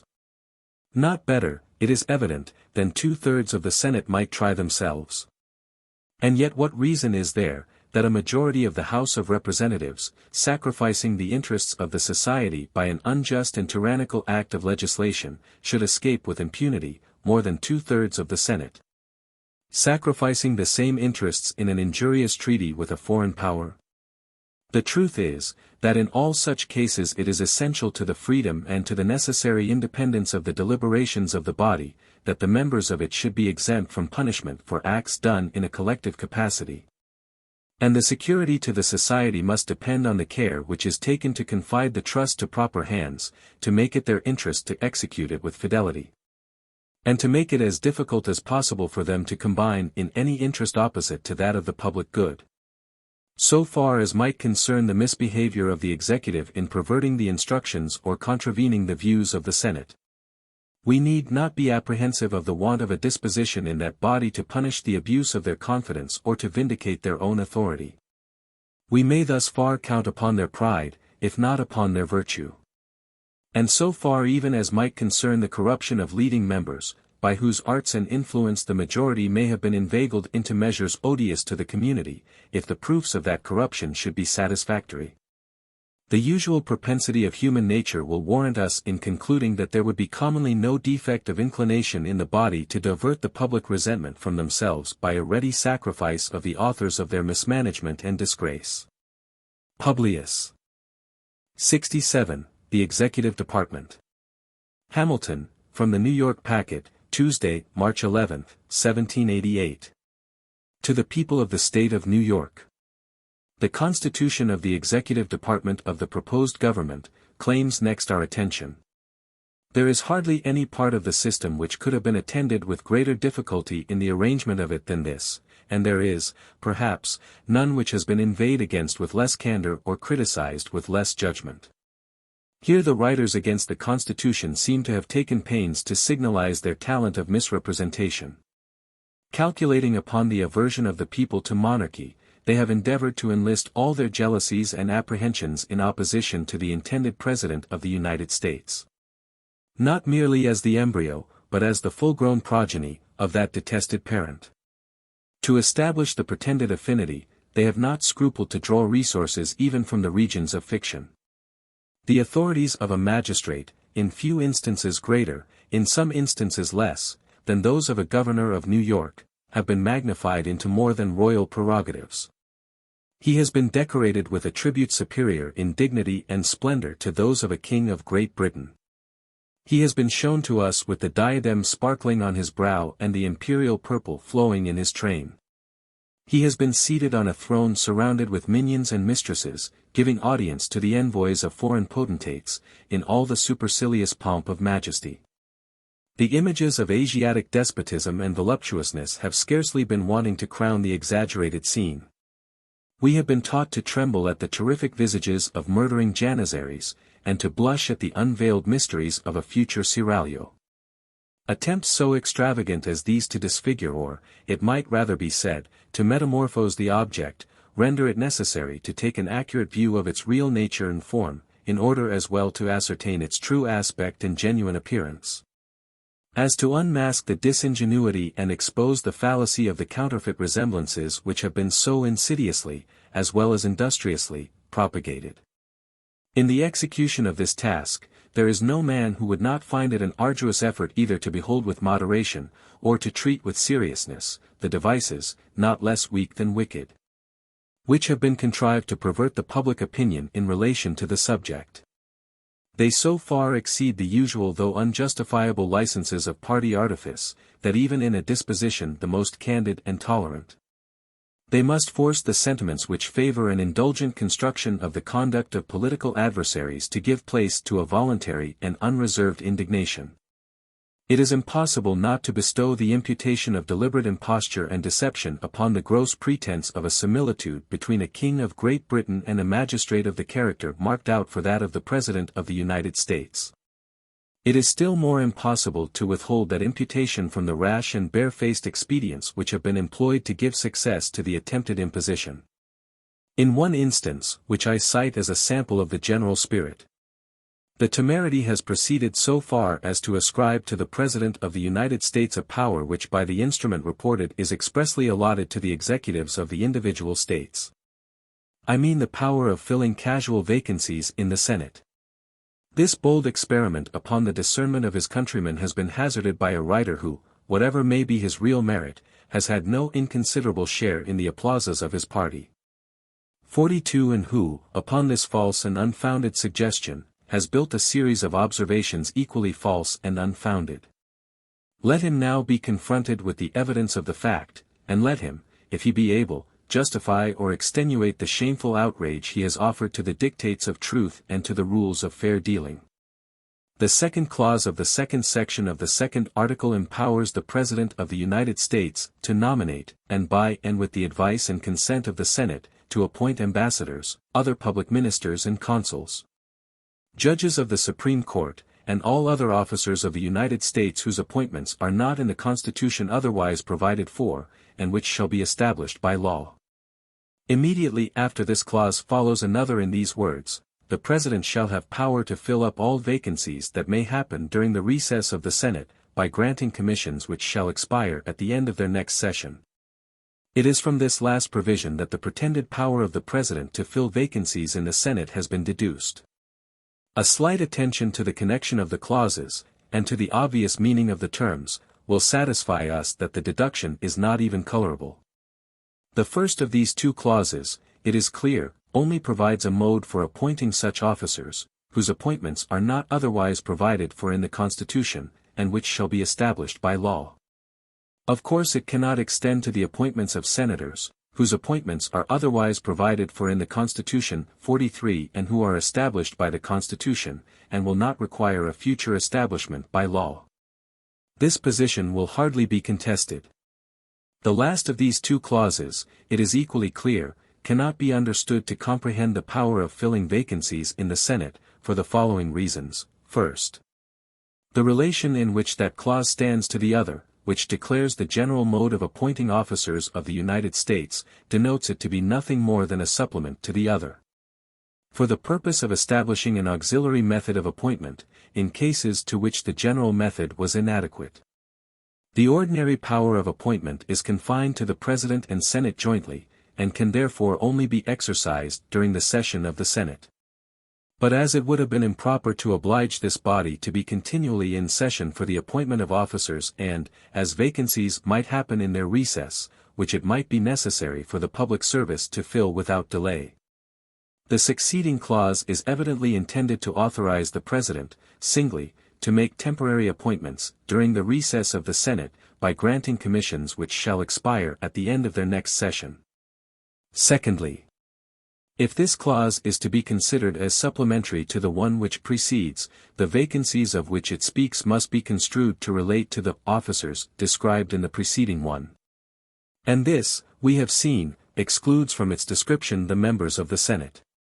Thirdly, the time within which the power is to operate, during the recess of the Senate, and the duration of the appointments, to the end of the next session of that body, conspire to elucidate the sense of the provision, which, if it had been intended to comprehend senators, would naturally have referred the temporary power of filling vacancies to the recess of the state legislatures, who are to make the permanent appointments, and not to the recess of the National Senate, who are to have no concern in those appointments, and would have extended the duration in office of the temporary senators to the next session of the legislature of the state, in whose representation the vacancies had happened. instead of making it to expire at the end of the ensuing session of the National Senate. The circumstances of the body authorized to make the permanent appointments would, of course, have governed the modification of a power which related to the temporary appointments. And as the National Senate is the body, whose situation is alone contemplated in the clause upon which the suggestion under examination has been founded, the vacancies to which it alludes can only be deemed to respect those officers in whose appointment that body has a concurrent agency with the President. But lastly, the first and second clauses of the third section of the first article, not only obviate all possibility of doubt, but destroy the pretext of misconception. The former provides, that the Senate of the United States shall be composed of 2 senators from each state, chosen by the legislature thereof for 6 years. And the latter directs, that, if vacancies in that body should happen by resignation or otherwise, during the recess of the legislature of any state, the executive thereof may make temporary appointments until the next meeting of the legislature, which shall then fill such vacancies. Here is an express power given, in clear and unambiguous terms, to the state executives, to fill casual vacancies in the Senate, by temporary appointments. Which not only invalidates the supposition, that the clause before considered could have been intended to confer that power upon the President of the United States, but proves that this supposition, destitute as it is even of the merit of plausibility, must have originated in an intention to deceive the people, too palpable to be obscured by sophistry, too atrocious to be palliated by hypocrisy. I have taken the pains to select this instance of misrepresentation, and to place it in a clear and strong light, as an unequivocal proof of the unwarrantable arts which are practiced to prevent a fair and impartial judgment of the real merits of the Constitution submitted to the consideration of the people. Nor have I scrupled, in so flagrant a case, to allow myself a severity of animadversion little congenial with the general spirit of these papers. I hesitate not to submit it to the decision of any candid and honest adversary of the proposed government, whether language can furnish epithets of too much asperity. For so shameless and so prostitute an attempt to impose on the citizens of America. Publius. 68. The mode of electing the President. Hamilton, from the Independent Journal, Wednesday, March 12, 1788. To the People of the State of New York. The mode of appointment of the Chief Magistrate of the United States is almost the only part of the system, of any consequence, which has escaped without severe censure, or which has received the slightest mark of approbation from its opponents. The most plausible of these, who has appeared in print, has even deigned to admit that the election of the President is pretty well guarded.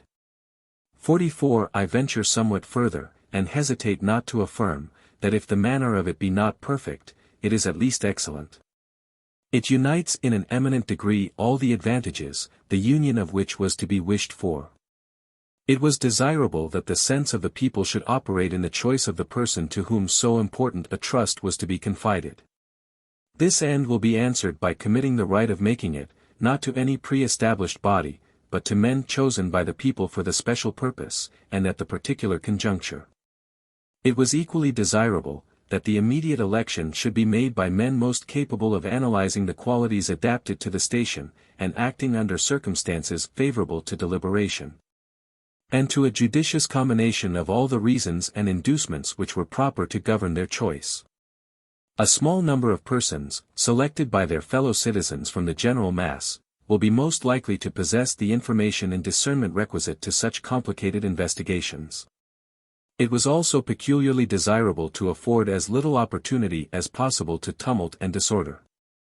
This evil was not least to be dreaded in the election of a magistrate, who was to have so important an agency in the administration of the government as the President of the United States. But the precautions which have been so happily concerted in the system under consideration, promise an effectual security against this mischief. The choice of several, to form an intermediate body of electors, will be much less apt to convulse the community with any extraordinary or violent movements, than the choice of one who was himself to be the final object of the public wishes.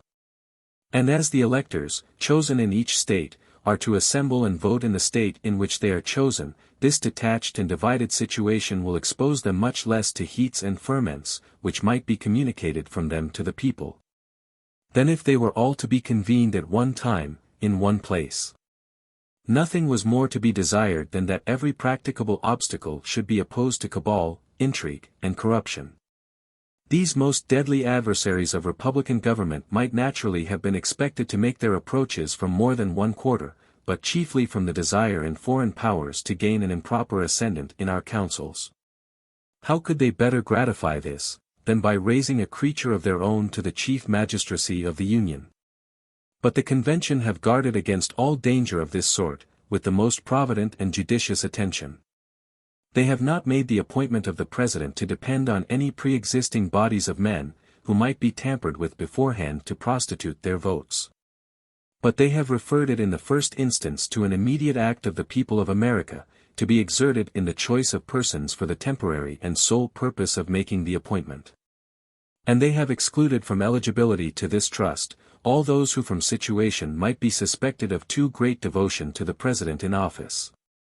No senator, representative, or other person holding a place of trust or profit under the United States, can be of the numbers of the electors. Thus, without corrupting the body of the people, the immediate agents in the election will at least enter upon the task free from any sinister bias. Their transient existence, and their detached situation, already taken notice of, afford a satisfactory prospect of their continuing so, to the conclusion of it. The business of corruption, when it is to embrace so considerable a number of men, requires time as well as means. Nor would it be found easy suddenly to embark them, dispersed as they would be over 13 states, in any combinations founded upon motives, which though they could not properly be denominated corrupt, might yet be of a nature to mislead them from their duty. Another and no less important desideratum was, that the executive should be independent for his continuance in office on all but the people themselves. He might otherwise be tempted to sacrifice his duty to his complaisance for those whose favor was necessary to the duration of his official consequence. This advantage will also be secured, by making his re-election to depend on a special body of representatives, deputed by the Society for the single purpose of making the important choice. All these advantages will happily combine in the plan devised by the Convention, which is, that the people of each state shall choose a number of persons as electors, equal to the number of senators and representatives of such state in the national government, who shall assemble within the state, and vote for some fit person as president. Their votes, thus given, are to be transmitted to the seat of the national government, and the person who may happen to have a majority of the whole number of votes will be the president. But as a majority of the votes might not always happen to center in one man, and as it might be unsafe to permit less than a majority to be conclusive, it is provided that, in such a contingency, the House of Representatives shall select out of the candidates who shall have the 5 highest number of votes, the man who in their opinion may be best qualified for the office. The process of election affords a moral certainty, that the office of President will never fall to the lot of any man who is not in an eminent degree endowed with the requisite qualifications. Talents for low intrigue, and the little arts of popularity, may alone suffice to elevate a man to the first honors in a single state. But it will require other talents, and a different kind of merit, to establish him in the esteem and confidence of the whole Union, or of so considerable a portion of it as would be necessary to make him a successful candidate for the distinguished office of President of the United States. It will not be too strong to say, that there will be a constant probability of seeing the station filled by characters preeminent for ability and virtue. And this will be thought no inconsiderable recommendation of the Constitution, by those who are able to estimate the share which the executive in every government must necessarily have in its good or ill administration. Though we cannot acquiesce in the political heresy of the poet who says, "For forms of government let fools contest. That which is best administered is best." Yet we may safely pronounce that the true test of a good government is its aptitude and tendency to produce a good administration. The Vice President is to be chosen in the same manner with the President, with this difference, that the Senate is to do, in respect to the former, what is to be done by the House of Representatives, in respect to the latter. The appointment of an extraordinary person, as Vice President, has been objected to as superfluous, if not mischievous. It has been alleged, that it would have been preferable to have authorized the Senate to elect out of their own body an officer answering that description. But two considerations seem to justify the ideas of the convention in this respect. One is, that to secure at all times the possibility of a definite resolution of the body, it is necessary that the President should have only a casting vote. And to take the senator of any state from his seat as senator, to place him in that of President of the Senate, would be to exchange, in regard to the state from which he came, a constant for a contingent vote. The other consideration is, that as the Vice President may occasionally become a substitute for the President, in the supreme executive magistracy, all the reasons which recommend the mode of election prescribed for the one apply with great if not with equal force to the manner of appointing the other. It is remarkable that in this, as in most other instances, the objection which is made would lie against the constitution of this state. We have a lieutenant governor, chosen by the people at large, who presides in the Senate, and is the constitutional substitute for the governor. In casualties similar to those which would authorize the Vice President to exercise the authorities and discharge the duties of the President. Publius. 69. The real character of the executive. Hamilton, from the New York Packet, Friday, March 14, 1788. To the people of the State of New York. I proceed now to trace the real characters of the proposed executive, as they are marked out in the plan of the convention. This will serve to place in a strong light the unfairness of the representations which have been made in regard to it. The first thing which strikes our attention is, that the executive authority, with few exceptions, is to be vested in a single magistrate. This will scarcely, however, be considered as a point upon which any comparison can be grounded. For if, in this particular, there be a resemblance to the King of Great Britain, there is not less a resemblance to the Grand Seignior, to the Khan of Tartary, to the Man of the Seven Mountains, or to the Governor of New York. That magistrate is to be elected for 4 years, and is to be re-eligible as often as the people of the United States shall think him worthy of their confidence. In these circumstances there is a total dissimilitude between him and a King of Great Britain, who is an hereditary monarch, possessing the crown as a patrimony descendable to his heirs forever. But there is a close analogy between him and a Governor of New York, who is elected for 3 years, and is re-eligible without limitation or intermission. If we consider how much less time would be requisite for establishing a dangerous influence in a single state, than for establishing a like influence throughout the United States, we must conclude that a duration of 4 years for the Chief Magistrate of the Union is a degree of permanency far less to be dreaded in that office, than a duration of 3 years for a corresponding office in a single state. The President of the United States would be liable to be impeached, tried, and, upon conviction of treason, bribery, or other high crimes or misdemeanors, removed from office. And would afterwards be liable to prosecution and punishment in the ordinary course of law. The person of the King of Great Britain is sacred and inviolable, there is no constitutional tribunal to which he is amenable. No punishment to which he can be subjected without involving the crisis of a national revolution. In this delicate and important circumstance of personal responsibility, the President of Confederated America would stand upon no better ground than a Governor of New York, and upon worse ground than the Governors of Maryland and Delaware. The President of the United States is to have power to return a bill, which shall have passed the 2 branches of the legislature, for reconsideration. And the bill so returned is to become a law, if, upon that reconsideration, it be approved by 2/3 of both houses. The King of Great Britain, on his part, has an absolute negative upon the acts of the 2 houses of Parliament. The disuse of that power for a considerable time past does not affect the reality of its existence, and is to be ascribed wholly to the Crown's having found the means of substituting influence to authority, or the art of gaining a majority in one or the other of the 2 houses. To the necessity of exerting a prerogative which could seldom be exerted without hazarding some degree of national agitation.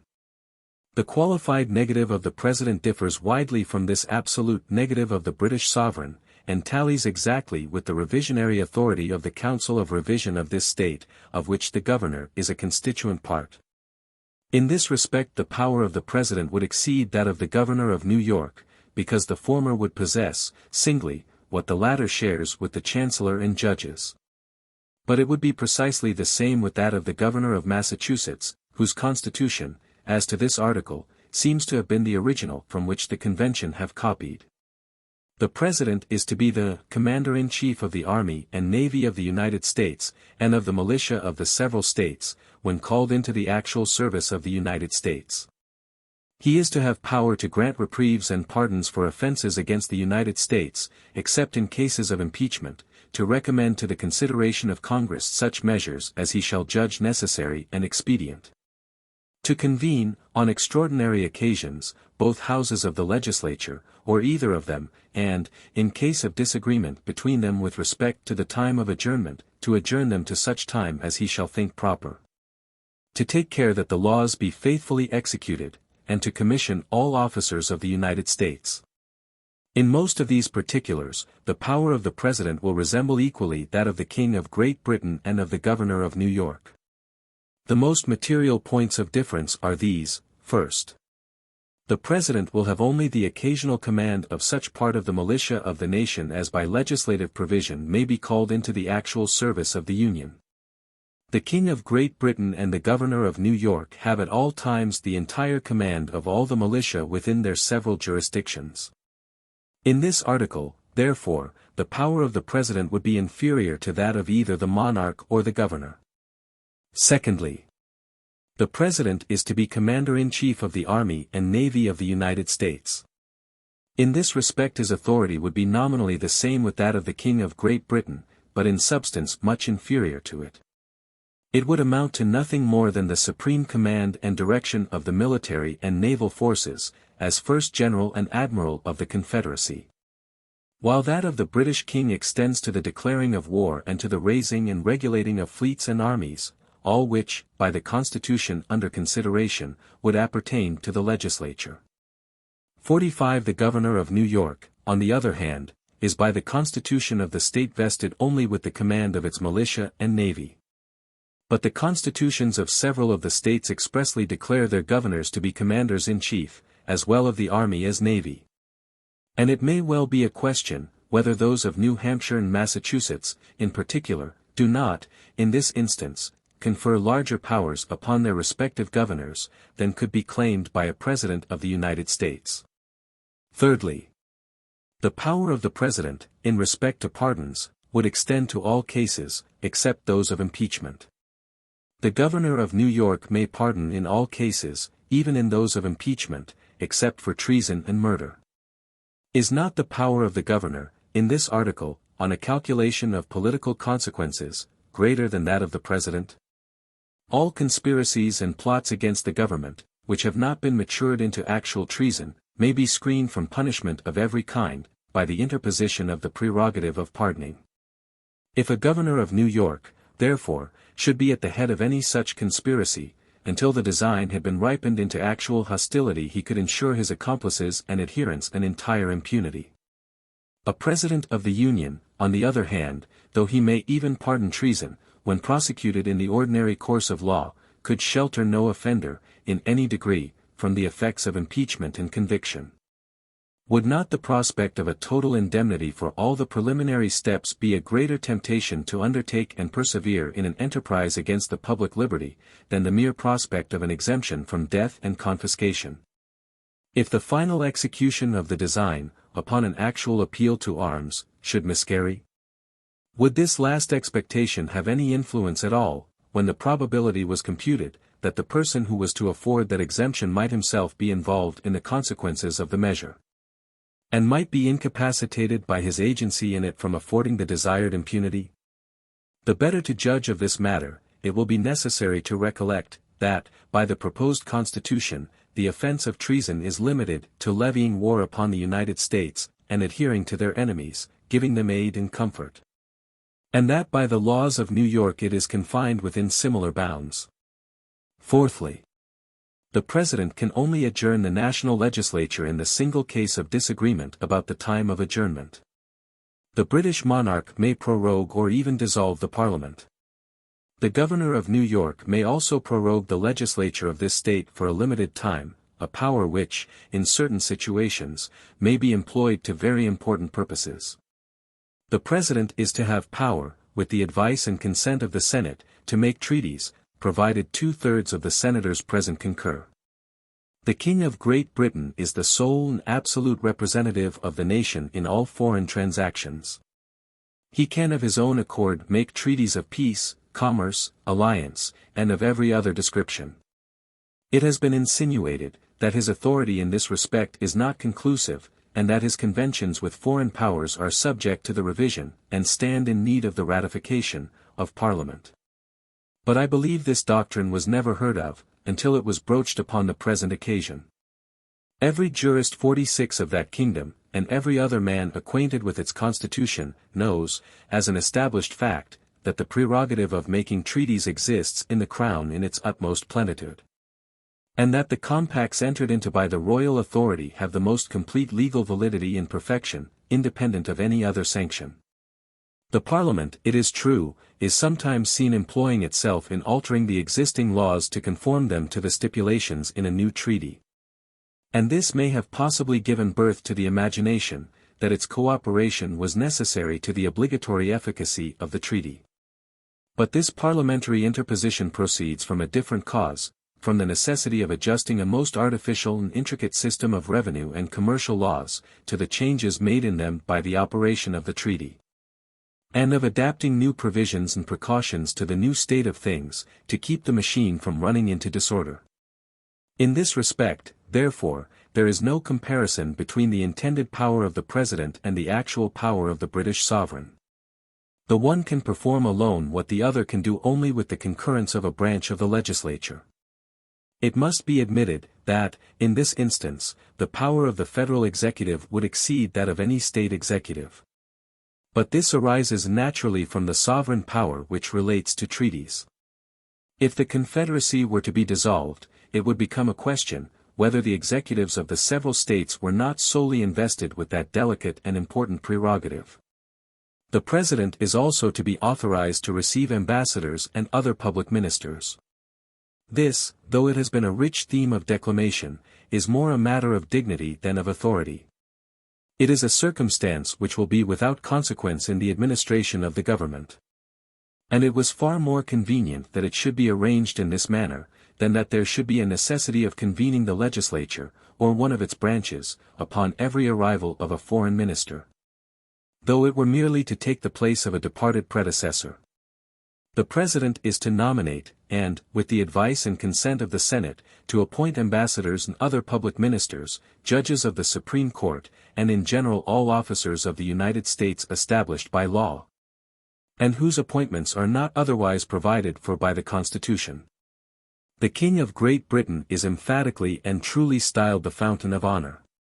He not only appoints to all offices, but can create offices. He can confer titles of nobility at pleasure. And has the disposal of an immense number of church preferments. There is evidently a great inferiority in the power of the President, in this particular, to that of the British King. Nor is it equal to that of the Governor of New York, if we are to interpret the meaning of the Constitution of the state by the practice which has obtained under it. The power of appointment is with us lodged in a council, composed of the Governor and 4 members of the Senate, chosen by the Assembly. The Governor claims, and has frequently exercised, the right of nomination, and is entitled to a casting vote in the appointment. If he really has the right of nominating, his authority is in this respect equal to that of the President, and exceeds it in the article of the casting vote.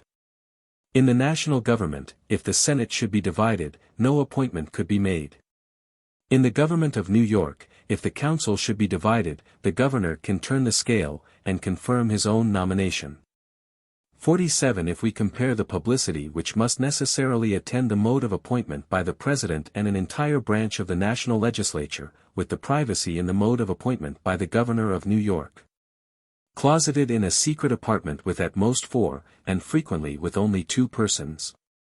And if we at the same time consider how much more easy it must be to influence the small number of which a council of appointment consists, than the considerable number of which the National Senate would consist, we cannot hesitate to pronounce that the power of the Chief Magistrate of this state, in the disposition of offices, must, in practice, be greatly superior to that of the Chief Magistrate of the Union.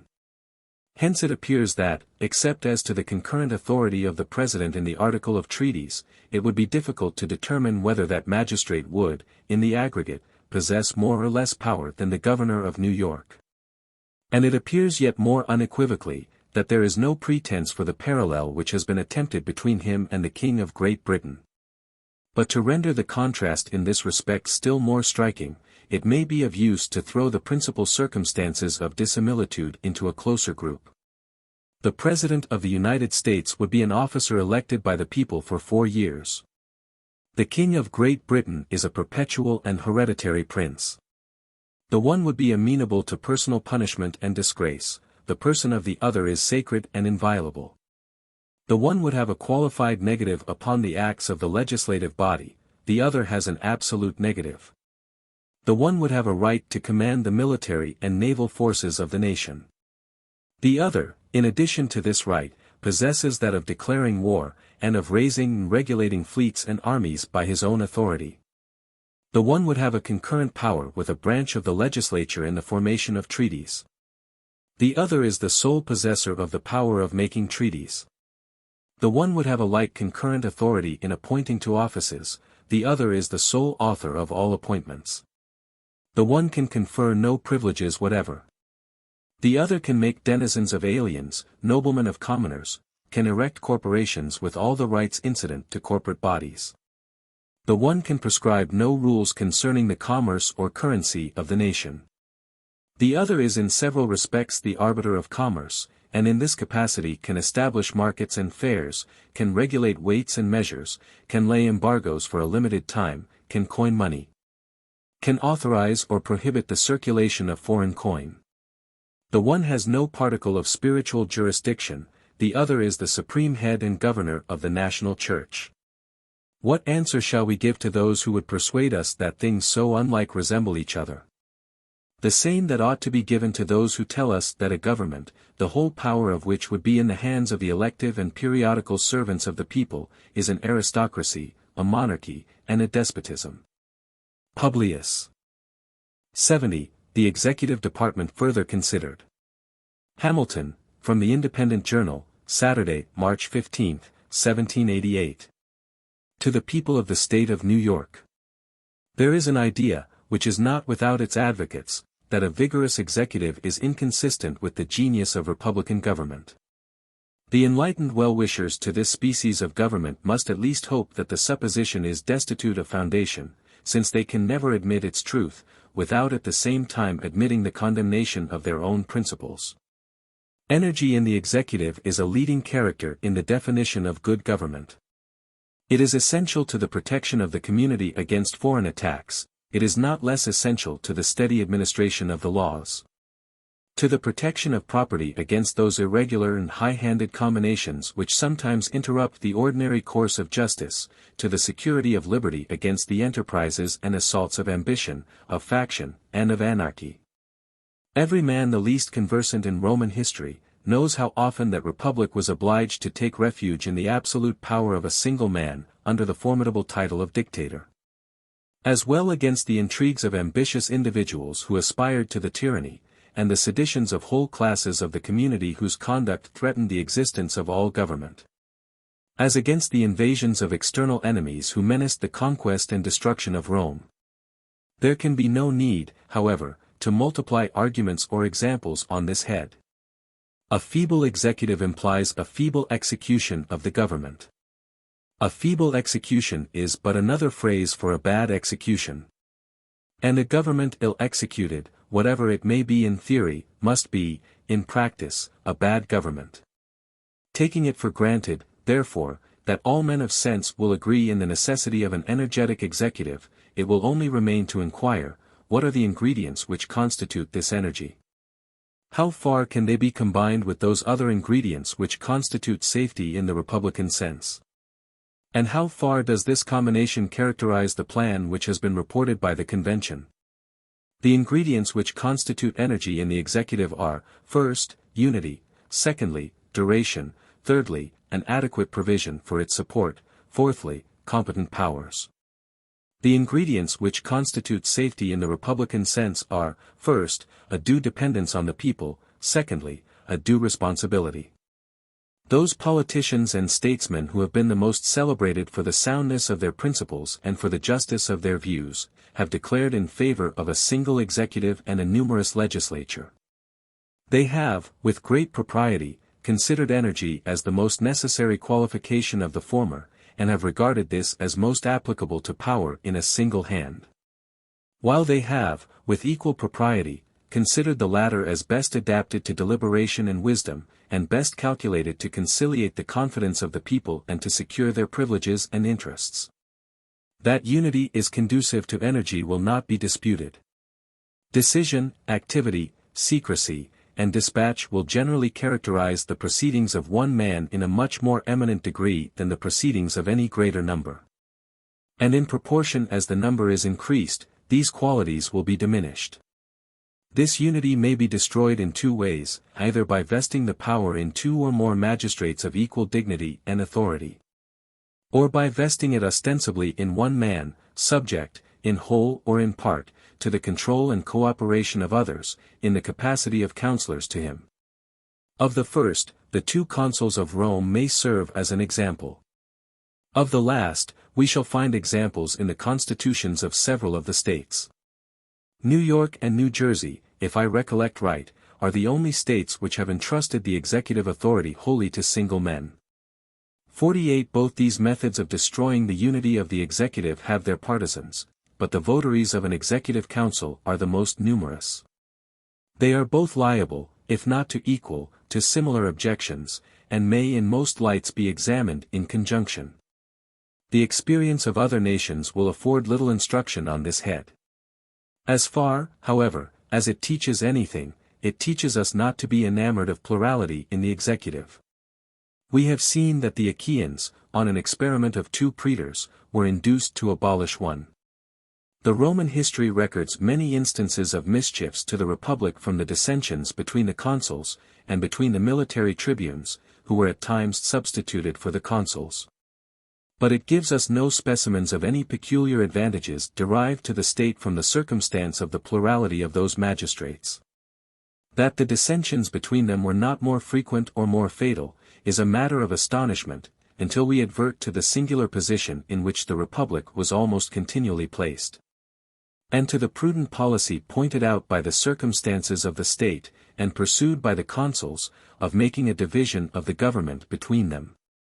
The patricians engaged in a perpetual struggle with the plebeians for the preservation of their ancient authorities and dignities. The consuls, who were generally chosen out of the former body, were commonly united by the personal interest they had in the defense of the privileges of their order.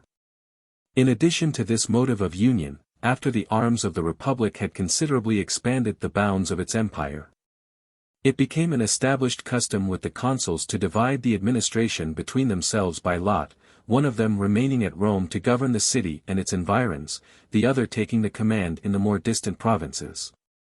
This expedient must, no doubt, have had great influence in preventing those collisions and rivalships which might otherwise have embroiled the peace of the Republic.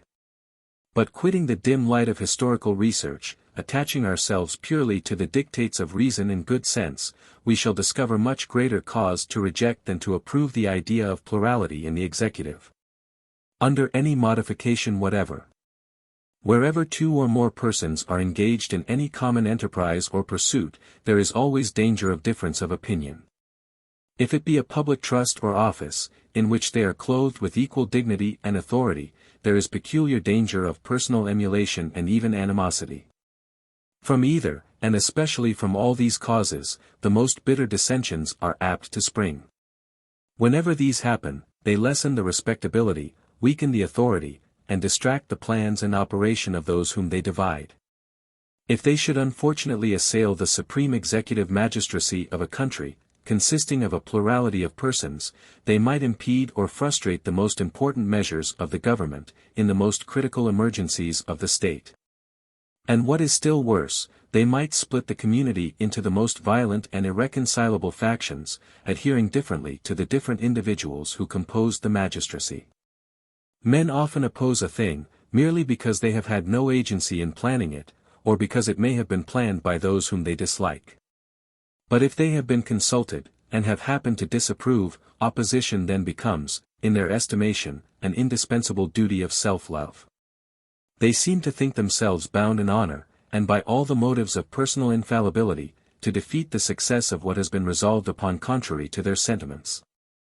Men of upright, benevolent tempers have too many opportunities of remarking, with horror, to what desperate lengths this disposition is sometimes carried, and how often the great interests of society are sacrificed to the vanity, to the conceit, and to the obstinacy of individuals, who have credit enough to make their passions and their caprices interesting to mankind. Perhaps the question now before the public may, in its consequences, afford melancholy proofs of the effects of this despicable frailty, or rather detestable vice, in the human character. Upon the principles of a free government, inconveniences from the source just mentioned must necessarily be submitted to in the formation of the legislature. But it is unnecessary, and therefore unwise, to introduce them into the constitution of the executive. It is here too that they may be most pernicious. In the legislature, promptitude of decision is oftener an evil than a benefit.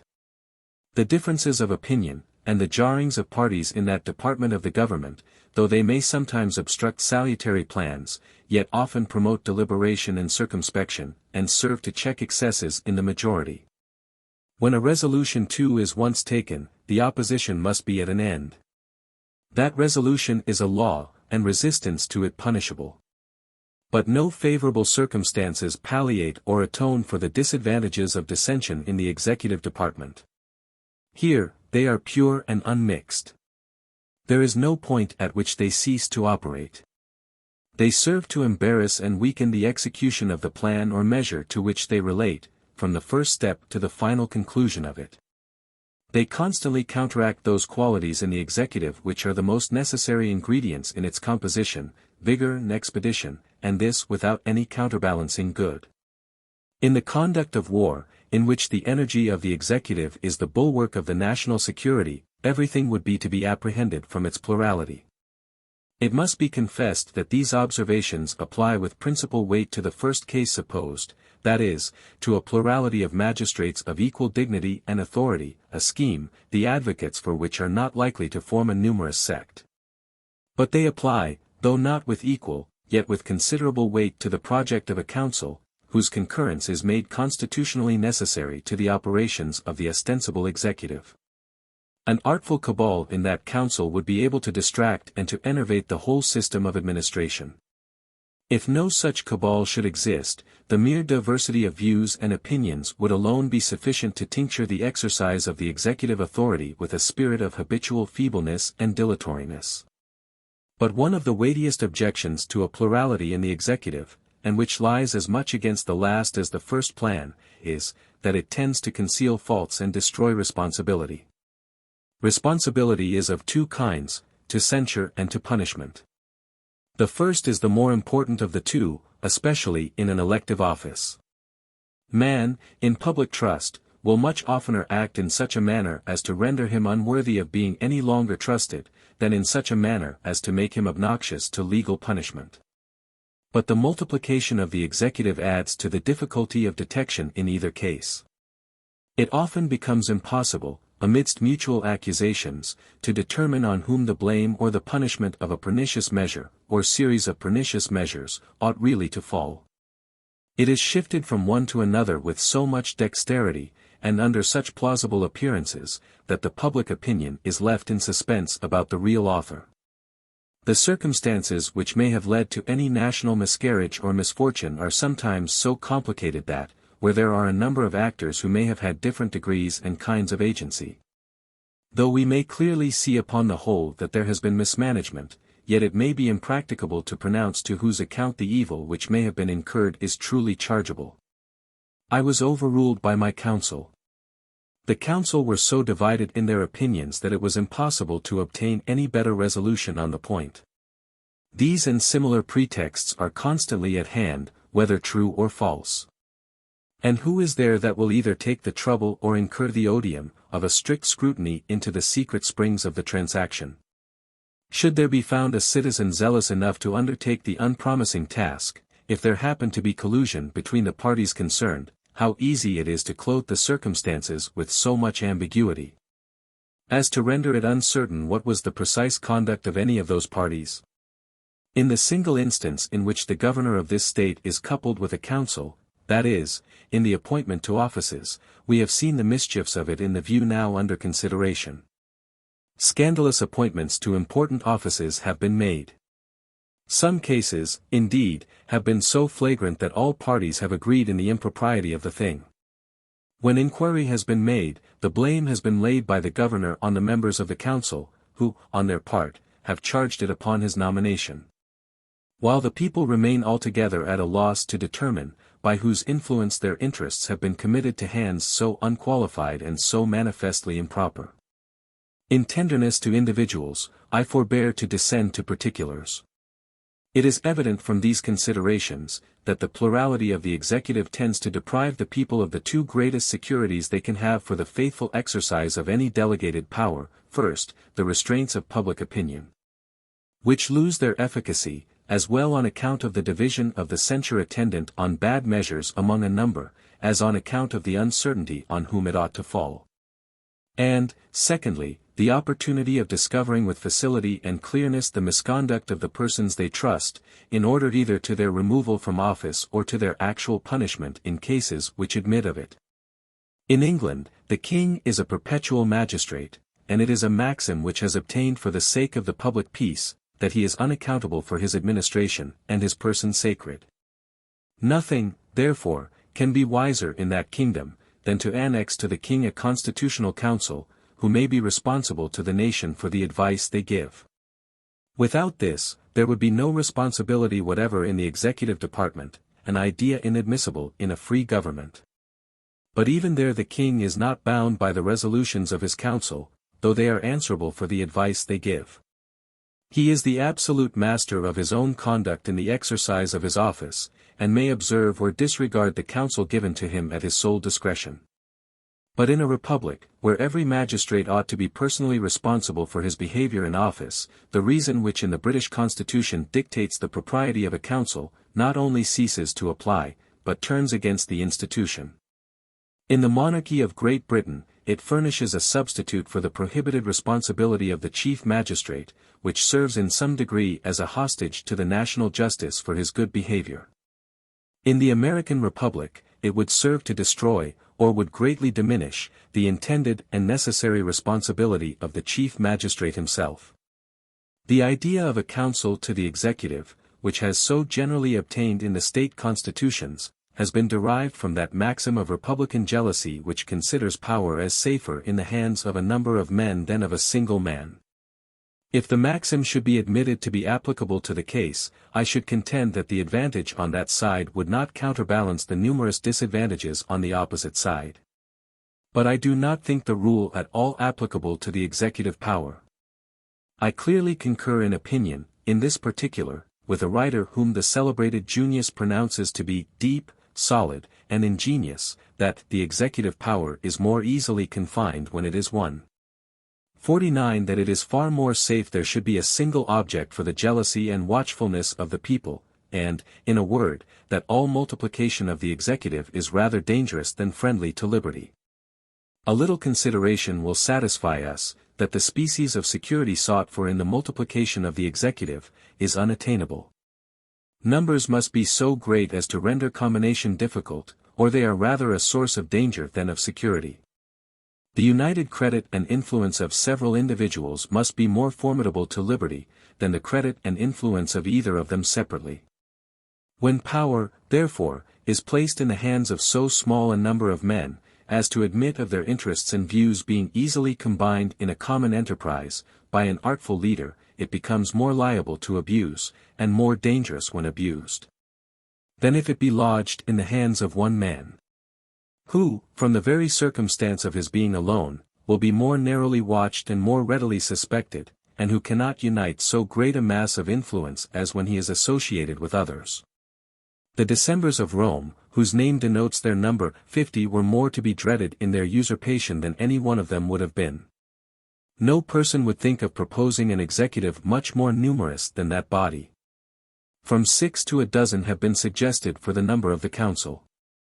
The extreme of these numbers is not too great for an easy combination. And from such a combination America would have more to fear than from the ambition of any single individual. A counsel to a magistrate, who is himself responsible for what he does, are generally nothing better than a clog upon his good intentions, are often the instruments and accomplices of his bad, and are almost always a cloak to his faults. I forbear to dwell upon the subject of expense. Though it be evident that if the counsel should be numerous enough to answer the principal end aimed at by the institution, the salaries of the members, who must be drawn from their homes to reside at the seat of government, would form an item in the catalogue of public expenditures too serious to be incurred for an object of equivocal utility. I will only add that, prior to the appearance of the Constitution, I rarely met with an intelligent man from any of the states, who did not admit, as the result of experience, that the unity of the executive of this state was one of the best of the distinguishing features of our Constitution. Publius. 71. The duration in office of the executive. Hamilton, from the New York Packet, Tuesday, March 18, 1788. To the people of the State of New York. Duration in office has been mentioned as the second requisite to the energy of the executive authority. This has relation to two objects: to the personal firmness of the executive magistrate, in the employment of his constitutional powers, and to the stability of the system of administration which may have been adopted under his auspices. With regard to the first, it must be evident, that the longer the duration in office, the greater will be the probability of obtaining so important an advantage. It is a general principle of human nature, that a man will be interested in whatever he possesses, in proportion to the firmness or precariousness of the tenure by which he holds it. Will be less attached to what he holds by a momentary or uncertain title, than to what he enjoys by a durable or certain title, and, of course, will be willing to risk more for the sake of the one, than for the sake of the other. This remark is not less applicable to a political privilege, or honor, or trust, than to any article of ordinary property. The inference from it is, that a man acting in the capacity of chief magistrate, under a consciousness that in a very short time he must lay down his office, will be apt to feel himself too little interested in it to hazard any material censure or perplexity, from the independent exertion of his powers, or from encountering the ill humors, however transient, which may happen to prevail, either in a considerable part of the society itself, or even in a predominant faction in the legislative body. If the case should only be, that he might lay it down, unless continued by a new choice, and if he should be desirous of being continued, his wishes, conspiring with his fears, would tend still more powerfully to corrupt his integrity, or debase his fortitude. In either case, feebleness and irresolution must be the characteristics of the station. There are some who would be inclined to regard the servile pliancy of the executive to a prevailing current, either in the community or in the legislature, as its best recommendation. But such men entertain very crude notions, as well of the purposes for which government was instituted, as of the true means by which the public happiness may be promoted. The Republican principle demands that the deliberate sense of the community should govern the conduct of those to whom they entrust the management of their affairs. But it does not require an unqualified complaisance to every sudden breeze of passion, or to every transient impulse which the people may receive from the arts of men, who flatter their prejudices to betray their interests. It is a just observation, that the people commonly intend the public good. This often applies to their very errors. But their good sense would despise the adulator who should pretend that they always reason right about the means of promoting it. They know from experience that they sometimes err. And the wonder is that they so seldom err as they do, beset, as they continually are, by the wiles of parasites and sycophants, by the snares of the ambitious, the avaricious, the desperate, by the artifices of men who possess their confidence more than they deserve it, and of those who seek to possess rather than to deserve it. When occasions present themselves, in which the interests of the people are at variance with their inclinations, it is the duty of the persons whom they have appointed to be the guardians of those interests, to withstand the temporary delusion, in order to give them time and opportunity for more cool and sedate reflection. Instances might be cited in which a conduct of this kind has saved the people from very fatal consequences of their own mistakes. and has procured lasting monuments of their gratitude to the men who had courage and magnanimity enough to serve them at the peril of their displeasure. But however inclined we might be to insist upon an unbounded complaisance in the executive to the inclinations of the people, we can with no propriety contend for a like complaisance to the humors of the legislature. The latter may sometimes stand in opposition to the former, and at other times the people may be entirely neutral. In either supposition, it is certainly desirable that the executive should be in a situation to dare to act his own opinion with vigor and decision.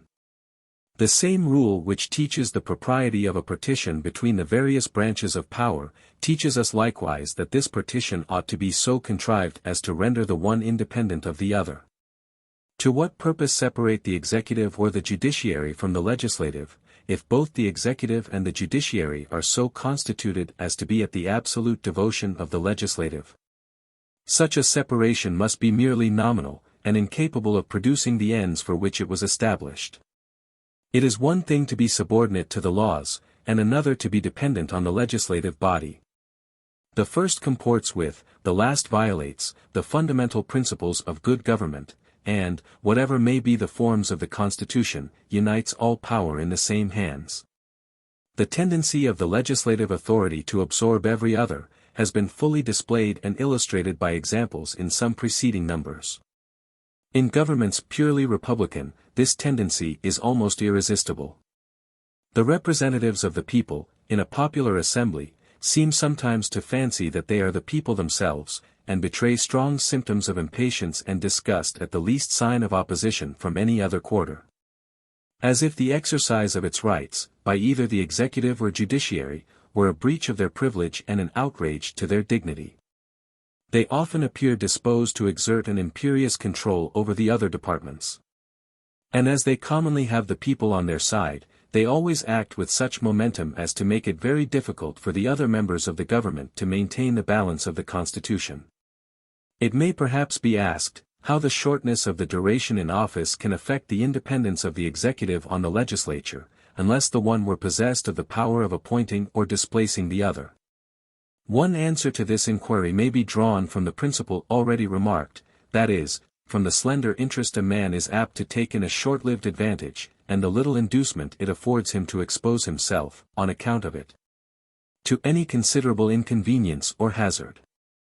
Another answer, perhaps more obvious, though not more conclusive, will result from the consideration of the influence of the legislative body over the people, which might be employed to prevent the re-election of a man who, by an upright resistance to any sinister project of that body, should have made himself obnoxious to its resentment. It may be asked also, whether a duration of 4 years would answer the end proposed. And if it would not, whether a less period, which would at least be recommended by greater security against ambitious designs, would not, for that reason, be preferable to a longer period, which was, at the same time, too short for the purpose of inspiring the desired firmness and independence of the magistrate. It cannot be affirmed, that a duration of 4 years, or any other limited duration, would completely answer the end proposed. But it would contribute towards it in a degree which would have a material influence upon the spirit and character of the government. Between the commencement and termination of such a period, there would always be a considerable interval, in which the prospect of annihilation would be sufficiently remote, not to have an improper effect upon the conduct of a man endued with a tolerable portion of fortitude, and in which he might reasonably promise himself, that there would be time enough before it arrived, to make the community sensible of the propriety of the measures he might incline to pursue. Though it be probable that, as he approached the moment when the public were, by a new election, to signify their sense of his conduct, his confidence, and with it his firmness, would decline. Yet both the one and the other would derive support from the opportunities which his previous continuance in the station had afforded him, of establishing himself in the esteem and goodwill of his constituents. He might, then, hazard with safety, in proportion to the proofs he had given of his wisdom and integrity, and to the title he had acquired to the respect and attachment of his fellow citizens.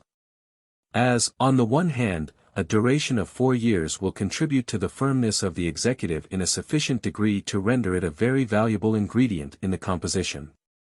So, on the other, it is not enough to justify any alarm for the public liberty.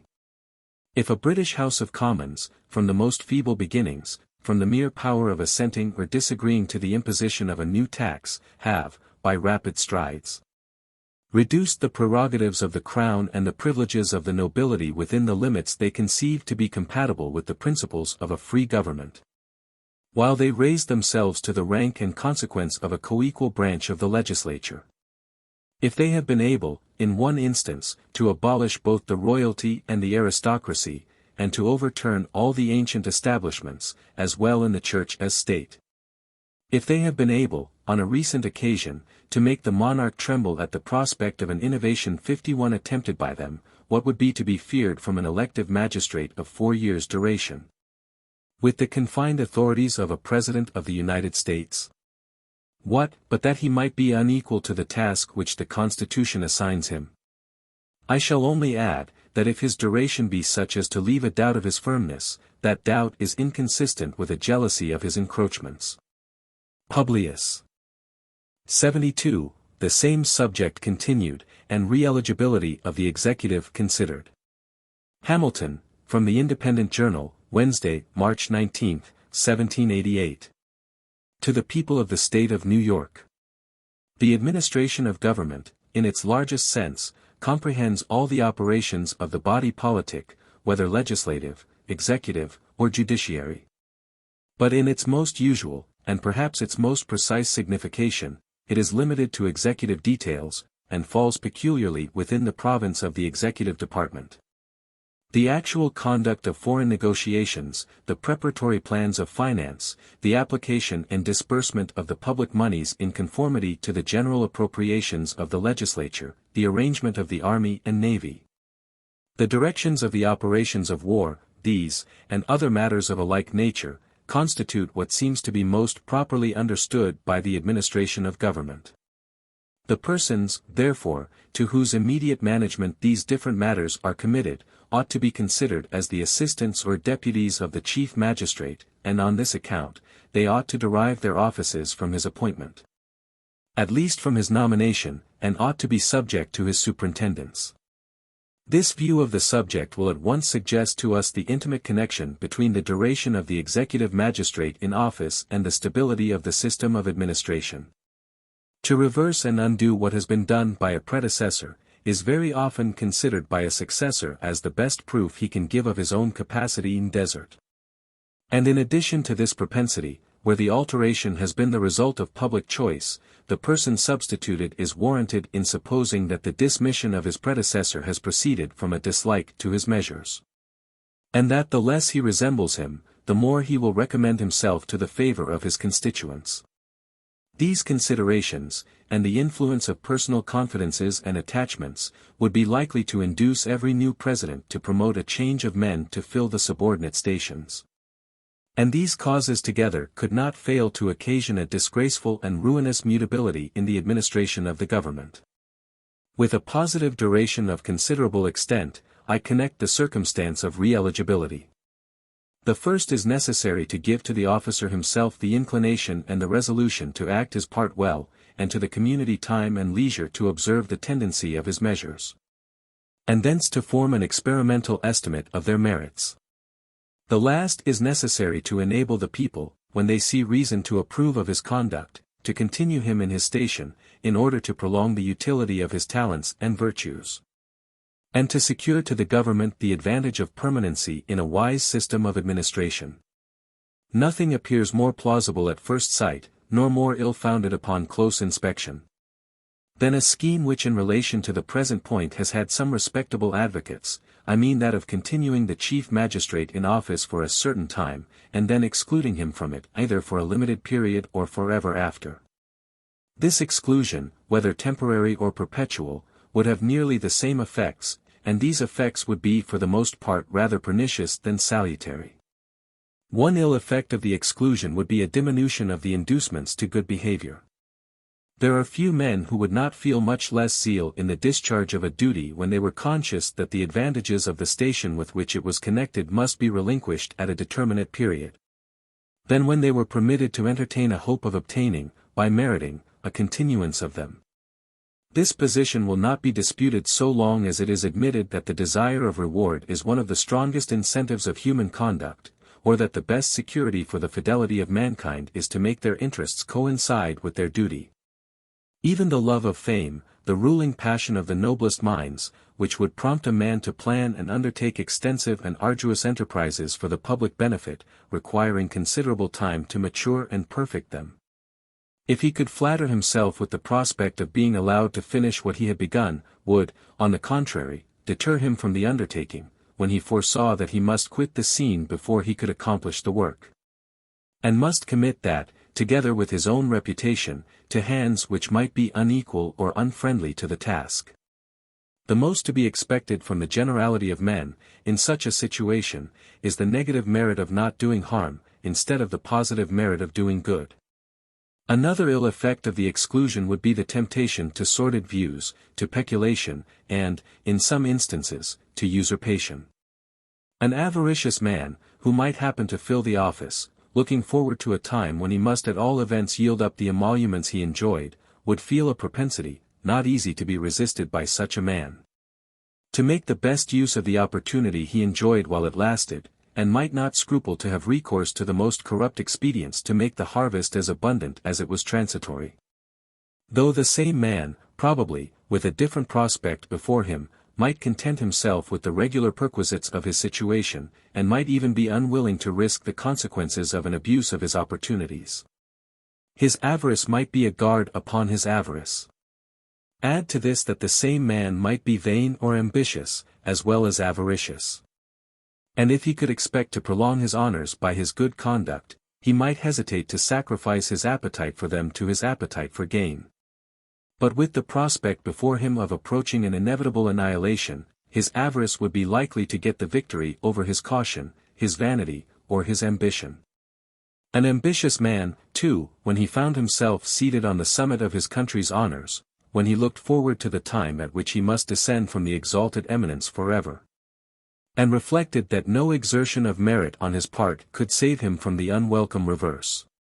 Such a man, in such a situation, would be much more violently tempted to embrace a favorable conjuncture for attempting the prolongation of his power, at every personal hazard, than if he had the probability of answering the same end by doing his duty. Would it promote the peace of the community, or the stability of the government, to have half a dozen men who had had credit enough to be raised to the seat of the supreme magistracy, wandering among the people like discontented ghosts, and sighing for a place which they were destined never more to possess? A third ill effect of the exclusion would be, the depriving the community of the advantage of the experience gained by the chief magistrate in the exercise of his office. That experience is the parent of wisdom, is an adage the truth of which is recognized by the wisest as well as the simplest of mankind. What more desirable or more essential than this quality in the governors of nations? Where more desirable or more essential than in the first magistrate of a nation? Can it be wise to put this desirable and essential quality under the ban of the Constitution, and to declare that the moment it is acquired, its possessor shall be compelled to abandon the station in which it was acquired, and to which it is adapted? This, nevertheless, is the precise import of all those regulations which exclude men from serving their country, by the choice of their fellow citizens, after they have by a course of service fitted themselves for doing it with a greater degree of utility. A fourth ill effect of the exclusion would be the banishing men from stations in which, in certain emergencies of the state, their presence might be of the greatest moment to the public interest or safety. There is no nation which has not, at one period or another, experienced an absolute necessity of the services of particular men in particular situations, perhaps it would not be too strong to say, to the preservation of its political existence. How unwise, therefore, must be every such self-denying ordinance as serves to prohibit a nation from making use of its own citizens in the manner best suited to its exigencies and circumstances. Without supposing the personal essentiality of the man, it is evident that a change of the chief magistrate, at the breaking out of a war, or at any similar crisis, for another, even of equal merit, would at all times be detrimental to the community, inasmuch as it would substitute inexperience to experience, and would tend to unhinge and set afloat the already settled train of the administration.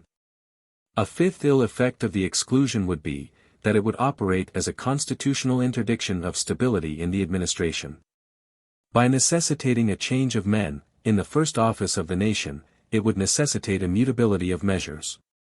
It is not generally to be expected, that men will vary and measures remain uniform. The contrary is the usual course of things.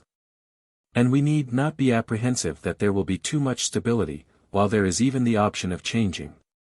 Nor need we desire to prohibit the people from continuing their confidence where they think it may be safely placed, and where, by constancy on their part, they may obviate the fatal inconveniences of fluctuating counsels and a variable policy. These are some of the disadvantages which would flow from the principle of exclusion. They apply most forcibly to the scheme of a perpetual exclusion. But when we consider that even a partial exclusion would always render the readmission of the person a remote and precarious object, the observations which have been made will apply nearly as fully to one case as to the other. What are the advantages promised to counterbalance these disadvantages? They are represented to be, first, greater independence in the magistrate, second, greater security to the people. Unless the exclusion be perpetual, there will be no pretense to infer the first advantage. But even in that case, may he have no object beyond his present station, to which he may sacrifice his independence. May he have no connections, no friends, for whom he may sacrifice it. May he not be less willing by a firm conduct, to make personal enemies, when he acts under the impression that a time is fast approaching, on the arrival of which he not only may, but must, be exposed to their resentments, upon an equal, perhaps upon an inferior, footing. It is not an easy point to determine whether his independence would be most promoted or impaired by such an arrangement. As to the second supposed advantage, there is still greater reason to entertain doubts concerning it. If the exclusion were to be perpetual, a man of irregular ambition, of whom alone there could be reason in any case to entertain apprehension, would, with infinite reluctance, yield to the necessity of taking his leave forever of a post in which his passion for power and preeminence had acquired the force of habit. And if he had been fortunate or adroit enough to conciliate the goodwill of the people, he might induce them to consider as a very odious and unjustifiable restraint upon themselves a provision which was calculated to debar them of the right of giving a fresh proof of their attachment to a favorite.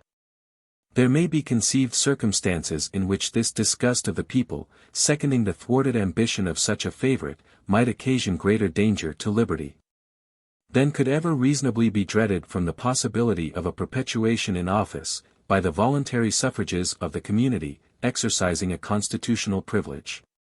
There is an excess of refinement in the idea of disabling the people to continue in office men who had entitled themselves, in their opinion, to approbation and confidence, the advantages of which are at best speculative and equivocal, and are overbalanced by disadvantages far more certain and decisive. Publius. 73. The provision for the support of the executive, and the veto power. Hamilton, from the New York Packet, Friday, March 21, 1788.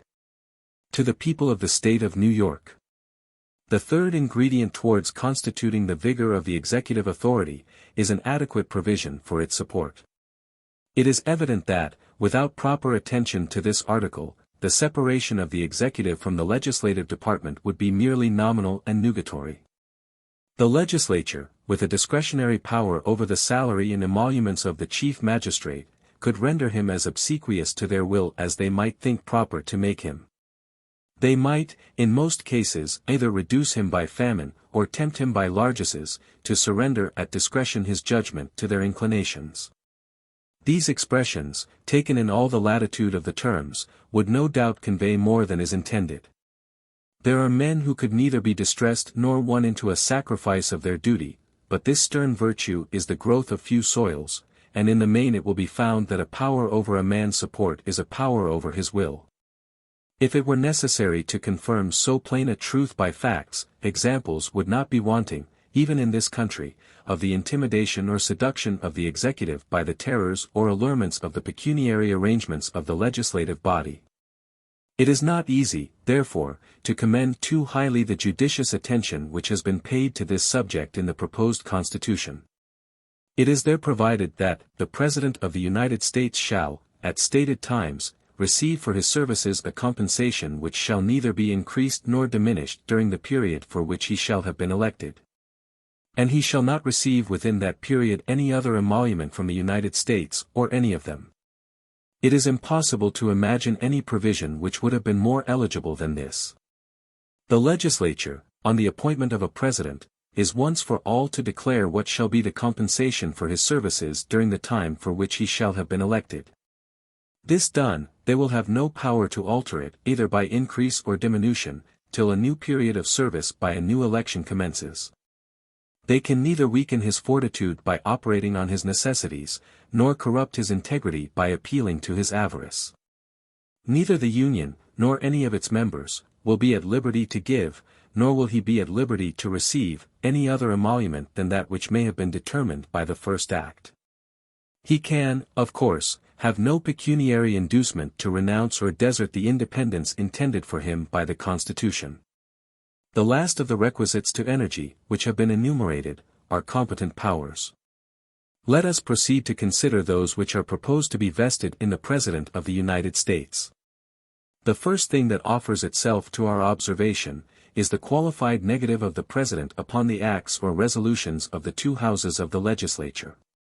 Or, in other words, his power of returning all bills with objections, to have the effect of preventing their becoming laws, unless they should afterwards be ratified by 2/3 of each of the component members of the legislative body. The propensity of the legislative department to intrude upon the rights, and to absorb the powers, of the other departments, has been already suggested and repeated. The insufficiency of a mere parchment delineation of the boundaries of each, has also been remarked upon, and the necessity of furnishing each with constitutional arms for its own defense, has been inferred and proved.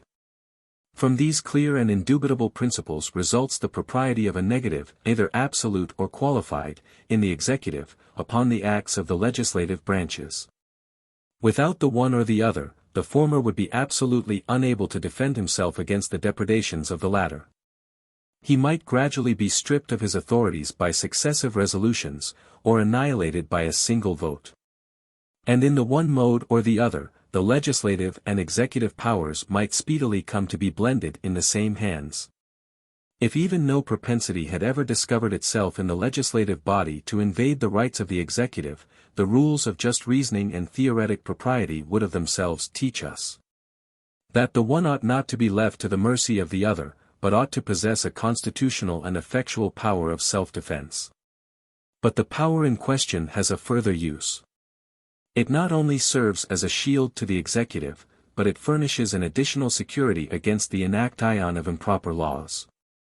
It establishes a salutary check upon the legislative body, calculated to guard the community against the effects of faction, precipitancy, or of any impulse unfriendly to the public good, which may happen to influence a majority of that body. The propriety of a negative has, upon some occasions, been combated by an observation, that it was not to be presumed a single man would possess more virtue and wisdom than a number of men. And that unless this presumption should be entertained, it would be improper to give the executive magistrate any species of control over the legislative body. But this observation, when examined, will appear rather specious than solid. The propriety of the thing does not turn upon the supposition of superior wisdom or virtue in the executive, but upon the supposition that the legislature will not be infallible. That the love of power may sometimes betray it into a disposition to encroach upon the rights of other members of the government, that a spirit of faction may sometimes pervert its deliberations. That impressions of the moment may sometimes hurry it into measures which itself, on maturer reflection, would condemn. The primary inducement to conferring the power in question upon the executive is, to enable him to defend himself. The secondary one is to increase the chances in favor of the community against the passing of bad laws, through haste, inadvertence, or design. The oftener the measure is brought under examination, the greater the diversity in the situations of those who are to examine it, the less must be the danger of those errors which flow from want of due deliberation, or of those missteps which proceed from the contagion of some common passion or interest. It is far less probable, that culpable views of any kind should infect all the parts of the government at the same moment and in relation to the same object, than that they should by turns govern and mislead every one of them. It may perhaps be said that the power of preventing bad laws includes that of preventing good ones, and may be used to the one purpose as well as to the other. But this objection will have little weight with those who can properly estimate the mischiefs of that inconstancy and mutability in the laws, which form the greatest blemish in the character and genius of our governments. They will consider every institution calculated to restrain the excess of lawmaking, and to keep things in the same state in which they happen to be at any given period, as much more likely to do good than harm. Because it is favorable to greater stability in the system of legislation. The injury which may possibly be done by defeating a few good laws, will be amply compensated by the advantage of preventing a number of bad ones. Nor is this all. The superior weight and influence of the legislative body in a free government, and the hazard to the executive in a trial of strength with that body, afford a satisfactory security that the negative would generally be employed with great caution. And there would oftener be room for a charge of timidity than of rashness in the exercise of it. A king of Great Britain, with all his train of sovereign attributes, and with all the influence he draws from 1,000 sources, would, at this day, hesitate to put a negative upon the joint resolutions of the two Houses of Parliament. He would not fail to exert the utmost resources of that influence to strangle a measure disagreeable to him, in its progress to the throne, to avoid being reduced to the dilemma of permitting it to take effect, or of risking the displeasure of the nation by an opposition to the sense of the legislative body. Nor is it probable, that he would ultimately venture to exert his prerogatives, but in a case of manifest propriety or extreme necessity. All well-informed men in that kingdom will accede to the justness of this remark. A very considerable period has elapsed since the negative of the crown has been exercised. If a magistrate so powerful and so well fortified as a British monarch, would have scruples about the exercise of the power under consideration, how much greater caution may be reasonably expected in a President of the United States, clothed for the short period of 4 years with the executive authority of a government wholly and purely republican? It is evident that there would be greater danger of his not using his power when necessary, than of his using it too often, or too much. An argument, indeed, against its expediency, has been drawn from this very source. It has been represented, on this account, as a power odious in appearance, useless in practice. But it will not follow, that because it might be rarely exercised, it would never be exercised. In the case for which it is chiefly designed, that of an immediate attack upon the constitutional rights of the executive, or in a case in which the public good was evidently and palpably sacrificed, a man of tolerable firmness would avail himself of his constitutional means of defense, and would listen to the admonitions of duty and responsibility. In the former supposition, his fortitude would be stimulated by his immediate interest in the power of his office.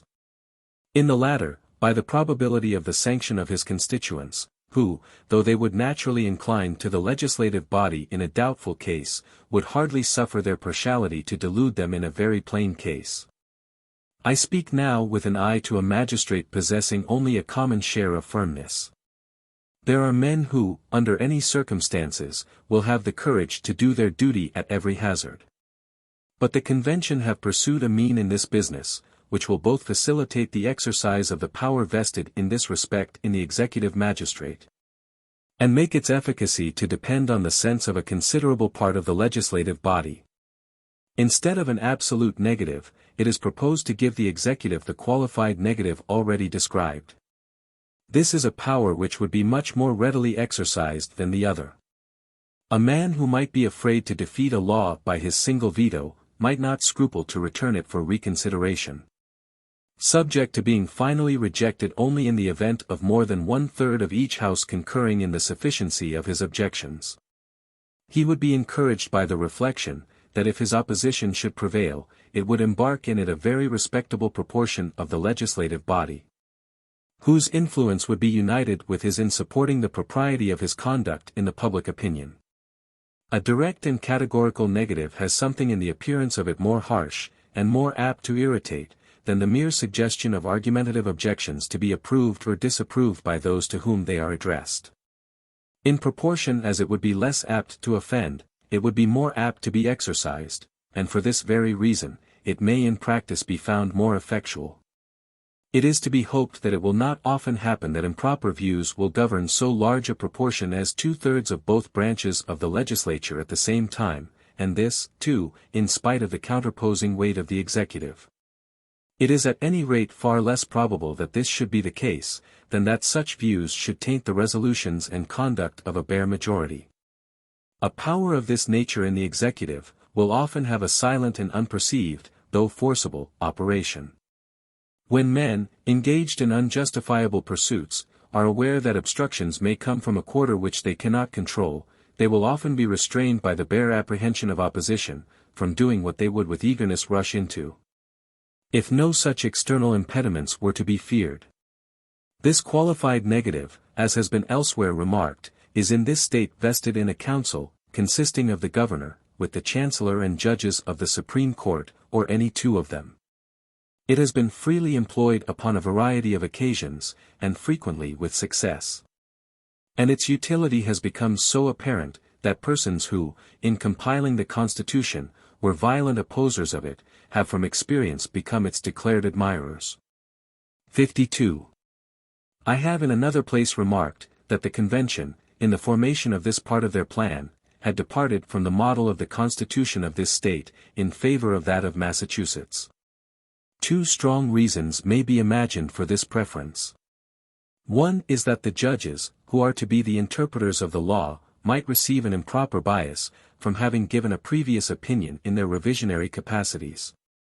The other is that by being often associated with the executive, they might be induced to embark too far in the political views of that magistrate. And thus a dangerous combination might by degrees be cemented between the executive and judiciary departments. It is impossible to keep the judges too distinct from every other avocation than that of expounding the laws. It is peculiarly dangerous to place them in a situation to be either corrupted or influenced by the executive. Publius.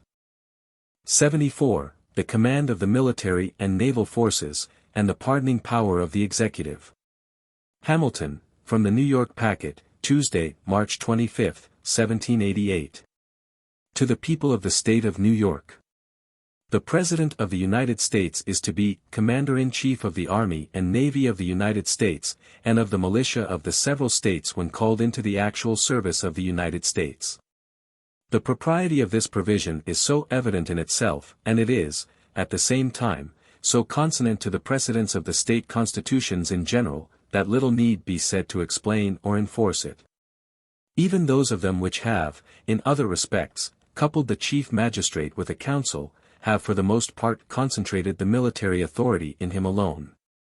Of all the cares or concerns of government, the direction of war most peculiarly demands those qualities which distinguish the exercise of power by a single hand. The direction of war implies the direction of the common strength. And the power of directing and employing the common strength, forms a usual and essential part in the definition of the executive authority. The President may require the opinion, in writing, of the principal officer in each of the executive departments, upon any subject relating to the duties of their respective officers. This I consider as a mere redundancy in the plan, as the right for which it provides would result of itself from the office. He is also to be authorized to grant reprieves and pardons for offenses against the United States, except in cases of impeachment. Humanity and good policy conspire to dictate, that the benign prerogative of pardoning should be as little as possible fettered or embarrassed. The criminal code of every country partakes so much of necessary severity, that without an easy access to exceptions in favor of unfortunate guilt, justice would wear a countenance too sanguinary and cruel. As the sense of responsibility is always strongest, in proportion as it is undivided, it may be inferred that a single man would be most ready to attend to the force of those motives which might plead for a mitigation of the rigor of the law, and least apt to yield to considerations which were calculated to shelter a fit object of its vengeance. The reflection that the fate of a fellow creature depended on his sole fiat, would naturally inspire scrupulousness and caution. The dread of being accused of weakness or connivance, would beget equal circumspection, though of a different kind. On the other hand, as men generally derive confidence from their numbers, they might often encourage each other in an act of obduracy, and might be less sensible to the apprehension of suspicion or censure for an injudicious or affected clemency. On these accounts, one man appears to be a more eligible dispenser of the mercy of government, than a body of men. The expediency of vesting the power of pardoning in the President has, if I mistake not, been only contested in relation to the crime of treason. This, it has been urged, ought to have depended upon the assent of one, or both, of the branches of the legislative body. I shall not deny that there are strong reasons to be assigned for requiring in this particular the concurrence of that body, or of a part of it. As treason is a crime leveled at the immediate being of the society, when the laws have once ascertained the guilt of the offender, there seems a fitness in referring the expediency of an act of mercy towards him to the judgment of the legislature. And this ought the rather to be the case, as the supposition of the connivance of the chief magistrate ought not to be entirely excluded. But there are also strong objections to such a plan. It is not to be doubted, that a single man of prudence and good sense is better fitted, in delicate conjunctures, to balance the motives which may plead for and against the remission of the punishment, than any numerous body whatever.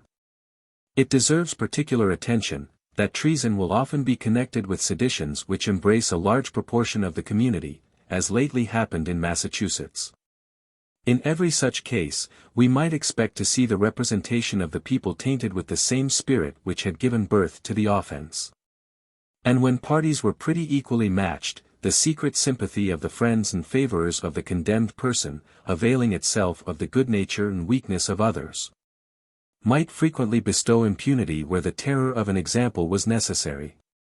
On the other hand, when the sedition had proceeded from causes which had inflamed the resentments of the major party, they might often be found obstinate and inexorable, when policy demanded a conduct of forbearance and clemency. But the principal argument for reposing the power of pardoning in this case to the chief magistrate is this: in seasons of insurrection or rebellion, there are often critical moments, when a well-timed offer of pardon to the insurgents or rebels may restore the tranquility of the Commonwealth, and which, if suffered to pass unimproved, it may never be possible afterwards to recall. The dilatory process of convening the legislature, or one of its branches, for the purpose of obtaining its sanction to the measure, would frequently be the occasion of letting slip the golden opportunity. The loss of a week, a day, an hour, may sometimes be fatal. If it should be observed, that a discretionary power, with a view to such contingencies, might be occasionally conferred upon the President, it may be answered in the first place, that it is questionable, whether, in a limited constitution, that power could be delegated by law. And in the second place, that it would generally be impolitic beforehand to take any step which might hold out the prospect of impunity. A proceeding of this kind, out of the usual course, would be likely to be construed into an argument of timidity or of weakness, and would have a tendency to embolden guilt. Publius. 75. The treaty-making power of the executive. Hamilton, for the Independent Journal, Wednesday, March 26, 1788. To the people of the State of New York. The President is to have power, by and with the advice and consent of the Senate, to make treaties, provided 2/3 of the Senators present concur. Though this provision has been assailed, on different grounds, with no small degree of vehemence, I scruple not to declare my firm persuasion, that it is one of the best digested and most unexceptionable parts of the plan. One ground of objection is the trite topic of the intermixture of powers, some contending that the President ought alone to possess the power of making treaties, others, that it ought to have been exclusively deposited in the Senate. Another source of objection is derived from the small number of persons by whom a treaty may be made. Of those who espouse this objection, a part are of opinion that the House of Representatives ought to have been associated in the business, while another part seem to think that nothing more was necessary than to have substituted 2/3 of all the members of the Senate, to 2/3 of the members present. As I flatter myself the observations made in a preceding number upon this part of the plan must have sufficed to place it, to a discerning eye, in a very favorable light, I shall here content myself with offering only some supplementary remarks, principally with a view to the objections which have been just stated. With regard to the intermixture of powers, I shall rely upon the explanations already given in other places, of the true sense of the rule upon which that objection is founded. And shall take it for granted, as an inference from them, that the union of the executive with the Senate, in the article of treaties, is no infringement of that rule. I venture to add, that the particular nature of the power of making treaties indicates a peculiar propriety in that union. Though several writers on the subject of government place that power in the class of executive authorities, yet this is evidently an arbitrary disposition. For if we attend carefully to its operation, it will be found to partake more of the legislative than of the executive character, though it does not seem strictly to fall within the definition of either of them. The essence of the legislative authority is to enact laws, or, in other words, to prescribe rules for the regulation of the society. While the execution of the laws, and the employment of the common strength, either for this purpose or for the common defense, seem to comprise all the functions of the executive magistrate. The power of making treaties is, plainly, neither the one nor the other. It relates neither to the execution of the subsisting laws, nor to the enactation of new ones, and still less to an exertion of the common strength. Its objects are contracts with foreign nations, which have the force of law, but derive it from the obligations of good faith. They are not rules prescribed by the sovereign to the subject, but agreements between sovereign and sovereign. The power in question seems therefore to form a distinct department, and to belong, properly, neither to the legislative nor to the executive. The qualities elsewhere detailed as indispensable in the management of foreign negotiations, point out the executive as the most fit agent in those transactions. While the vast importance of the trust, and the operation of treaties as laws, plead strongly for the participation of the whole or a portion of the legislative body in the office of making them. However proper or safe it may be in governments where the executive magistrate is an hereditary monarch, to commit to him the entire power of making treaties. It would be utterly unsafe and improper to entrust that power to an elective magistrate of 4 years' duration. It has been remarked, upon another occasion, and the remark is unquestionably just, that an hereditary monarch, though often the oppressor of his people, has personally too much stake in the government to be in any material danger of being corrupted by foreign powers. But a man raised from the station of a private citizen to the rank of chief magistrate, possessed of a moderate or slender fortune, and looking forward to a period not very remote when he may probably be obliged to return to the station from which he was taken, might sometimes be under temptations to sacrifice his duty to his interest, which it would require superlative virtue to withstand. An avaricious man might be tempted to betray the interests of the state to the acquisition of wealth. An ambitious man might make his own aggrandizement, by the aid of a foreign power, the price of his treachery to his constituents. The history of human conduct does not warrant that exalted opinion of human virtue which would make it wise in a nation to commit interests of so delicate and momentous a kind, as those which concern its intercourse with the rest of the world, to the sole disposal of a magistrate created and circumstanced as would be a President of the United States. To have entrusted the power of making treaties to the Senate alone, would have been to relinquish the benefits of the constitutional agency of the President in the conduct of foreign negotiations. It is true that the Senate would, in that case, have the option of employing him in this capacity, but they would also have the option of letting it alone, and pique or cabal might induce the latter rather than the former. Besides this, the ministerial servant of the Senate could not be expected to enjoy the confidence and respect of foreign powers in the same degree with the constitutional representatives of the nation, and, of course, would not be able to act with an equal degree of weight or efficacy. While the Union would, from this cause, lose a considerable advantage in the management of its external concerns, the people would lose the additional security which would result from the cooperation of the executive. Though it would be imprudent to confide in him solely so important a trust, yet it cannot be doubted that his participation would materially add to the safety of the society. It must indeed be clear to a demonstration that the joint possession of the power in question, by the President and Senate, would afford a greater prospect of security, than the separate possession of it by either of them. And whoever has maturely weighed the circumstances which must concur in the appointment of a President, will be satisfied that the office will always bid fair to be filled by men of such characters as to render their concurrence in the formation of treaties peculiarly desirable, as well on the score of wisdom, as on that of integrity. The remarks made in a former number, which have been alluded to in another part of this paper, will apply with conclusive force against the admission of the House of Representatives to a share in the formation of treaties. The fluctuating and, taking its future increase into the account, the multitudinous composition of that body, forbid us to expect in it those qualities which are essential to the proper execution of such a trust. Accurate and comprehensive knowledge of foreign politics, a steady and systematic adherence to the same views, a nice and uniform sensibility to national character. Decision, secrecy, and dispatch, are incompatible with the genius of a body so variable and so numerous. The very complication of the business, by introducing a necessity of the concurrence of so many different bodies, would of itself afford a solid objection. The greater frequency of the calls upon the House of Representatives, and the greater length of time which it would often be necessary to keep them together when convened, to obtain their sanction in the progressive stages of a treaty, would be a source of so great inconvenience and expense as alone ought to condemn the project.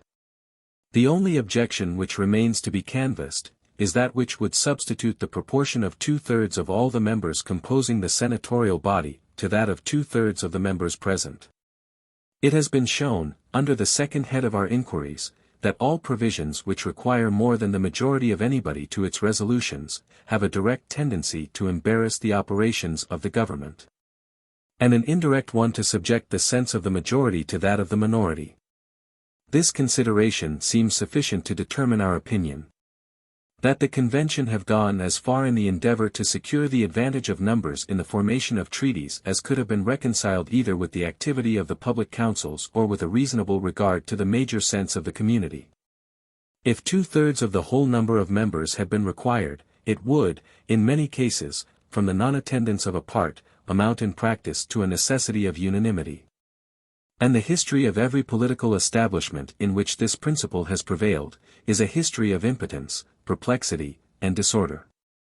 Proofs of this position might be adduced from the examples of the Roman tribuneship, the Polish Diet, and the States General of the Netherlands, did not an example at home render foreign precedents unnecessary. To require a fixed proportion of the whole body would not, in all probability, contribute to the advantages of a numerous agency, better than merely to require a proportion of the attending members. The former, by making a determinate number at all times requisite to a resolution, 53 diminishes the motives to punctual attendance. The latter, by making the capacity of the body to depend on a proportion which may be varied by the absence or presence of a single member, has the contrary effect. And as, by promoting punctuality, it tends to keep the body complete, there is great likelihood that its resolutions would generally be dictated by as great a number in this case as in the other, while there would be much fewer occasions of delay. It ought not to be forgotten that, under the existing confederation, 2 members may, and usually do, represent a state. Whence it happens that Congress, who now are solely invested with all the powers of the Union, rarely consist of a greater number of persons than would compose the intended Senate. If we add to this, that as the members vote by states, and that where there is only a single member present from a state, his vote is lost, it will justify a supposition that the active voices in the Senate, where the members are to vote individually, would rarely fall short in number of the active voices in the existing Congress. When, in addition to these considerations, we take into view the cooperation of the President, we shall not hesitate to infer that the people of America would have greater security against an improper use of the power of making treaties under the new Constitution, than they now enjoy under the Confederation. And when we proceed still one step further, and look forward to the probable augmentation of the Senate, by the erection of new states, we shall not only perceive ample ground of confidence in the sufficiency of the members to whose agency that power will be entrusted, but we shall probably be led to conclude that a body more numerous than the Senate would be likely to become, would be very little fit for the proper discharge of the trust. Publius. 76. The appointing power of the executive. Hamilton, from the New York Packet, Tuesday, April 1, 1788. To the people of the state of New York. The President is to nominate, and, by and with the advice and consent of the Senate, to appoint ambassadors, other public ministers and consuls, judges of the Supreme Court, and all other officers of the United States whose appointments are not otherwise provided for in the Constitution. But the Congress may by law vest the appointment of such inferior officers as they think proper, in the President alone, or in the courts of law, or in the heads of departments. The President shall have power to fill up all vacancies which may happen during the recess of the Senate, by granting commissions which shall expire at the end of their next session. It has been observed in a former paper, that the true test of a good government is its aptitude and tendency to produce a good administration. If the justness of this observation be admitted, the mode of appointing the officers of the United States contained in the foregoing clauses, must, when examined, be allowed to be entitled to particular commendation. It is not easy to conceive a plan better calculated than this to promote a judicious choice of men for filling the offices of the Union, and it will not need proof, that on this point must essentially depend the character of its administration. It will be agreed on all hands, that the power of appointment, in ordinary cases, ought to be modified in one of three ways. It ought either to be vested in a single man, or in a select assembly of a moderate number, or in a single man, with the concurrence of such an assembly. The exercise of it by the people at large will be readily admitted to be impracticable, as waiving every other consideration, it would leave them little time to do anything else. When, therefore, mention is made in the subsequent reasonings of an assembly or body of men, what is said must be understood to relate to a select body or assembly, of the description already given. The people collectively, from their number and from their dispersed situation, cannot be regulated in their movements by that systematic spirit of cabal and intrigue, which will be urged as the chief objections to reposing the power in question in a body of men. Those who have themselves reflected upon the subject, or who have attended to the observations made in other parts of these papers, in relation to the appointment of the President, will, I presume, agree to the position that there would always be great probability of having the place supplied by a man of abilities, at least respectable.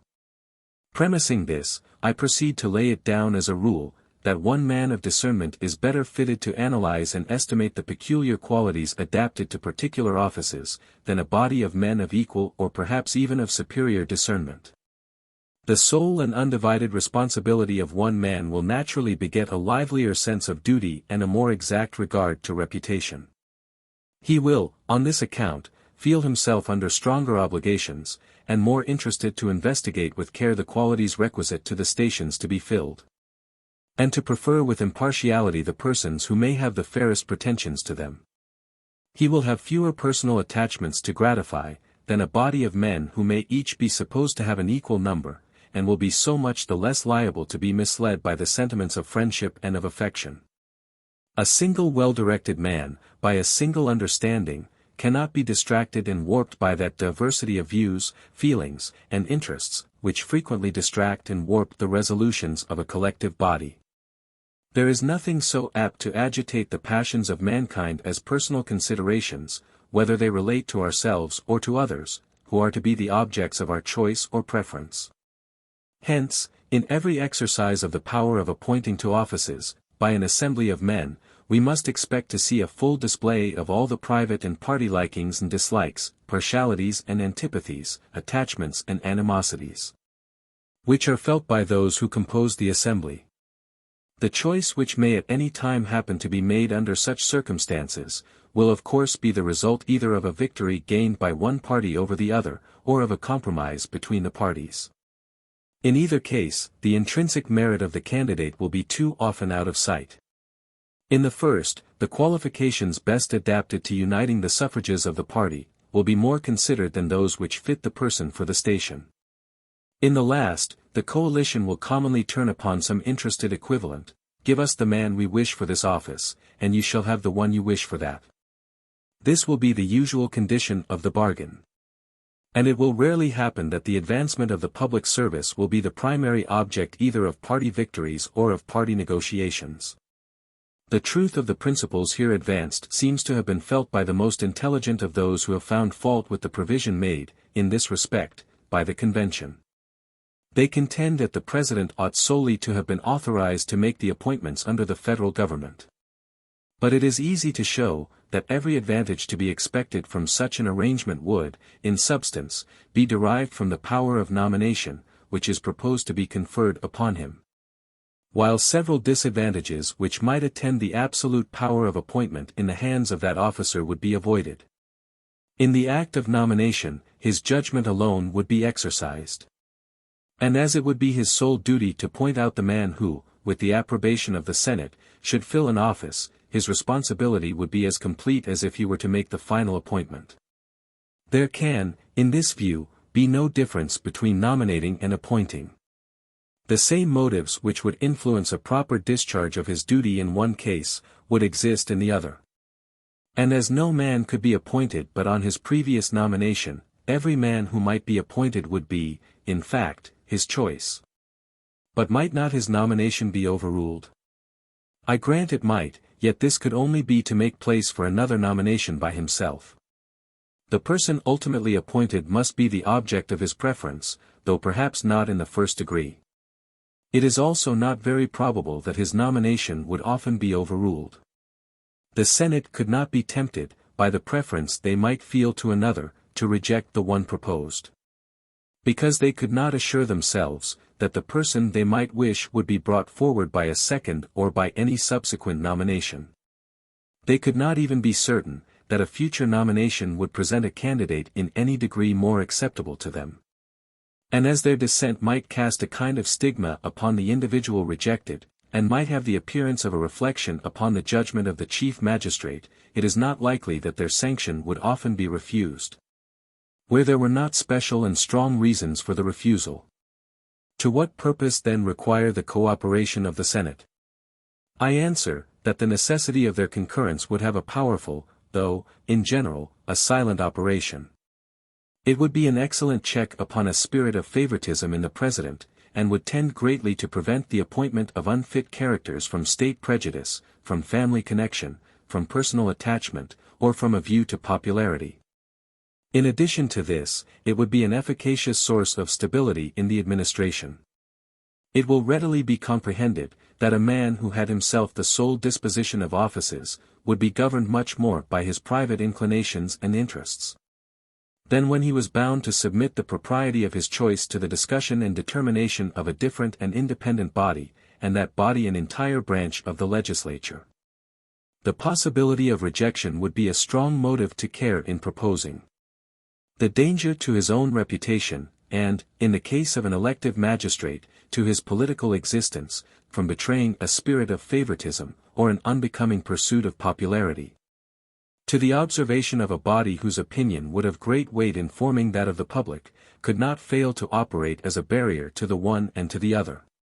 He would be both ashamed and afraid to bring forward, for the most distinguished or lucrative stations, candidates who had no other merit than that of coming from the same state to which he particularly belonged, or of being in some way or other personally allied to him, or of possessing the necessary insignificance and pliancy to render them the obsequious instruments of his pleasure. To this reasoning it has been objected that the President, by the influence of the power of nomination, may secure the complaisance of the Senate to his views. This supposition of universal venality in human nature is little less an error in political reasoning, than the supposition of universal rectitude.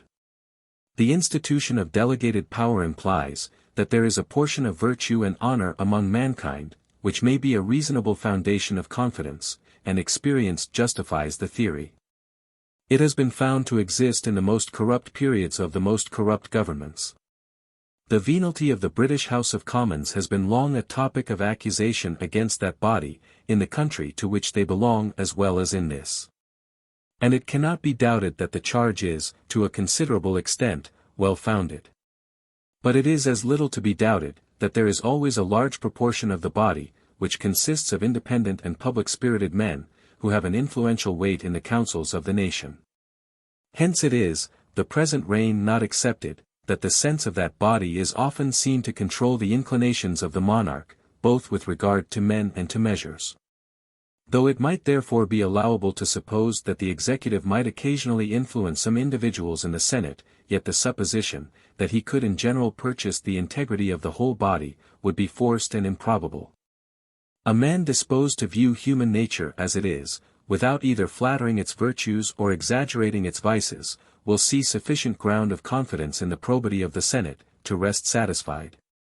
Not only that it will be impracticable to the executive to corrupt or seduce a majority of its members, but that the necessity of its cooperation, in the business of appointments, will be a considerable and salutary restraint upon the conduct of that magistrate. Nor is the integrity of the Senate the only reliance. The Constitution has provided some important guards against the danger of executive influence upon the legislative body. It declares that no senator or representative shall during the time for which he was elected be appointed to any civil office under the United States, which shall have been created, or the emoluments whereof shall have been increased, during such time.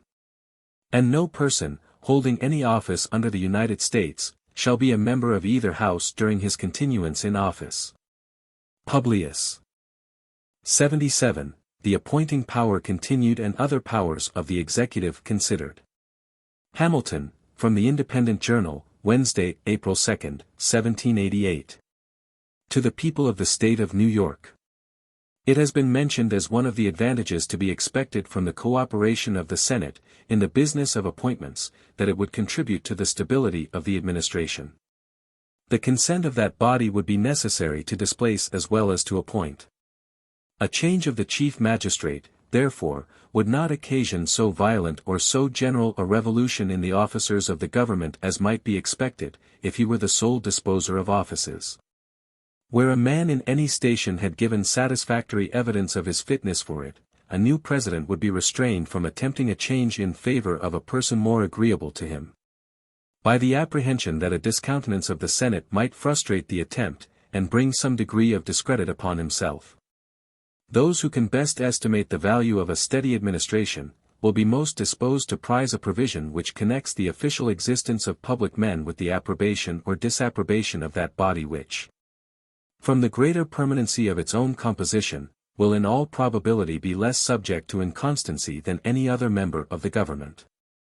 To this union of the Senate with the President, in the article of appointments, it has in some cases been suggested that it would serve to give the President an undue influence over the Senate.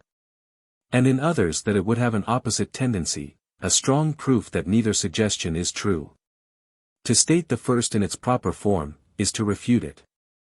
It amounts to this: the President would have an improper influence over the Senate, because the Senate would have the power of restraining him. This is an absurdity in terms. It cannot admit of a doubt that the entire power of appointment would enable him much more effectually to establish a dangerous empire over that body, than a mere power of nomination subject to their control. Let us take a view of the converse of the proposition: the Senate would influence the executive. As I have had occasion to remark in several other instances, the indistinctness of the objection forbids a precise answer. In what manner is this influence to be exerted? In relation to what objects? The power of influencing a person, in the sense in which it is here used, must imply a power of conferring a benefit upon him. How could the Senate confer a benefit upon the President by the manner of employing their right of negative upon his nominations? If it be said they might sometimes gratify him by an acquiescence in a favorite choice, when public motives might dictate a different conduct, I answer, that the instances in which the President could be personally interested in the result would be too few to admit of his being materially affected by the compliances of the Senate. The power which can originate the disposition of honors and emoluments, is more likely to attract than to be attracted by the power which can merely obstruct their course. If by influencing the President be meant restraining him, this is precisely what must have been intended. And it has been shown that the restraint would be salutary, at the same time that it would not be such as to destroy a single advantage to be looked for from the uncontrolled agency of that magistrate. The right of nomination would produce all the good of that of appointment, and would in a great measure avoid its evils. Upon a comparison of the plan for the appointment of the officers of the proposed government with that which is established by the Constitution of this state, a decided preference must be given to the former. In that plan the power of nomination is unequivocally vested in the executive. And as there would be a necessity for submitting each nomination to the judgment of an entire branch of the legislature, the circumstances attending an appointment, from the mode of conducting it, would naturally become matters of notoriety. And the public would be at no loss to determine what part had been performed by the different actors. The blame of a bad nomination would fall upon the President singly and absolutely. The censure of rejecting a good one would lie entirely at the door of the Senate, aggravated by the consideration of their having counteracted the good intentions of the executive. If an ill appointment should be made, the executive for nominating, and the Senate for approving, would participate, though in different degrees, in the opprobrium and disgrace. The reverse of all this characterizes the manner of appointment in this state. The Council of Appointment consists of from 3 to 5 persons, of whom the governor is always one. This small body, shut up in a private apartment, impenetrable to the public eye, proceed to the execution of the trust committed to them. It is known that the governor claims the right of nomination, upon the strength of some ambiguous expressions in the Constitution, but it is not known to what extent, or in what manner he exercises it. Nor upon what occasions he is contradicted or opposed. The censure of a bad appointment, on account of the uncertainty of its author, and for want of a determinate object, has neither poignancy nor duration. And while an unbounded field for cabal and intrigue lies open, all idea of responsibility is lost. The most that the public can know, is that the governor claims the right of nomination. That 2 out of the inconsiderable number of 4 men can too often be managed without much difficulty. That if some of the members of a particular council should happen to be of an uncomplying character, it is frequently not impossible to get rid of their opposition by regulating the times of meeting in such a manner as to render their attendance inconvenient. And that from whatever cause it may proceed, a great number of very improper appointments are from time to time made. Whether a governor of this state avails himself of the ascendant he must necessarily have, in this delicate and important part of the administration, to prefer to offices men who are best qualified for them. Or whether he prostitutes that advantage to the advancement of persons whose chief merit is their implicit devotion to his will, and to the support of a despicable and dangerous system of personal influence, are questions which, unfortunately for the community, can only be the subjects of speculation and conjecture. Every mere council of appointment, however constituted, will be a conclave, in which cabal and intrigue will have their full scope. Their number, without an unwarrantable increase of expense, cannot be large enough to preclude a facility of combination. And as each member will have his friends and connections to provide for, the desire of mutual gratification will beget a scandalous bartering of votes and bargaining for places. The private attachments of one man might easily be satisfied. But to satisfy the private attachments of a dozen, or of 20 men, would occasion a monopoly of all the principal employments of the government in a few families. And would lead more directly to an aristocracy or an oligarchy than any measure that could be contrived. If, to avoid an accumulation of offices, there was to be a frequent change in the persons who were to compose the council, this would involve the mischiefs of a mutable administration in their full extent. Such a council would also be more liable to executive influence than the Senate, because they would be fewer in number, and would act less immediately under the public inspection. Such a council, in fine, as a substitute for the plan of the convention, would be productive of an increase of expense, a multiplication of the evils which spring from favoritism and intrigue in the distribution of public honors, a decrease of stability in the administration of the government, and a diminution of the security against an undue influence of the executive. And yet such a council has been warmly contended for as an essential amendment in the proposed Constitution. I could not with propriety conclude my observations on the subject of appointments without taking notice of a scheme for which there have appeared some, though but few advocates. I mean that of uniting the House of Representatives in the power of making them. I shall, however, do little more than mention it, as I cannot imagine that it is likely to gain the countenance of any considerable part of the community. A body so fluctuating and at the same time so numerous, can never be deemed proper for the exercise of that power. Its unfitness will appear manifest to all, when it is recollected that in half a century it may consist of 300 or 400 persons. All the advantages of the stability, both of the executive and of the Senate, would be defeated by this union, and infinite delays and embarrassments would be occasioned. The example of most of the states in their local constitutions encourages us to reprobate the idea. The only remaining powers of the executive are comprehended in giving information to Congress of the state of the Union, in recommending to their consideration such measures as he shall judge expedient, in convening them, or either branch, upon extraordinary occasions, in adjourning them when they cannot themselves agree upon the time of adjournment, in receiving ambassadors and other public ministers, in faithfully executing the laws, and in commissioning all the officers of the United States. Except some cavils about the power of convening either house of the legislature, and that of receiving ambassadors, no objection has been made to this class of authorities, nor could they possibly admit of any. It required, indeed, an insatiable avidity for censure to invent exceptions to the parts which have been accepted to.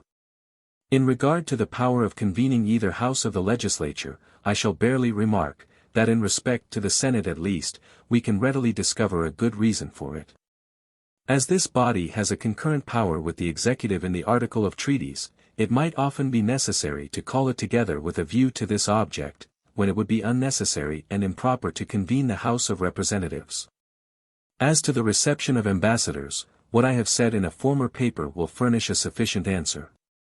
We have now completed a survey of the structure and powers of the Executive Department, which, I have endeavored to show, combines, as far as Republican principles will admit, all the requisites to energy.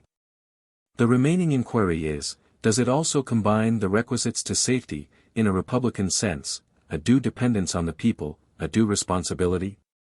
The answer to this question has been anticipated in the investigation of its other characteristics, and is satisfactorily deducible from these circumstances. From the election of the President once in 4 years by persons immediately chosen by the people for that purpose, and from his being at all times liable to impeachment, trial, dismission from office, incapacity to serve in any other, and to forfeiture of life and estate by subsequent prosecution in the common course of law. But these precautions, great as they are not the only ones which the plan of the Convention has provided in favor of the public security. In the only instances in which the abuse of the executive authority was materially to be feared, the Chief Magistrate of the United States would, by that plan, be subjected to the control of a branch of the legislative body. What more could be desired by an enlightened and reasonable people? Publius. 78, The Judiciary Department. Hamilton, from Maclean's edition, New York, Wednesday, May 28, 1788. To the people of the State of New York. We proceed now to an examination of the Judiciary Department of the proposed government. In unfolding the defects of the existing Confederation, the utility and necessity of a federal judicature have been clearly pointed out. It is the less necessary to recapitulate the considerations there urged, as the propriety of the institution in the abstract is not disputed. The only questions which have been raised being relative to the manner of constituting it, and to its extent. To these points, therefore, our observations shall be confined. The manner of constituting it seems to embrace these several objects: first, the mode of appointing the judges; second, the tenure by which they are to hold their places; third, the partition of the judiciary authority between different courts, and their relations to each other. First, as to the mode of appointing the judges. This is the same with that of appointing the officers of the Union in general, and has been so fully discussed in the 2 last numbers, that nothing can be said here which would not be useless repetition. Second, as to the tenure by which the judges are to hold their places, this chiefly concerns their duration in office, the provisions for their support, the precautions for their responsibility. According to the plan of the Convention, all judges who may be appointed by the United States are to hold their offices during good behavior, which is conformable to the most approved of the state constitutions and among the rest, to that of this state.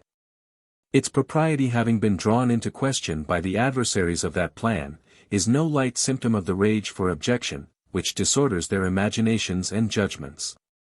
The standard of good behavior for the continuance in office of the judicial magistracy is certainly one of the most valuable of the modern improvements in the practice of government. In a monarchy it is an excellent barrier to the despotism of the prince, in a republic it is a no less excellent barrier to the encroachments and oppressions of the representative body. And it is the best expedient which can be devised in any government, to secure a steady, upright, and impartial administration of the laws. Whoever attentively considers the different departments of power must perceive, that, in a government in which they are separated from each other, the judiciary, from the nature of its functions, will always be the least dangerous to the political rights of the Constitution. Because it will be least in a capacity to annoy or injure them.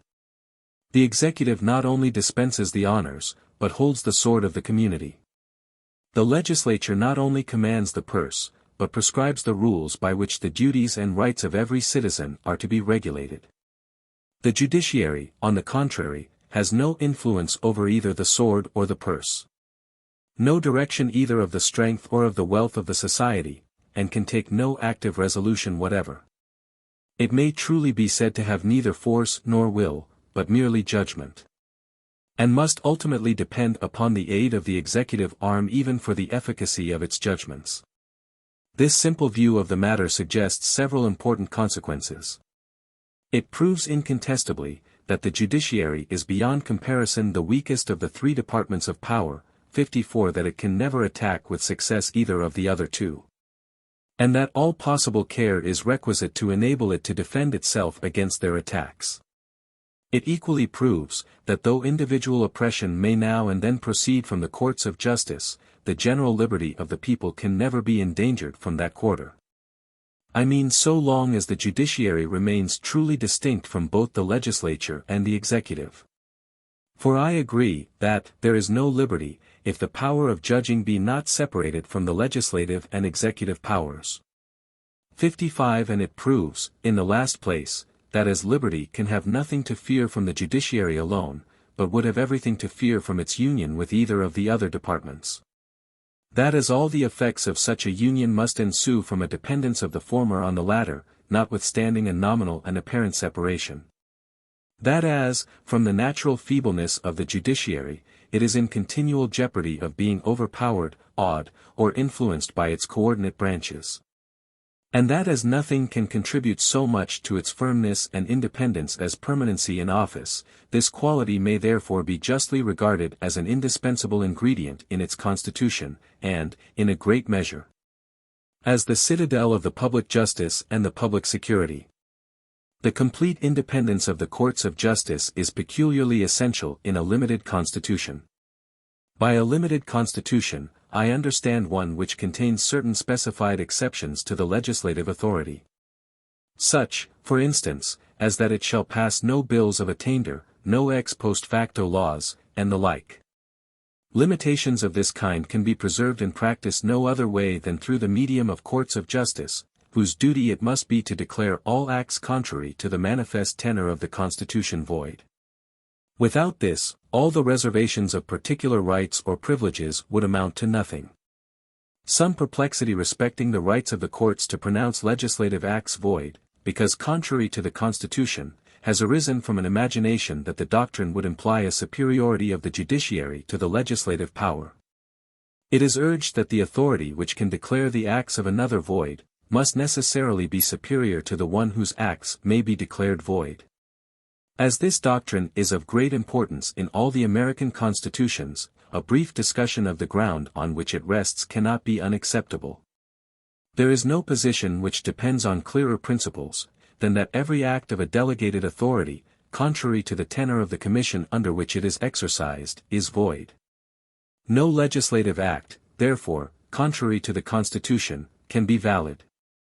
To deny this, would be to affirm, that the deputy is greater than his principal, that the servant is above his master. That the representatives of the people are superior to the people themselves, that men acting by virtue of powers, may do not only what their powers do not authorize, but what they forbid. If it be said that the legislative body are themselves the constitutional judges of their own powers, and that the construction they put upon them is conclusive upon the other departments, it may be answered. That this cannot be the natural presumption, where it is not to be collected from any particular provisions in the Constitution. It is not otherwise to be supposed, that the Constitution could intend to enable the representatives of the people to substitute their will to that of their constituents.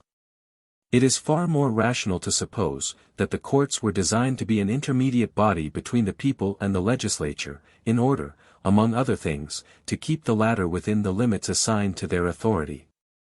The interpretation of the laws is the proper and peculiar province of the courts. A constitution is, in fact, and must be regarded by the judges, as a fundamental law. It therefore belongs to them to ascertain its meaning, as well as the meaning of any particular act proceeding from the legislative body. If there should happen to be an irreconcilable variance between the two, that which has the superior obligation and validity ought, of course, to be preferred. Or, in other words, the Constitution ought to be preferred to the statute, the intention of the people to the intention of their agents. Nor does this conclusion by any means suppose a superiority of the judicial to the legislative power. It only supposes that the power of the people is superior to both. And that where the will of the legislature, declared in its statutes, stands in opposition to that of the people, declared in the Constitution, the judges ought to be governed by the latter rather than the former. They ought to regulate their decisions by the fundamental laws, rather than by those which are not fundamental. This exercise of judicial discretion, in determining between two contradictory laws, is exemplified in a familiar instance. It not uncommonly happens, that there are two statutes existing at one time, clashing in whole or in part with each other, and neither of them containing any repealing clause or expression. In such a case, it is the province of the courts to liquidate and fix their meaning and operation. So far as they can, by any fair construction, be reconciled to each other, reason and law conspire to dictate that this should be done. Where this is impracticable, it becomes a matter of necessity to give effect to one, in exclusion of the other. The rule which has obtained in the courts for determining their relative validity is, that the last in order of time shall be preferred to the first. But this is a mere rule of construction, not derived from any positive law, but from the nature and reason of the thing. It is a rule not enjoined upon the courts by legislative provision, but adopted by themselves, as consonant to truth and propriety, for the direction of their conduct as interpreters of the law. They thought it reasonable, that between the interfering acts of an equal authority, that which was the last indication of its will should have the preference. But in regard to the interfering acts of a superior and subordinate authority, of an original and derivative power, the nature and reason of the thing indicate the converse of that rule as proper to be followed. They teach us that the prior act of a superior ought to be preferred to the subsequent act of an inferior and subordinate authority. And that accordingly, whenever a particular statute contravenes the Constitution, it will be the duty of the judicial tribunals to adhere to the latter and disregard the former. It can be of no weight to say that the courts, on the pretense of a repugnancy, may substitute their own pleasure to the constitutional intentions of the legislature. This might as well happen in the case of two contradictory statutes. Or it might as well happen in every adjudication upon any single statute. The courts must declare the sense of the law. And if they should be disposed to exercise will instead of judgment, the consequence would equally be the substitution of their pleasure to that of the legislative body. The observation, if it prove anything, would prove that there ought to be no judges distinct from that body. If, then, the courts of justice are to be considered as the bulwarks of a limited constitution against legislative encroachments, this consideration will afford a strong argument for the permanent tenure of judicial offices. Since nothing will contribute so much as this to that independent spirit in the judges which must be essential to the faithful performance of so arduous a duty. This independence of the judges is equally requisite to guard the Constitution and the rights of individuals from the effects of those ill humors, which the arts of designing men, or the influence of particular conjunctures, sometimes disseminate among the people themselves, and which, though they speedily give place to better information, and more deliberate reflection, have a tendency, in the meantime, to occasion dangerous innovations in the government, and serious oppressions of the minor party in the community. Though I trust the friends of the proposed Constitution will never concur with its enemies, 56 in questioning that fundamental principle of republican government, which admits the right of the people to alter or abolish the established Constitution, whenever they find it inconsistent with their happiness, yet it is not to be inferred from this principle, that the representatives of the people, whenever a momentary inclination happens to lay hold of a majority of their constituents, incompatible with the provisions in the existing Constitution, would, on that account, be justifiable in a violation of those provisions. Or that the courts would be under a greater obligation to connive at infractions in this shape, than when they had proceeded wholly from the cabals of the representative body. Until the people have, by some solemn and authoritative act, annulled or changed the established form, it is binding upon themselves collectively, as well as individually. And no presumption, or even knowledge, of their sentiments, can warrant their representatives in a departure from it, prior to such an act. But it is easy to see, that it would require an uncommon portion of fortitude in the judges to do their duty as faithful guardians of the Constitution, where legislative invasions of it had been instigated by the major voice of the community. But it is not with a view to infractions of the Constitution only, that the independence of the judges may be an essential safeguard against the effects of occasional ill humors in the society. These sometimes extend no farther than to the injury of the private rights of particular classes of citizens, by unjust and partial laws. Here also the firmness of the judicial magistracy is of vast importance in mitigating the severity and confining the operation of such laws. It not only serves to moderate the immediate mischiefs of those which may have been passed, but it operates as a check upon the legislative body in passing them, who, perceiving that obstacles to the success of iniquitous intention are to be expected from the scruples of the courts, are in a manner compelled, by the very motives of the injustice they meditate, to qualify their attempts. This is a circumstance calculated to have more influence upon the character of our governments, than but few may be aware of. The benefits of the integrity and moderation of the judiciary have already been felt in more states than one. And though they may have displeased those whose sinister expectations they may have disappointed, they must have commanded the esteem and applause of all the virtuous and disinterested. Considerate men, of every description, ought to prize whatever will tend to beget or fortify that temper in the courts, as no man can be sure that he may not be tomorrow the victim of a spirit of injustice, by which he may be a gainer today. And every man must now feel, that the inevitable tendency of such a spirit is to sap the foundations of public and private confidence, and to introduce in its stead universal distrust and distress. That inflexible and uniform adherence to the rights of the Constitution, and of individuals, which we perceive to be indispensable in the courts of justice, can certainly not be expected from judges who hold their offices by a temporary commission. Periodical appointments, however regulated, or by whomsoever made, would, in some way or other, be fatal to their necessary independence. If the power of making them was committed either to the executive or legislature, there would be danger of an improper complaisance to the branch which possessed it; if to both, there would be an unwillingness to hazard the displeasure of either. If to the people, or to persons chosen by them for the special purpose, there would be too great a disposition to consult popularity, to justify a reliance that nothing would be consulted but the Constitution and the laws. There is yet a further and a weightier reason for the permanency of the judicial offices, which is deducible from the nature of the qualifications they require. It has been frequently remarked, with great propriety, that a voluminous code of laws is one of the inconveniences necessarily connected with the advantages of a free government. To avoid an arbitrary discretion in the courts, it is indispensable that they should be bound down by strict rules and precedents, which serve to define and point out their duty in every particular case that comes before them. And it will readily be conceived from the variety of controversies which grow out of the folly and wickedness of mankind, that the records of those precedents must unavoidably swell to a very considerable bulk, and must demand long and laborious study to acquire a competent knowledge of them. Hence it is, that there can be but few men in the society who will have sufficient skill in the laws to qualify them for the stations of judges. And making the proper deductions for the ordinary depravity of human nature, the number must be still smaller of those who unite the requisite integrity with the requisite knowledge.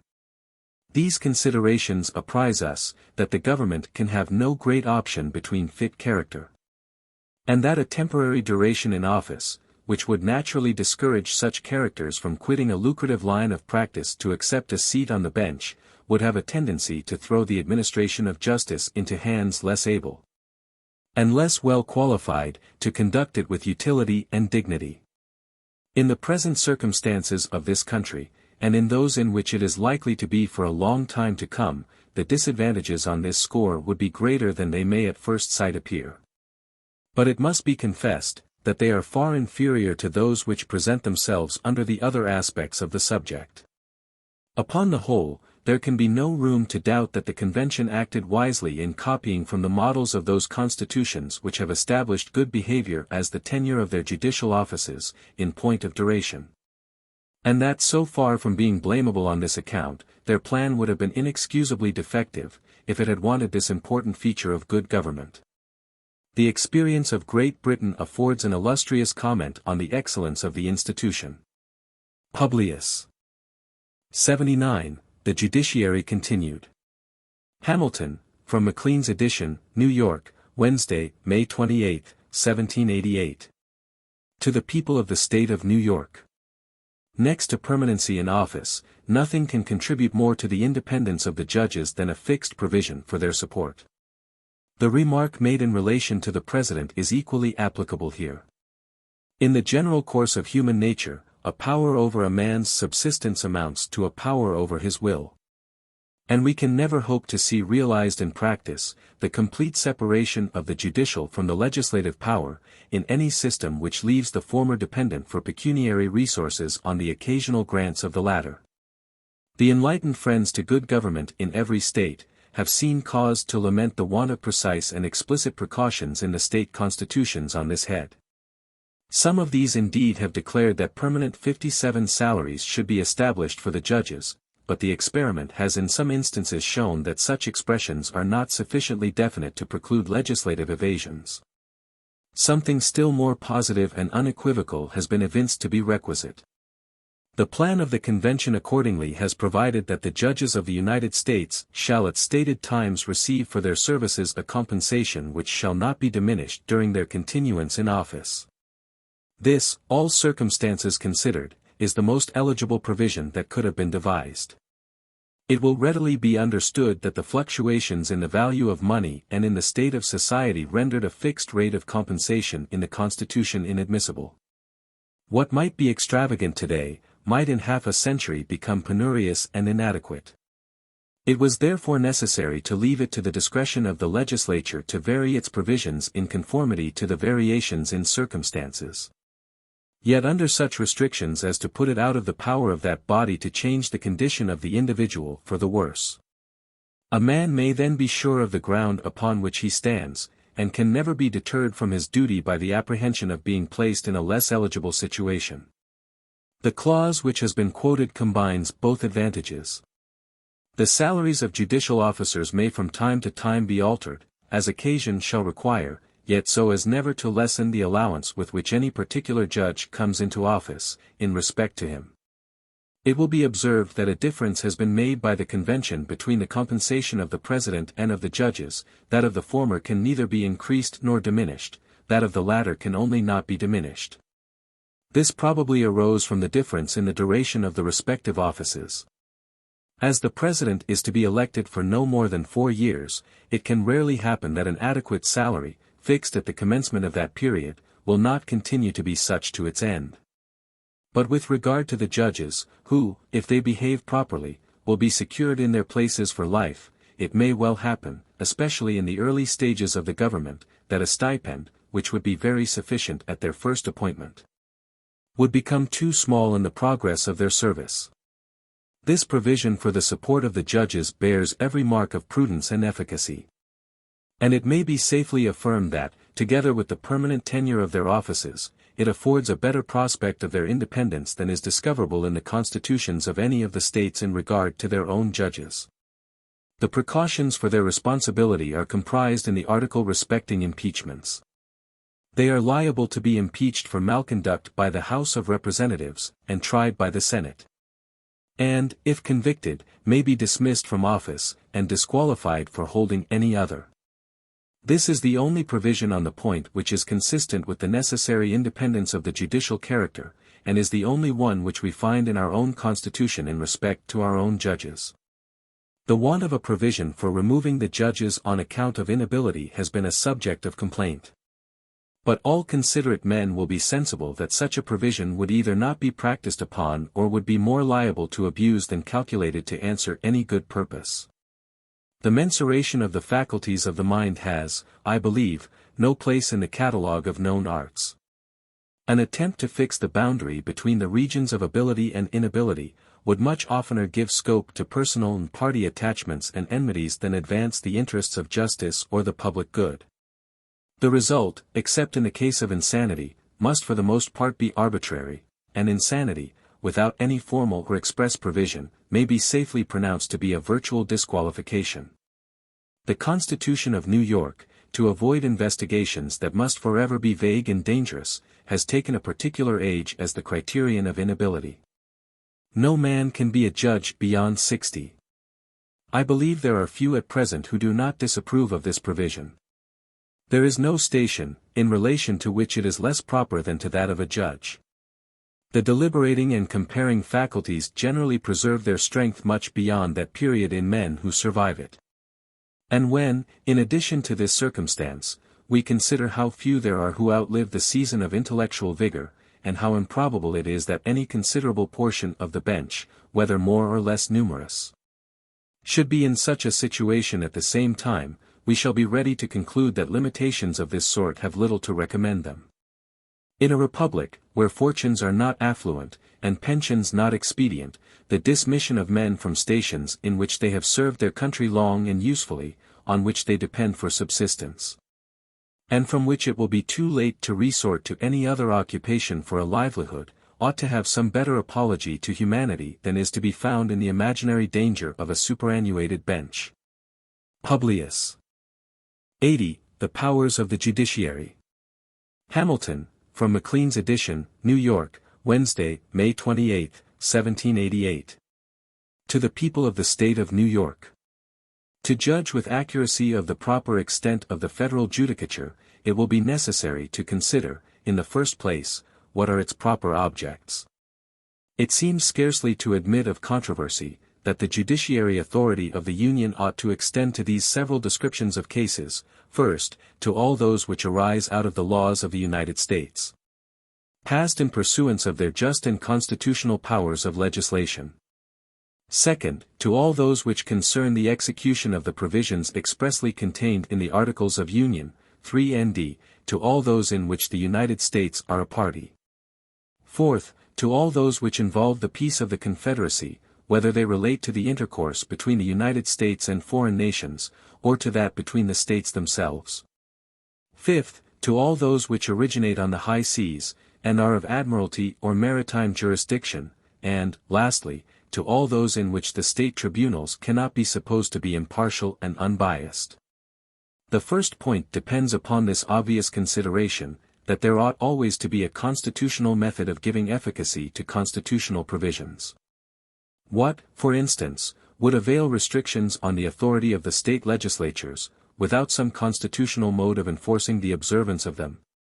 The states, by the plan of the convention, are prohibited from doing a variety of things, some of which are incompatible with the interests of the Union, and others with the principles of good government.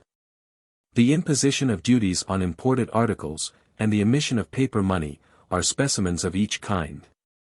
No man of sense will believe that such prohibitions would be scrupulously regarded, without some effectual power in the government to restrain or correct the infractions of them. This power must either be a direct negative on the state laws, or an authority in the federal courts to overrule such as might be in manifest contravention of the Articles of Union. There is no third course that I can imagine. The latter appears to have been thought by the convention preferable to the former, and, I presume, will be most agreeable to the states. As to the second point, it is impossible, by any argument or comment, to make it clearer than it is in itself. If there are such things as political axioms, the propriety of the judicial power of a government being coextensive with its legislative, may be ranked among the number. The mere necessity of uniformity in the interpretation of the national laws, decides the question. 13 independent courts of final jurisdiction over the same causes, arising upon the same laws, is a hydra in government, from which nothing but contradiction and confusion can proceed. Still less need be said in regard to the third point. Controversies between the nation and its members or citizens, can only be properly referred to the national tribunals. Any other plan would be contrary to reason, to precedent, and to decorum. The fourth point rests on this plain proposition, that the peace of the whole ought not to be left at the disposal of a part. The Union will undoubtedly be answerable to foreign powers for the conduct of its members. And the responsibility for an injury ought ever to be accompanied with the faculty of preventing it. As the denial or perversion of justice by the sentences of courts, as well as in any other manner, is with reason classed among the just causes of war. It will follow that the federal judiciary ought to have cognizance of all causes in which the citizens of other countries are concerned. This is not less essential to the preservation of the public faith, than to the security of the public tranquility. A distinction may perhaps be imagined between cases arising upon treaties and the laws of nations and those which may stand merely on the footing of the municipal law. The former kind may be supposed proper for the federal jurisdiction, the latter for that of the states. But it is at least problematical, whether an unjust sentence against a foreigner, where the subject of controversy was wholly relative to the lex loci, would not, if unredressed, be an aggression upon his sovereign. As well as one which violated the stipulations of a treaty or the general law of nations. And a still greater objection to the distinction would result from the immense difficulty, if not impossibility, of a practical discrimination between the cases of one complexion and those of the other. So great a proportion of the cases in which foreigners are parties, involve national questions, that it is by far most safe and most expedient to refer all those in which they are concerned to the national tribunals. The power of determining causes between two states, between one state and the citizens of another, and between the citizens of different states, is perhaps not less essential to the peace of the Union than that which has been just examined. History gives us a horrid picture of the dissensions and private wars which distracted and desolated Germany prior to the institution of the imperial chamber by Maximilian, towards the close of the 15th century. And informs us, at the same time, of the vast influence of that institution in appeasing the disorders and establishing the tranquility of the empire. This was a court invested with authority to decide finally all differences among the members of the Germanic body. A method of terminating territorial disputes between the states, under the authority of the federal head, was not unattended to, even in the imperfect system by which they have been hitherto held together. But there are many other sources, besides interfering claims of boundary, from which bickerings and animosities may spring up among the members of the Union. To some of these we have been witnesses in the course of our past experience. It will readily be conjectured that I allude to the fraudulent laws which have been passed in too many of the states. And though the proposed constitution establishes particular guards against the repetition of those instances which have heretofore made their appearance, yet it is warrantable to apprehend that the spirit which produced them will assume new shapes that could not be foreseen nor specifically provided against. Whatever practices may have a tendency to disturb the harmony between the states, are proper objects of federal superintendence and control. It may be esteemed the basis of the Union, that the citizens of each state shall be entitled to all the privileges and immunities of citizens of the several states. And if it be a just principle that every government ought to possess the means of executing its own provisions by its own authority, it will follow that in order to the inviolable maintenance of that equality of privileges and immunities to which the citizens of the Union will be entitled, the national judiciary ought to preside in all cases in which one state or its citizens are opposed to another state or its citizens. To secure the full effect of so fundamental a provision against all evasion and subterfuge, it is necessary that its construction should be committed to that tribunal which, having no local attachments, will be likely to be impartial between the different states and their citizens, and which, owing its official existence to the Union, will never be likely to feel any bias inauspicious to the principles on which it is founded. The fifth point will demand little animadversion. The most bigoted idolizers of state authority have not thus far shown a disposition to deny the national judiciary the cognizances of maritime causes. These so generally depend on the laws of nations, and so commonly affect the rights of foreigners, that they fall within the considerations which are relative to the public peace. The most important part of them are, by the present Confederation, submitted to federal jurisdiction.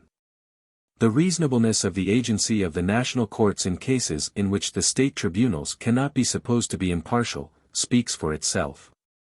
No man ought certainly to be a judge in his own cause, or in any cause in respect to which he has the least interest or bias. This principle has no inconsiderable weight in designating the federal courts as the proper tribunals for the determination of controversies between different states and their citizens. And it ought to have the same operation in regard to some cases between citizens of the same state. Claims to land under grants of different states, founded upon adverse pretensions of boundary, are of this description. The courts of neither of the granting states could be expected to be unbiased. The laws may have even prejudged the question, and tied the courts down to decisions in favor of the grants of the state to which they belonged. And even where this had not been done, it would be natural that the judges, as men, should feel a strong predilection to the claims of their own government. Having thus laid down and discussed the principles which ought to regulate the constitution of the federal judiciary, we will proceed to test, by these principles, the particular powers of which, according to the plan of the convention, it is to be composed.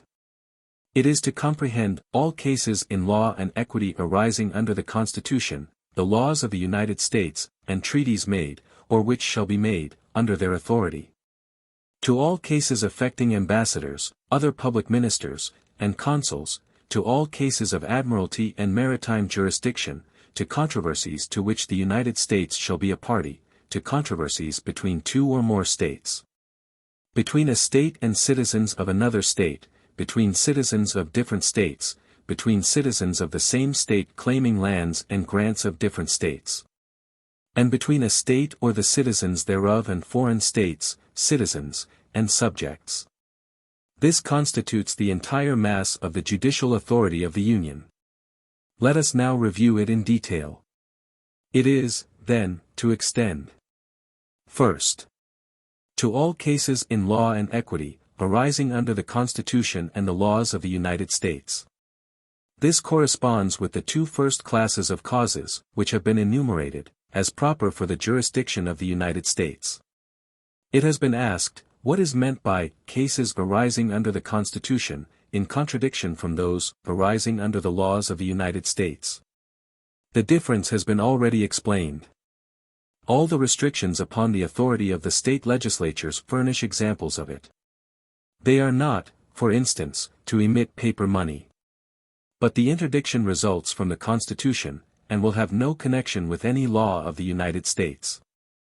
Should paper money, notwithstanding, be emitted, the controversies concerning it would be cases arising under the Constitution and not the laws of the United States, in the ordinary signification of the terms. This may serve as a sample of the whole. It has also been asked, what need of the word equity? What equitable causes can grow out of the Constitution and laws of the United States? There is hardly a subject of litigation between individuals, which may not involve those ingredients of fraud, accident, trust, or hardship, which would render the matter an object of equitable rather than of legal jurisdiction. As the distinction is known and established in several of the states. It is the peculiar province, for instance, of a court of equity to relieve against what are called hard bargains. These are contracts in which, though there may have been no direct fraud or deceit, sufficient to invalidate them in a court of law, yet there may have been some undue and unconscionable advantage taken of the necessities or misfortunes of one of the parties, which a court of equity would not tolerate. In such cases, where foreigners were concerned on either side, it would be impossible for the federal judicatories to do justice without an equitable as well as a legal jurisdiction. Agreements to convey lands claimed under the grants of different states may afford another example of the necessity of an equitable jurisdiction in the federal courts. This reasoning may not be so palpable in those states where the formal and technical distinction between law and equity is not maintained, as in this state, where it is exemplified by every day's practice. The judiciary authority of the Union is to extend. Second, to treaties made, or which shall be made, under the authority of the United States, and to all cases affecting ambassadors, other public ministers, and consuls. These belong to the fourth class of the enumerated cases, as they have an evident connection with the preservation of the national peace. Third, to cases of admiralty and maritime jurisdiction. These form, altogether, the fifth of the enumerated classes of causes proper for the cognizance of the national courts. Fourth, to controversies to which the United States shall be a party. These constitute the third of those classes. Fifth, to controversies between two or more states, between a state and citizens of another state, between citizens of different states. These belong to the fourth of those classes, and partake, in some measure, of the nature of the last. Sixth, to cases between the citizens of the same state, claiming lands under grants of different states. These fall within the last class, and are the only instances in which the proposed Constitution directly contemplates the cognizance of disputes between the citizens of the same state. Seventh, to cases between a state and the citizens thereof, and foreign states, citizens, or subjects. These have been already explained to belong to the fourth of the enumerated classes, and have been shown to be, in a peculiar manner, the proper subjects of the national judicature. From this review of the particular powers of the federal judiciary, as marked out in the Constitution, it appears that they are all conformable to the principles which ought to have governed the structure of that department, and which were necessary to the perfection of the system.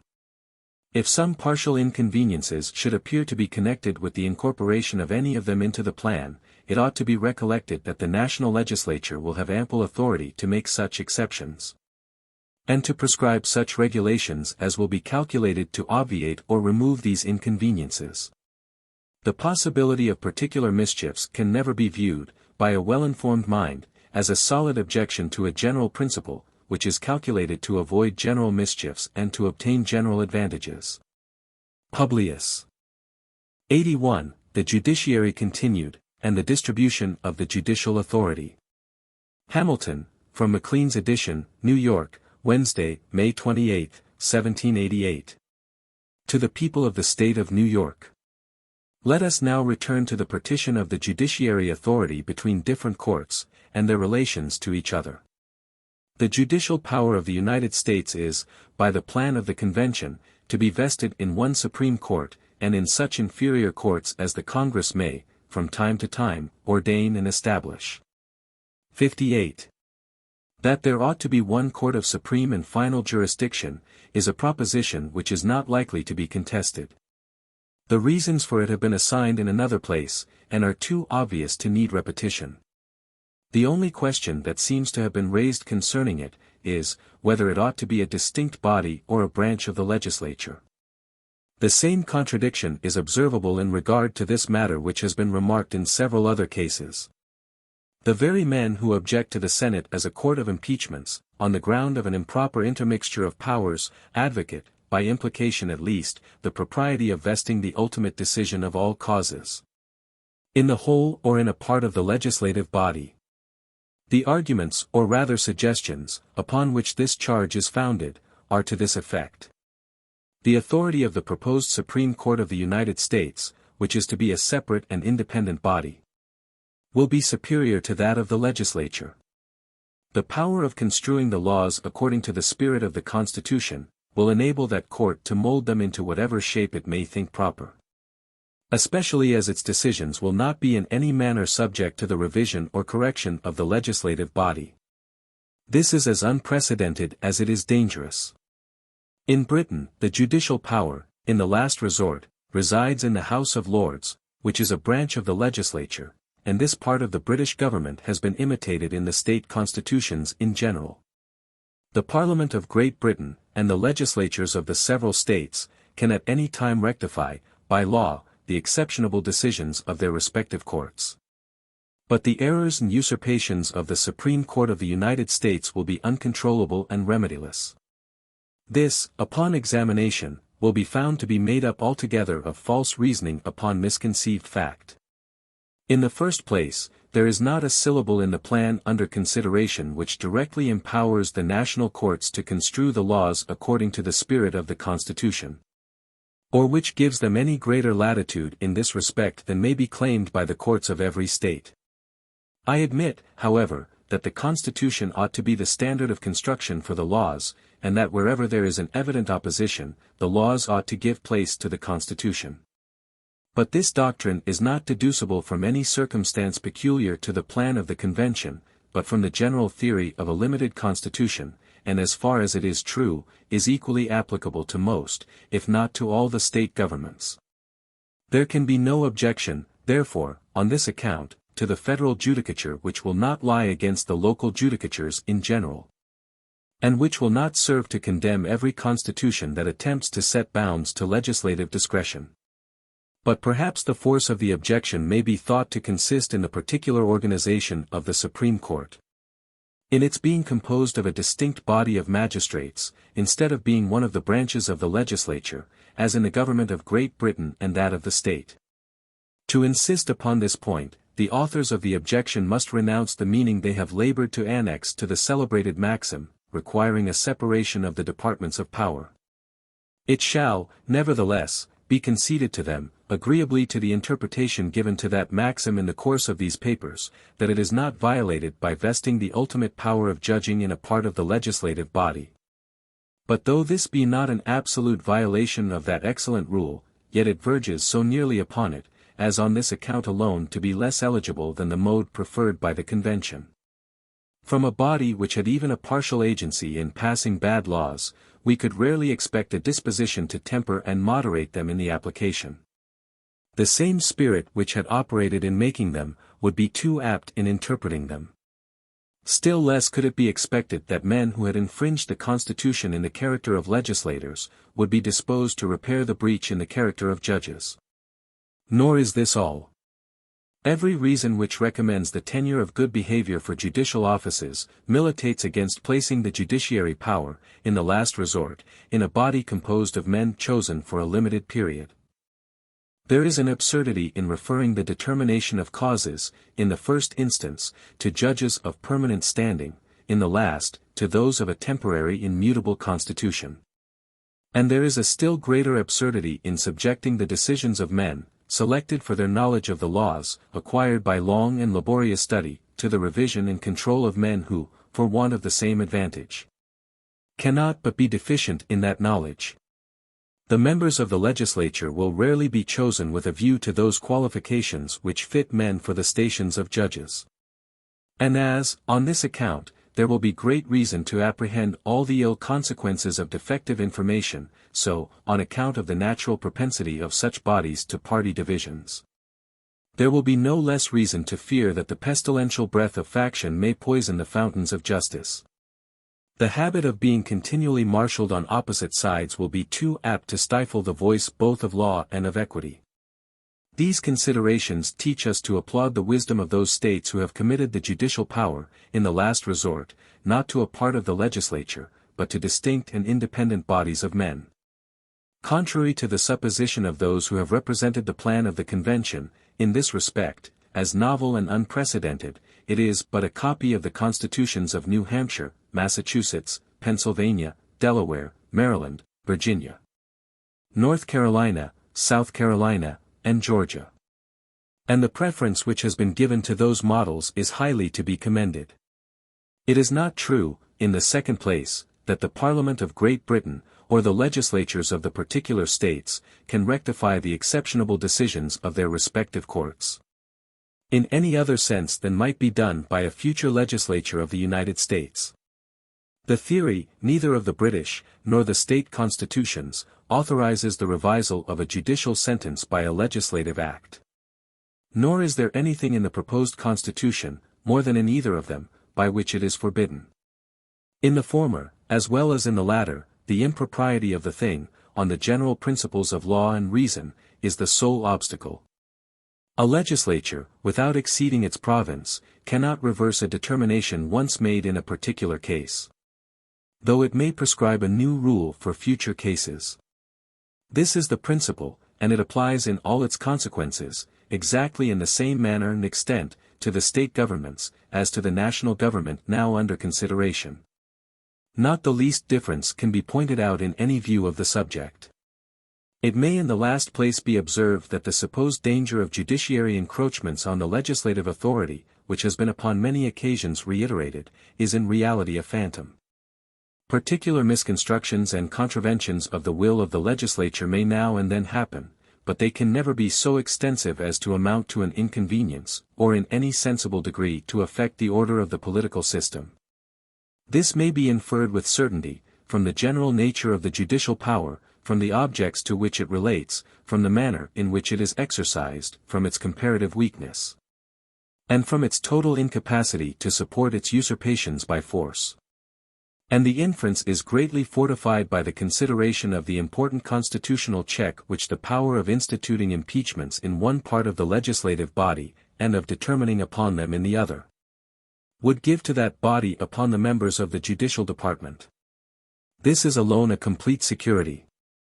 There never can be danger that the judges, by a series of deliberate usurpations on the authority of the legislature, would hazard the united resentment of the body entrusted with it, while this body was possessed of the means of punishing their presumption, by degrading them from their stations. While this ought to remove all apprehensions on the subject, it affords, at the same time, a cogent argument for constituting the Senate a court for the trial of impeachments. Having now examined, and, I trust, removed the objections to the distinct and independent organization of the Supreme Court, I proceed to consider the propriety of the power of constituting inferior courts. 59 And the relations which will subsist between these and the former. The power of constituting inferior courts is evidently calculated to obviate the necessity of having recourse to the Supreme Court in every case of federal cognizance. It is intended to enable the national government to institute or authorize, in each state or district of the United States, a tribunal competent to the determination of matters of national jurisdiction within its limits. But why, it is asked, might not the same purpose have been accomplished by the instrumentality of the state courts? This admits of different answers. Though the fitness and competency of those courts should be allowed in the utmost latitude, yet the substance of the power in question may still be regarded as a necessary part of the plan. If it were only to empower the national legislature to commit to them the cognizance of causes arising out of the national constitution, to confer the power of determining such causes upon the existing courts of the several states, would perhaps be as much to constitute tribunals, as to create new courts with the like power. But ought not a more direct and explicit provision to have been made in favor of the state courts? There are, in my opinion, substantial reasons against such a provision. The most discerning cannot foresee how far the prevalency of a local spirit may be found to disqualify the local tribunals for the jurisdiction of national causes. Whilst every man may discover, that courts constituted like those of some of the states would be improper channels of the judicial authority of the Union. State judges, holding their offices during pleasure, or from year to year, will be too little independent to be relied upon for an inflexible execution of the national laws. And if there was a necessity for confiding the original cognizance of causes arising under those laws to them, there would be a correspondent necessity for leaving the door of appeal as wide as possible. In proportion to the grounds of confidence in, or distrust of, the subordinate tribunals, ought to be the facility or difficulty of appeals. And well satisfied as I am of the propriety of the appellate jurisdiction, in the several classes of causes to which it is extended by the plan of the Convention, I should consider everything calculated to give, in practice, an unrestrained course to appeals, as a source of public and private inconvenience. I am not sure, but that it will be found highly expedient and useful, to divide the United States into 4 or 5 or half a dozen districts, and to institute a federal court in each district, in lieu of one in every state. The judges of these courts, with the aid of the state judges, may hold circuits for the trial of causes in the several parts of the respective districts. Justice through them may be administered with ease and dispatch. and appeals may be safely circumscribed within a narrow compass. This plan appears to me at present the most eligible of any that could be adopted. And in order to it is necessary that the power of constituting inferior courts should exist in the full extent in which it is to be found in the proposed Constitution.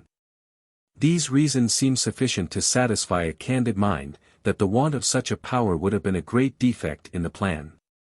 Let us now examine in what manner the judicial authority is to be distributed between the Supreme and the inferior courts of the Union. The Supreme Court is to be invested with original jurisdiction, only, in cases affecting ambassadors, other public ministers, and consuls, and those in which a state shall be a party. Public ministers of every class are the immediate representatives of their sovereigns. All questions in which they are concerned are so directly connected with the public peace, that, as well for the preservation of this, as out of respect to the sovereignties they represent, it is both expedient and proper that such questions should be submitted in the first instance to the highest judicatory of the nation. Though consuls have not in strictness a diplomatic character, yet as they are the public agents of the nations to which they belong, the same observation is in a great measure applicable to them.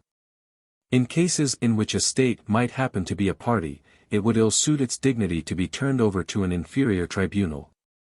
Though it may rather be a digression from the immediate subject of this paper, I shall take occasion to mention here a supposition which has excited some alarm upon very mistaken grounds.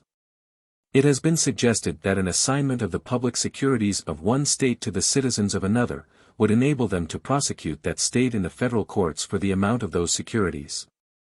A suggestion which the following considerations prove to be without foundation.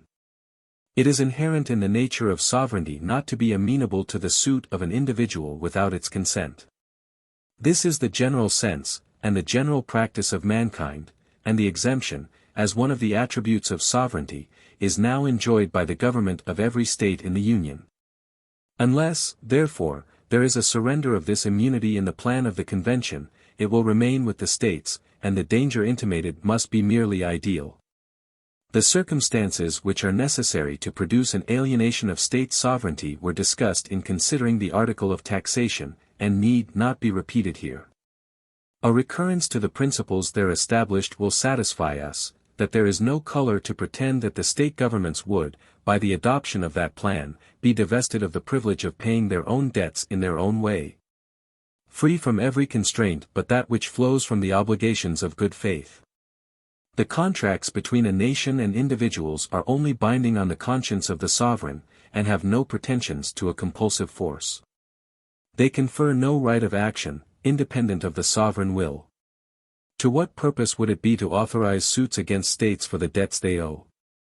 How could recoveries be enforced? It is evident, it could not be done without waging war against the contracting state. And to ascribe to the federal courts, by mere implication, and in destruction of a pre-existing right of the state governments, a power which would involve such a consequence, would be altogether forced and unwarrantable. Let us resume the train of our observations.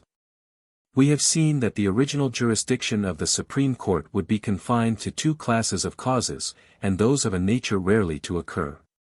In all other cases of federal cognizance, the original jurisdiction would appertain to the inferior tribunals.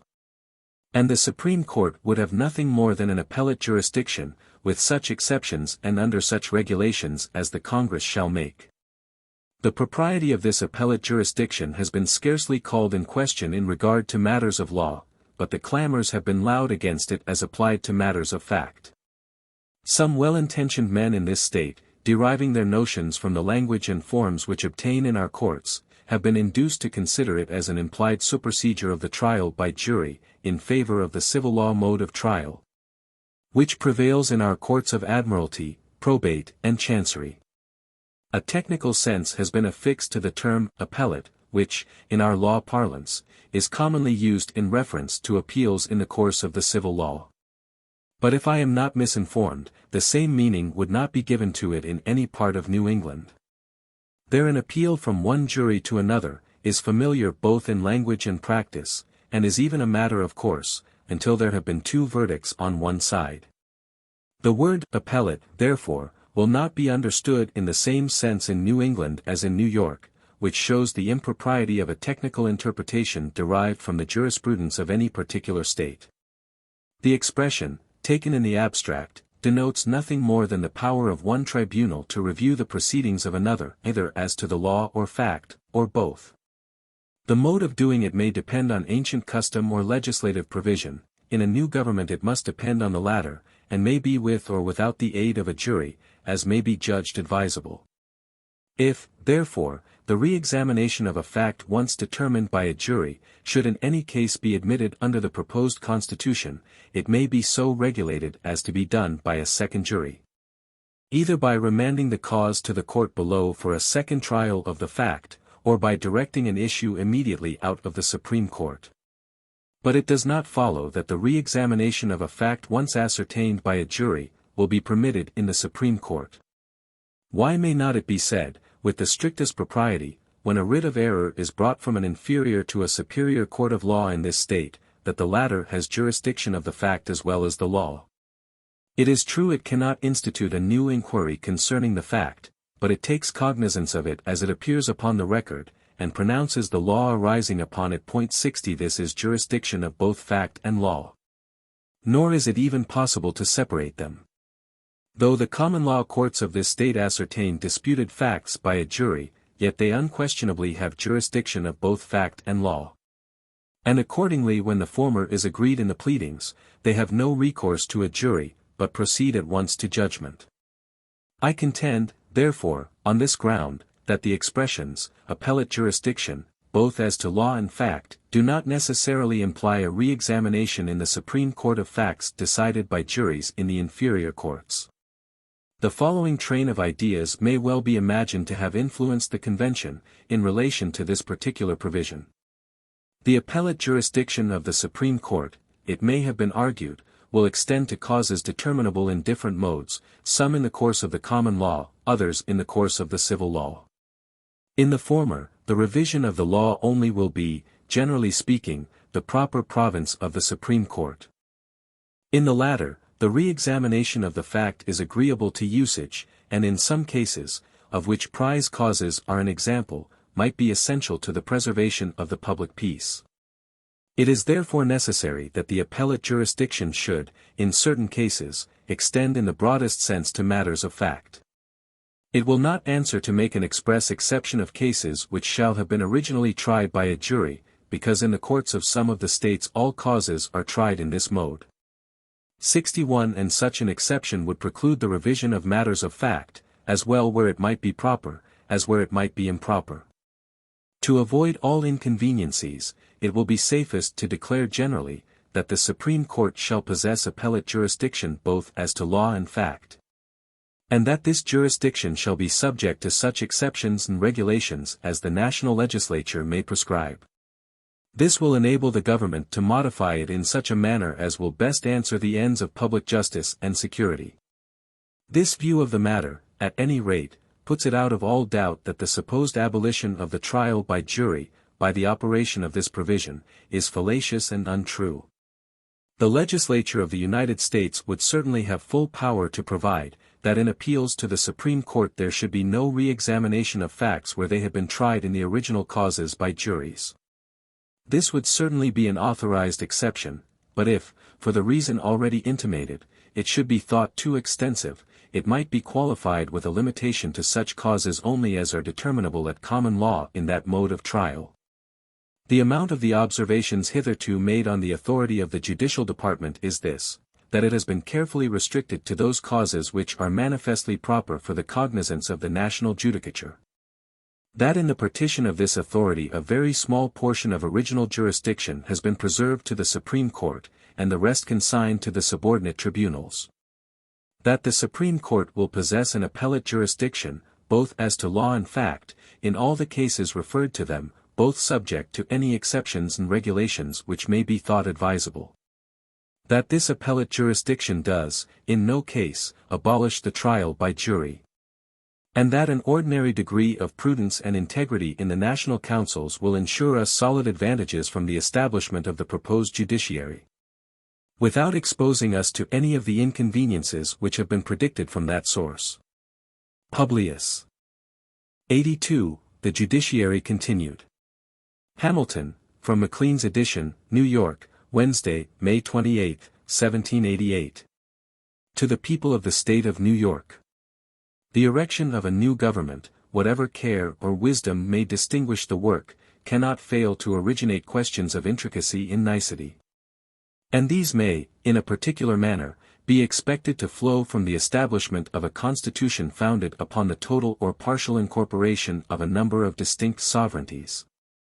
'Tis time only that can mature and perfect so compound a system, can liquidate the meaning of all the parts, and can adjust them to each other in a harmonious and consistent whole. Such questions, accordingly, have arisen upon the plan proposed by the Convention, and particularly concerning the Judiciary Department. The principal of these respect the situation of the state courts in regard to those causes which are to be submitted to federal jurisdiction. Is this to be exclusive, or are those courts to possess a concurrent jurisdiction? If the latter, in what relation will they stand to the national tribunals? These are inquiries which we meet with in the mouths of men of sense, and which are certainly entitled to attention. The principles established in a former paper 62 teach us that the states will retain all pre-existing authorities which may not be exclusively delegated to the federal head. And that this exclusive delegation can only exist in one of three cases, where an exclusive authority is, in express terms, granted to the Union.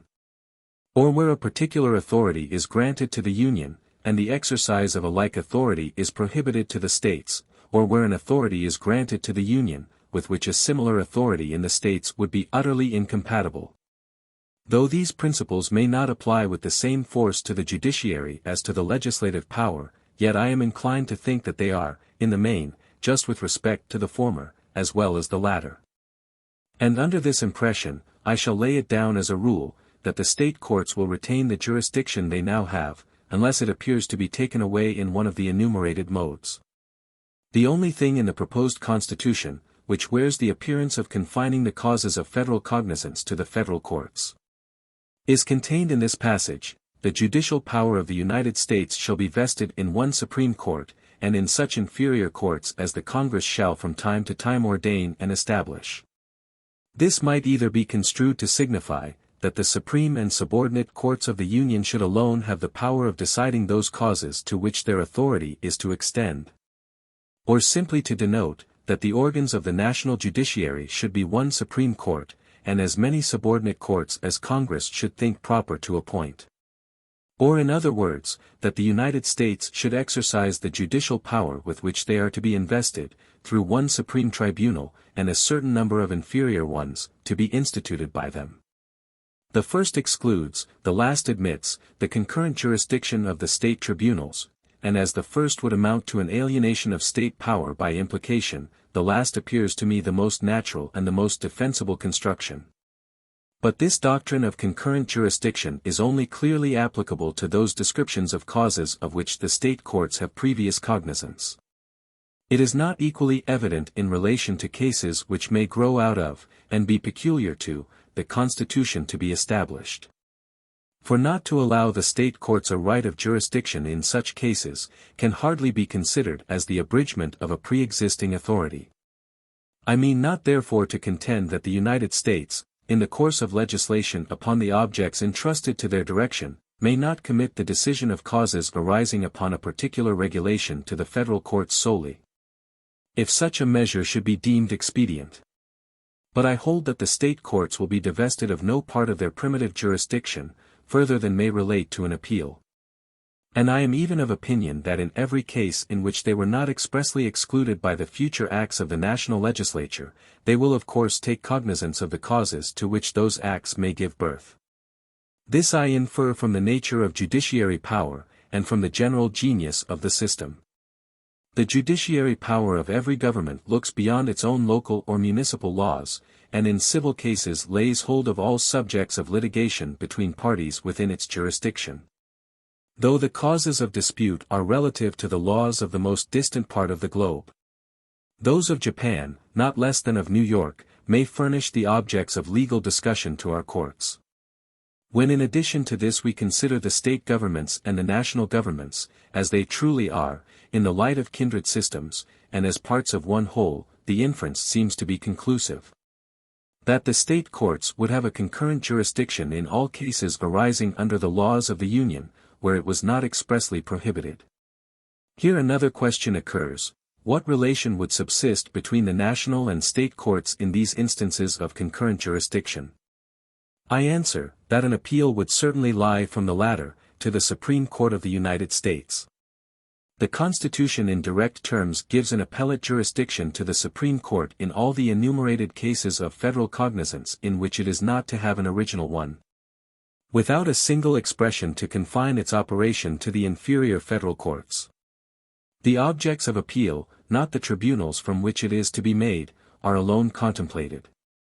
From this circumstance, and from the reason of the thing, it ought to be construed to extend to the state tribunals. Either this must be the case, or the local courts must be excluded from a concurrent jurisdiction in matters of national concern, else the judiciary authority of the Union may be eluded at the pleasure of every plaintiff or prosecutor.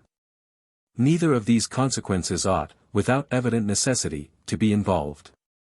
The latter would be entirely inadmissible, as it would defeat some of the most important and avowed purposes of the proposed government, and would essentially embarrass its measures. Nor do I perceive any foundation for such a supposition. Agreeably to the remark already made, the national and state systems are to be regarded as one whole. The courts of the latter will of course be natural auxiliaries to the execution of the laws of the Union. And an appeal from them will as naturally lie to that tribunal which is destined to unite and assimilate the principles of national justice and the rules of national decisions. The evident aim of the plan of the Convention is, that all the causes of the specified classes shall, for weighty public reasons, receive their original or final determination in the courts of the Union. To confine, therefore, the general expressions giving appellate jurisdiction to the Supreme Court, to appeals from the subordinate federal courts, instead of allowing their extension to the state courts, would be to abridge the latitude of the terms, in subversion of the intent, contrary to every sound rule of interpretation. But could an appeal be made to lie from the state courts to the subordinate federal judicatories? This is another of the questions which have been raised, and of greater difficulty than the former. The following considerations countenance the affirmative. The plan of the Convention, in the first place, authorizes the national legislature to constitute tribunals inferior to the Supreme Court. 63. It declares, in the next place, that the judicial power of the United States shall be vested in one Supreme Court, and in such inferior courts as Congress shall ordain and establish. And it then proceeds to enumerate the cases to which this judicial power shall extend. It afterwards divides the jurisdiction of the Supreme Court into original and appellate, but gives no definition of that of the subordinate courts. The only outlines described for them are that they shall be inferior to the Supreme Court, and that they shall not exceed the specified limits of the federal judiciary. Whether their authority shall be original or appellate, or both, is not declared. All this seems to be left to the discretion of the legislature.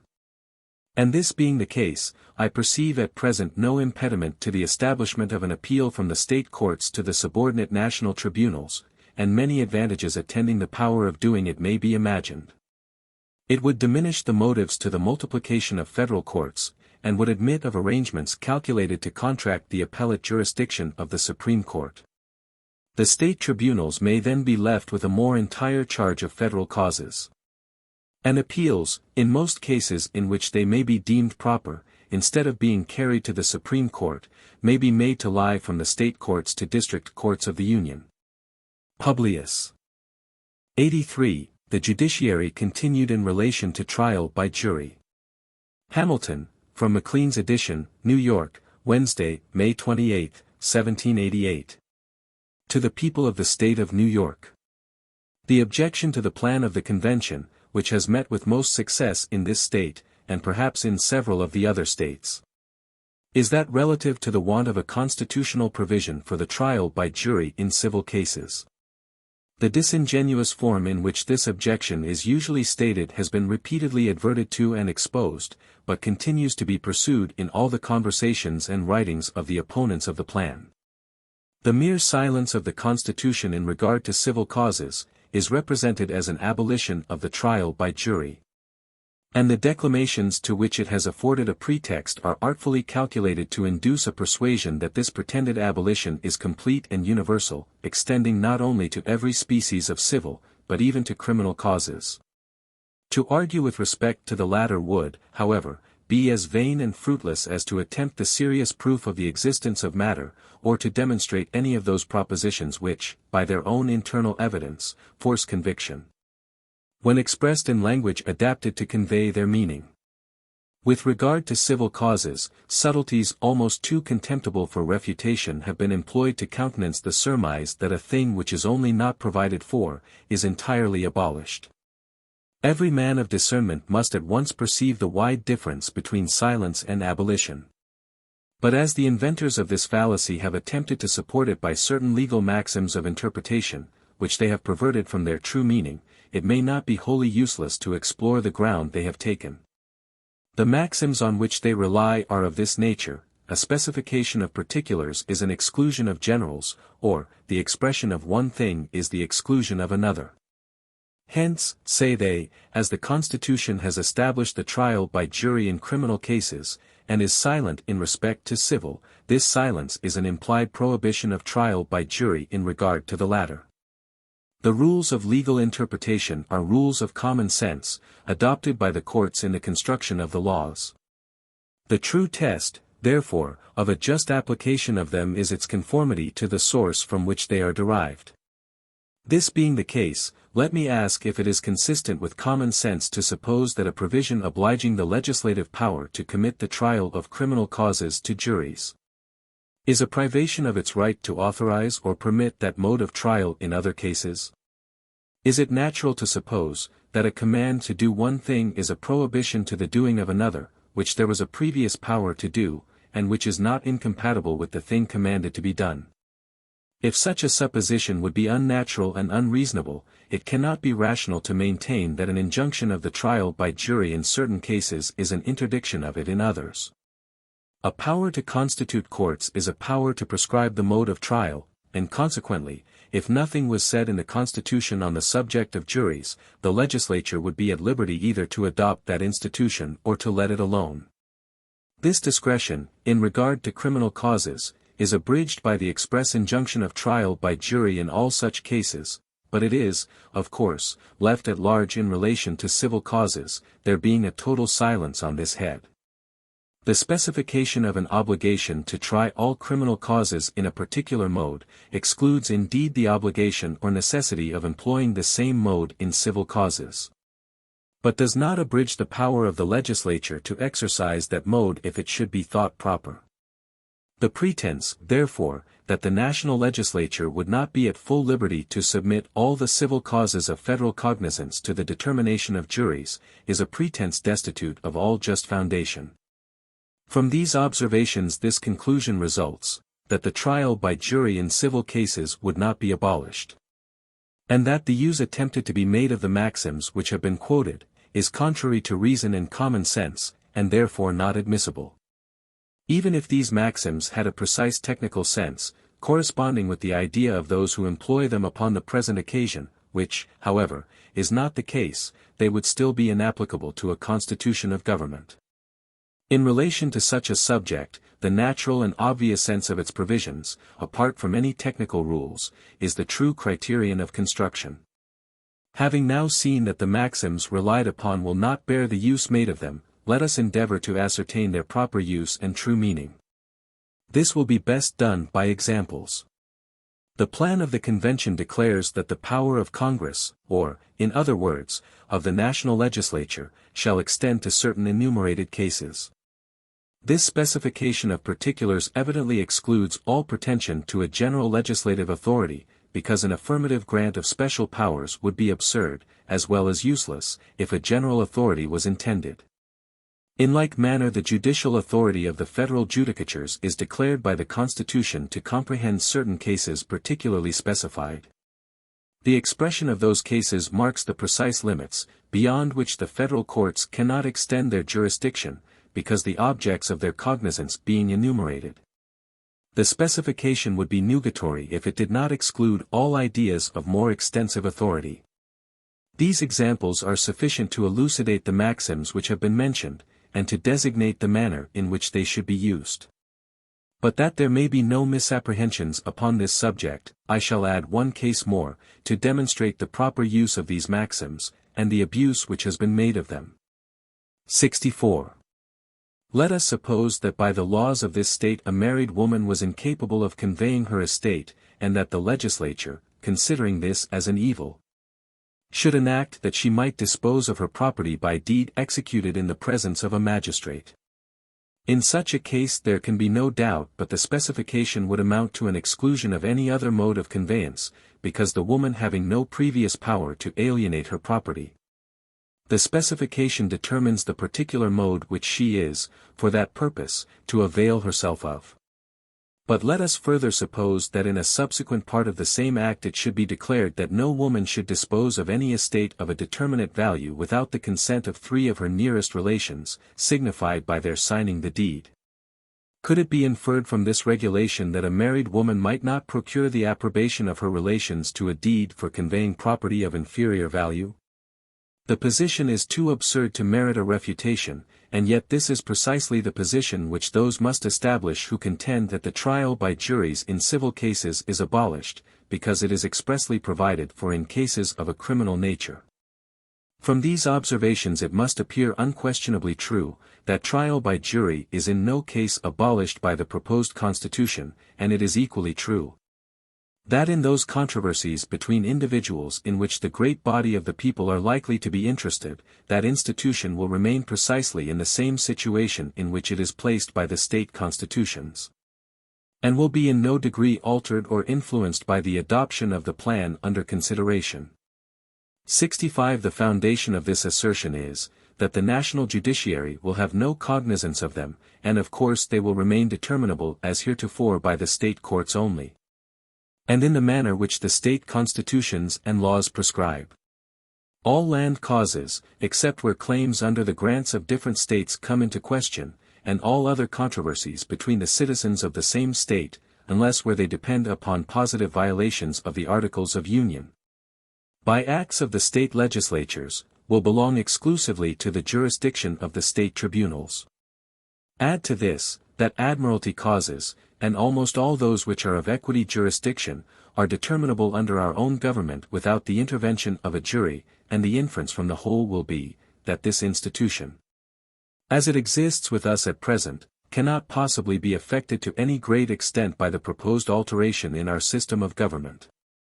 The friends and adversaries of the plan of the convention, if they agree in nothing else, concur at least in the value they set upon the trial by jury. Or if there is any difference between them it consists in this: the former regard it as a valuable safeguard to liberty, the latter represent it as the very palladium of free government. For my own part, the more the operation of the institution has fallen under my observation, the more reason I have discovered for holding it in high estimation. And it would be altogether superfluous to examine to what extent it deserves to be esteemed useful or essential in a representative republic, or how much more merit it may be entitled to, as a defense against the oppressions of an hereditary monarch, than as a barrier to the tyranny of popular magistrates in a popular government.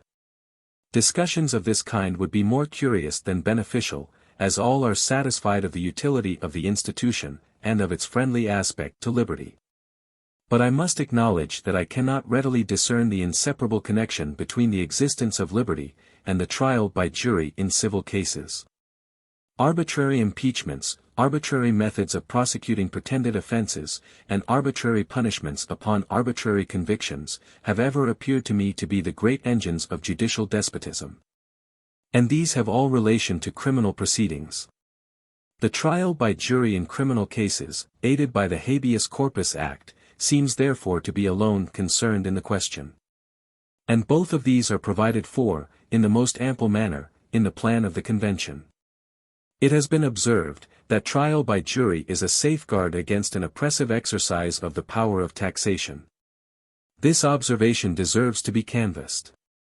It is evident that it can have no influence upon the legislature, in regard to the amount of taxes to be laid, to the objects upon which they are to be imposed, or to the rule by which they are to be apportioned.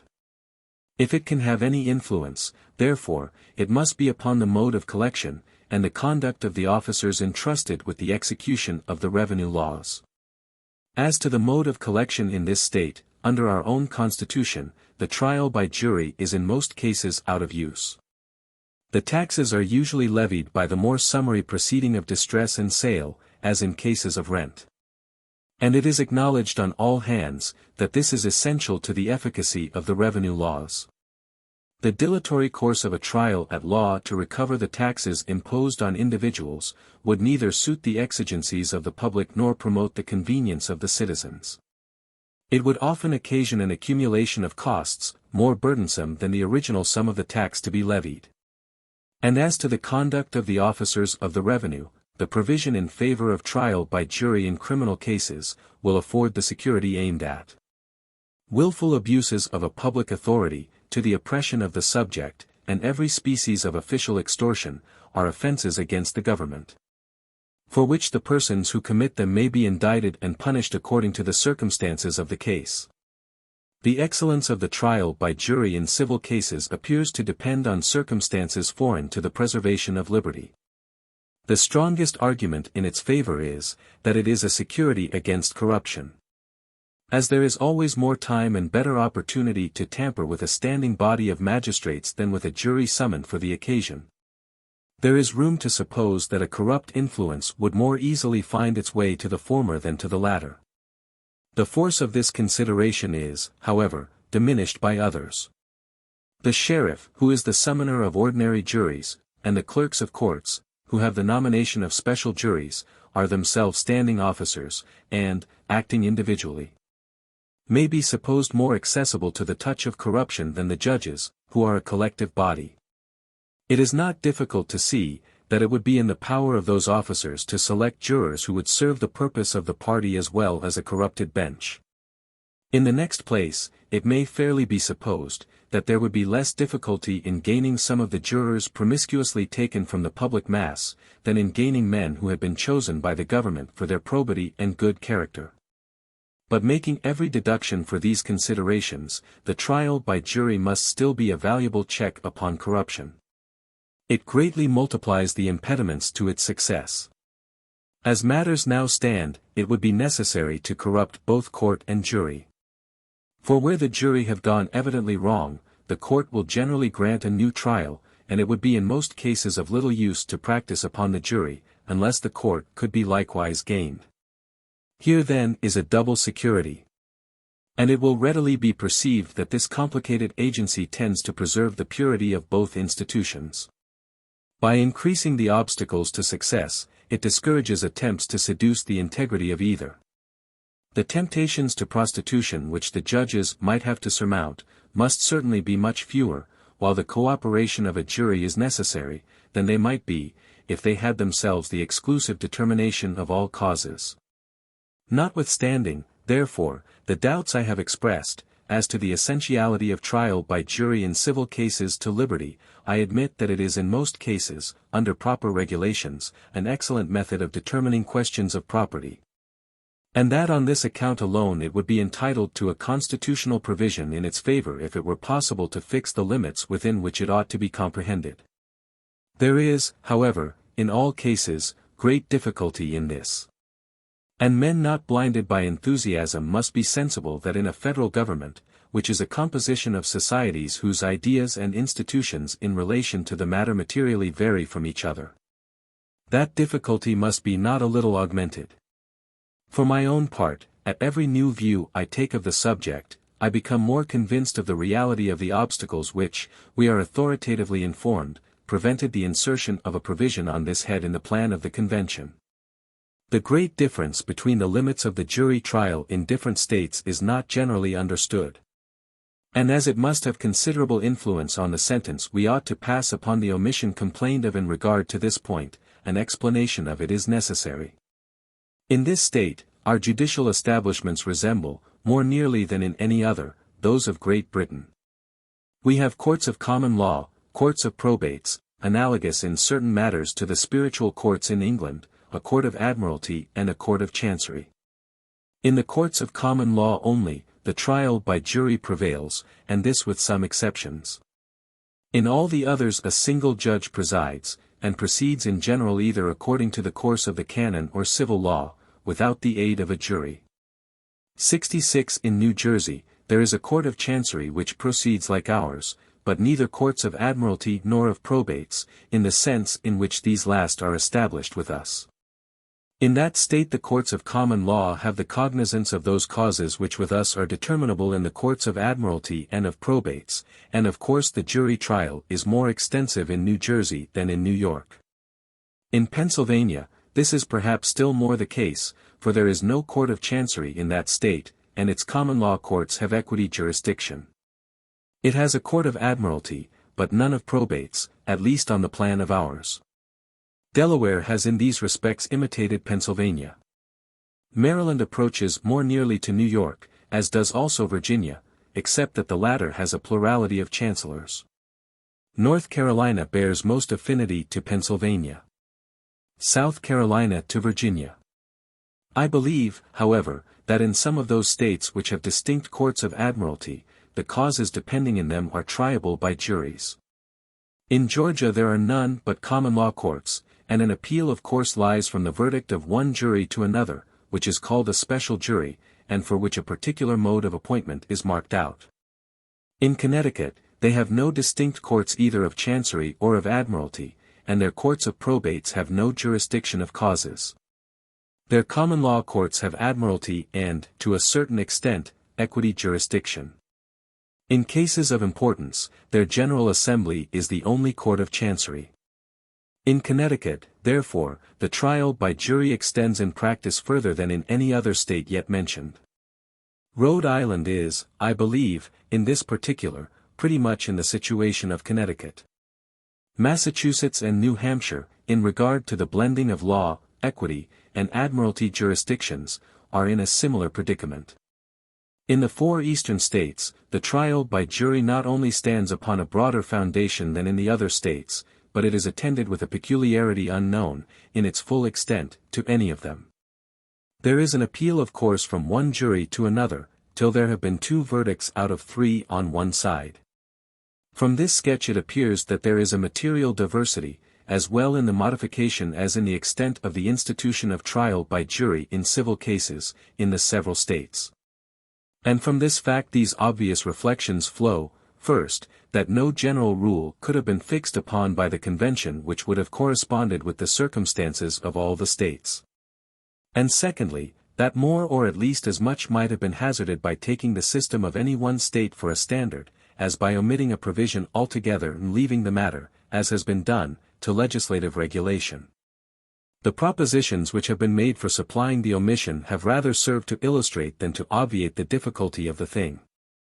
The minority of Pennsylvania have proposed this mode of expression for the purpose, trial by jury shall be as heretofore, and this I maintain would be senseless and nugatory. The United States, in their united or collective capacity, are the object to which all general provisions in the Constitution must necessarily be construed to refer. Now it is evident that though trial by jury, with various limitations, is known in each state individually, yet in the United States, as such, it is at this time altogether unknown. Because the present federal government has no judiciary power whatever. And consequently there is no proper antecedent or previous establishment to which the term heretofore could relate. It would therefore be destitute of a precise meaning, and inoperative from its uncertainty. As, on the one hand, the form of the provision would not fulfill the intent of its proposers, so, on the other, if I apprehend that intent rightly, it would be in itself inexpedient.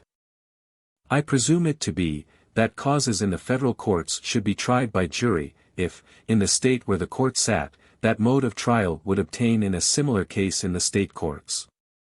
That is to say, admiralty causes should be tried in Connecticut by a jury, in New York without one. The capricious operation of so dissimilar a method of trial in the same cases, under the same government, is of itself sufficient to indispose every well-regulated judgment towards it. Whether the cause should be tried with or without a jury, would depend, in a great number of cases, on the accidental situation of the court and parties.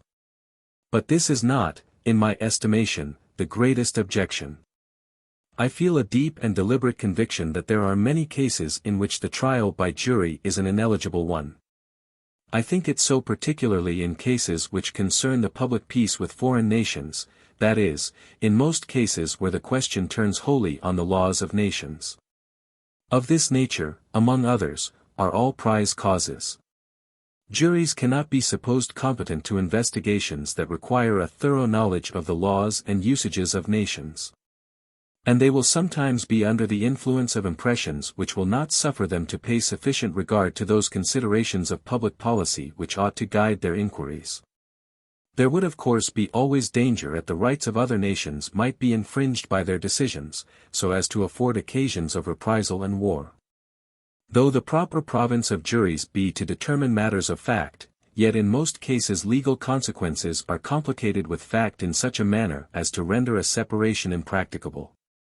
It will add great weight to this remark, in relation to prize causes, to mention that the method of determining them has been thought worthy of particular regulation in various treaties between different powers of Europe, and that, pursuant to such treaties, they are determinable in Great Britain, in the last resort, before the King himself, in his Privy Council, where the fact, as well as the law, undergoes a re-examination.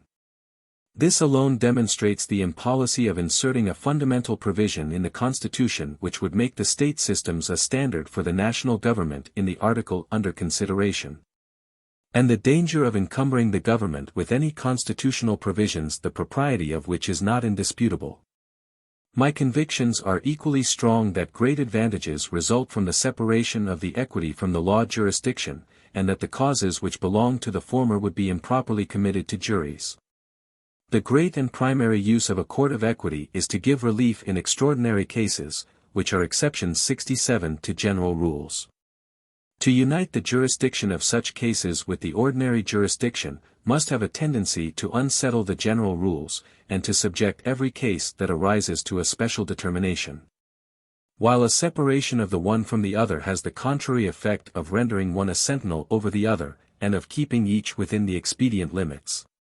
Besides this, the circumstances that constitute cases proper for courts of equity are in many instances so nice and intricate, that they are incompatible with the genius of trials by jury. They require often such long, deliberate, and critical investigation as would be impracticable to men called from their occupations, and obliged to decide before they were permitted to return to them. The simplicity and expedition which form the distinguishing characters of this mode of trial require that the matter to be decided should be reduced to some single and obvious point. While the litigations usual in Chancery frequently comprehend a long train of minute and independent particulars. It is true that the separation of the equity from the legal jurisdiction is peculiar to the English system of jurisprudence, which is the model that has been followed in several of the states. But it is equally true that the trial by jury has been unknown in every case in which they have been united. And the separation is essential to the preservation of that institution in its pristine purity. The nature of a court of equity will readily permit the extension of its jurisdiction to matters of law. But it is not a little to be suspected, that the attempt to extend the jurisdiction of the courts of law to matters of equity will not only be unproductive of the advantages which may be derived from courts of chancery, on the plan upon which they are established in this state, but will tend gradually to change the nature of the courts of law, and to undermine the trial by jury, by introducing questions too complicated for a decision in that mode. These appeared to be conclusive reasons against incorporating the systems of all the states, in the formation of the national judiciary, according to what may be conjectured to have been the attempt of the Pennsylvania minority. Let us now examine how far the proposition of Massachusetts is calculated to remedy the supposed defect. It is in this form: in civil actions between citizens of different states, every issue of fact, arising in actions at common law, may be tried by a jury if the parties, or either of them, request it. This, at best, is a proposition confined to one description of causes, and the inference is fair, either that the Massachusetts Convention considered that as the only class of federal causes, in which the trial by jury would be proper. Or that if desirous of a more extensive provision, they found it impracticable to devise one which would properly answer the end. If the first, the omission of a regulation respecting so partial an object can never be considered as a material imperfection in the system. If the last, it affords a strong corroboration of the extreme difficulty of the thing. But this is not all, if we advert to the observations already made respecting the courts that subsist in the several states of the Union, and the different powers exercised by them. It will appear that there are no expressions more vague and indeterminate than those which have been employed to characterize that species of causes which it is intended shall be entitled to a trial by jury. In this state, the boundaries between actions at common law and actions of equitable jurisdiction are ascertained in conformity to the rules which prevail in England upon that subject. In many of the other states the boundaries are less precise. In some of them every cause is to be tried in a court of common law, and upon that foundation every action may be considered as an action at common law, to be determined by a jury, if the parties, or either of them, choose it. Hence the same irregularity and confusion would be introduced by a compliance with this proposition, that I have already noticed as resulting from the regulation proposed by the Pennsylvania minority. In one state a cause would receive its determination from a jury, if the parties, or either of them, requested it. But in another state, a cause exactly similar to the other, must be decided without the intervention of a jury, because the state judicatories varied as to common law jurisdiction. It is obvious, therefore, that the Massachusetts proposition, upon this subject cannot operate as a general regulation, until some uniform plan, with respect to the limits of common law and equitable jurisdictions, shall be adopted by the different states.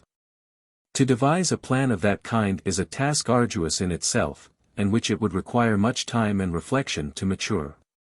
It would be extremely difficult, if not impossible, to suggest any general regulation that would be acceptable to all the states in the Union, or that would perfectly quadrate with the several state institutions. It may be asked, why could not a reference have been made to the Constitution of this state, taking that, which is allowed by me to be a good one, as a standard for the United States? I answer that it is not very probable the other states would entertain the same opinion of our institutions as we do ourselves. It is natural to suppose that they are hitherto more attached to their own, and that each would struggle for the preference. If the plan of taking one state as a model for the whole had been thought of in the convention, it is to be presumed that the adoption of it in that body would have been rendered difficult by the predilection of each representation in favor of its own government. And it must be uncertain which of the states would have been taken as the model. It has been shown that many of them would be improper ones. And I leave it to conjecture, whether, under all circumstances, it is most likely that New York, or some other state, would have been preferred. But admit that a judicious selection could have been effected in the convention, still there would have been great danger of jealousy and disgust in the other states, at the partiality which had been shown to the institutions of one. The enemies of the plan would have been furnished with a fine pretext for raising a host of local prejudices against it, which perhaps might have hazarded, in no inconsiderable degree, its final establishment. To avoid the embarrassments of a definition of the cases which the trial by jury ought to embrace, it is sometimes suggested by men of enthusiastic tempers, that a provision might have been inserted for establishing it in all cases whatsoever. For this I believe, no precedent is to be found in any member of the Union. And the considerations which have been stated in discussing the proposition of the minority of Pennsylvania, must satisfy every sober mind that the establishment of the trial by jury in all cases would have been an unpardonable error in the plan. In short, the more it is considered, the more arduous will appear the task of fashioning a provision in such a form as not to express too little to answer the purpose, or too much to be advisable, or which might not have opened other sources of opposition to the great and essential object of introducing a firm national government. I cannot but persuade myself, on the other hand, that the different lights in which the subject has been placed in the course of these observations will go far towards removing in candid minds the apprehensions they may have entertained on the point. They have tended to show that the security of liberty is materially concerned only in the trial by jury in criminal cases, which is provided for in the most ample manner in the plan of the convention. That even in far the greatest proportion of civil cases, and those in which the great body of the community is interested, that mode of trial will remain in its full force, as established in the state constitutions. Untouched and unaffected by the plan of the convention.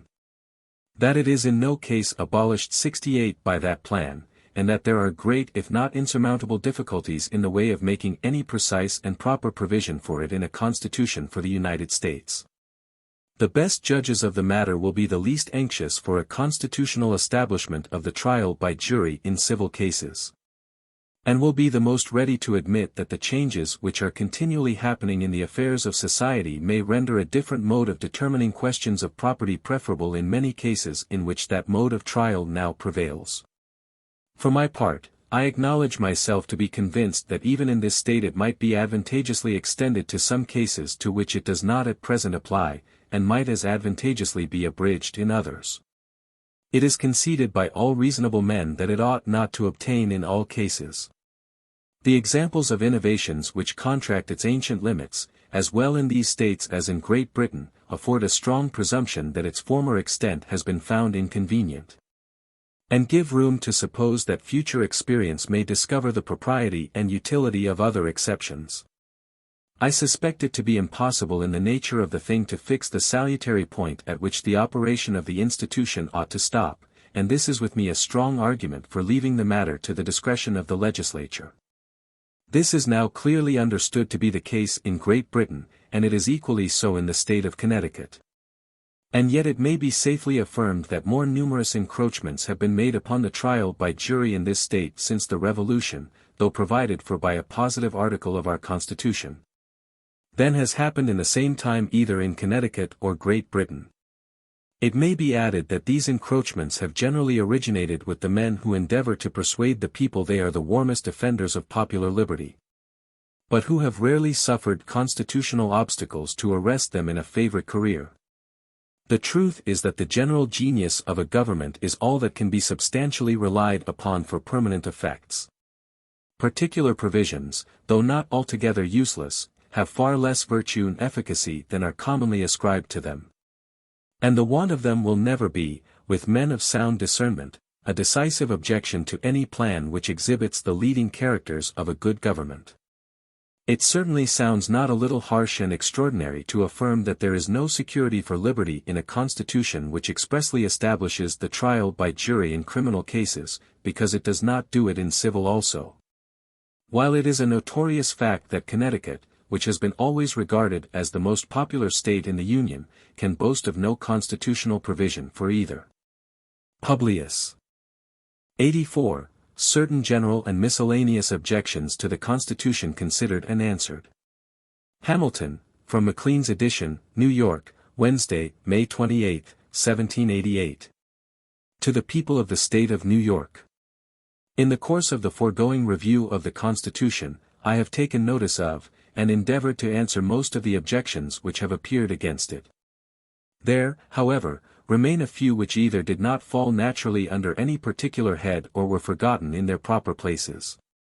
These shall now be discussed. But as the subject has been drawn into great length, I shall so far consult brevity as to comprise all my observations on these miscellaneous points in a single paper. The most considerable of the remaining objections is that the plan of the convention contains no Bill of Rights. Among other answers given to this, it has been upon different occasions remarked that the constitutions of several of the states are in a similar predicament. I add that New York is of the number. And yet the opposers of the new system, in this state, who profess an unlimited admiration for its constitution, are among the most intemperate partisans of a Bill of Rights. To justify their zeal in this matter, they allege two things. One is that, though the Constitution of New York has no Bill of Rights prefixed to it, yet it contains, in the body of it, various provisions in favor of particular privileges and rights, which, in substance amount to the same thing. The other is, that the Constitution adopts, in their full extent, the common and statute law of Great Britain, by which many other rights, not expressed in it, are equally secured.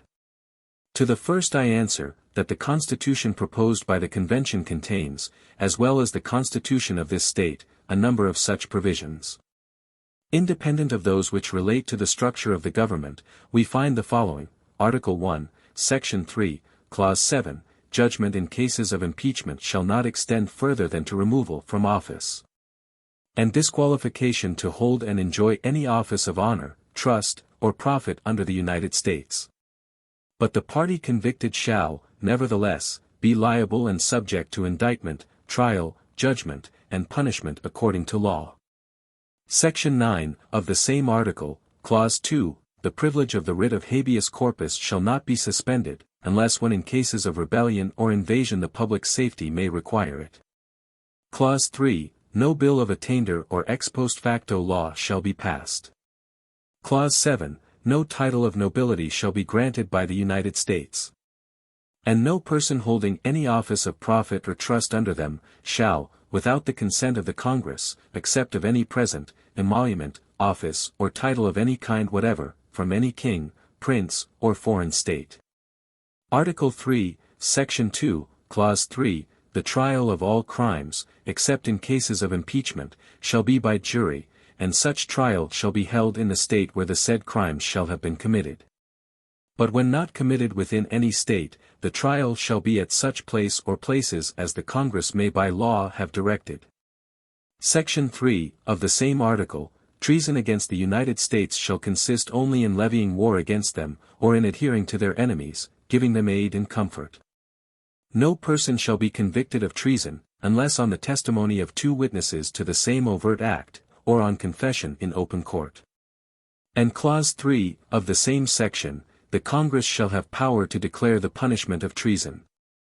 But no attainder of treason shall work corruption of blood, or forfeiture, except during the life of the person attainted.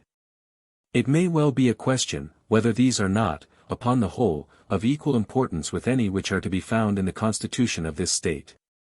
The establishment of the writ of habeas corpus, the prohibition of ex post facto laws, and of titles of nobility, to which we have no corresponding provision in our Constitution, are perhaps greater securities to liberty and republicanism than any it contains. The creation of crimes after the commission of the fact, or, in other words, the subjecting of men to punishment for things which, when they were done, were breaches of no law, and the practice of arbitrary imprisonments, have been, in all ages, the favorite and most formidable instruments of tyranny. The observations of the judicious Blackstone 69 in reference to the latter, are well worthy of recital: to bereave a man of life, says he, or by violence to confiscate his estate, without accusation or trial, would be so gross and notorious an act of despotism, as must at once convey the alarm of tyranny throughout the whole nation. But confinement of the person, by secretly hurrying him to jail, where his sufferings are unknown or forgotten, is a less public, a less striking, and therefore a more dangerous engine of arbitrary government. And as a remedy for this fatal evil he is everywhere peculiarly emphatical in his encomiums on the Habeas Corpus Act, which in one place he calls the bulwark of the British Constitution. 70. Nothing need be said to illustrate the importance of the prohibition of titles of nobility. This may truly be denominated the cornerstone of republican government. For so long as they are excluded, there can never be serious danger that the government will be any other than that of the people. To the second, that is, to the pretended establishment of the common and state law by the Constitution, I answer that they are expressly made subject to such alterations and provisions as the legislature shall from time to time make concerning the same. They are therefore at any moment liable to repeal by the ordinary legislative power, and of course have no constitutional sanction. The only use of the declaration was to recognize the ancient law and to remove doubts which might have been occasioned by the Revolution. This consequently can be considered as no part of a Declaration of Rights, which under our constitutions must be intended as limitations of the power of the government itself. It has been several times truly remarked that bills of rights are, in their origin, stipulations between kings and their subjects, abridgments of prerogative in favor of privilege, reservations of rights not surrendered to the prince. Such was Magna Carta, obtained by the barons, sword in hand, from King John. Such were the subsequent confirmations of that charter by succeeding princes. Such was the Petition of Right assented to by Charles I, in the beginning of his reign. Such, also, was the Declaration of Right, presented by the Lords and Commons to the Prince of Orange in 1688, and afterwards thrown into the form of an Act of Parliament called the Bill of Rights. It is evident, therefore, that, according to their primitive signification, they have no application to constitutions professedly founded upon the power of the people, and executed by their immediate representatives and servants. Here, in strictness, the people surrender nothing, and as they retain everything they have no need of particular reservations. We, the people of the United States, to secure the blessings of liberty to ourselves and our posterity, do ordain and establish this Constitution for the United States of America.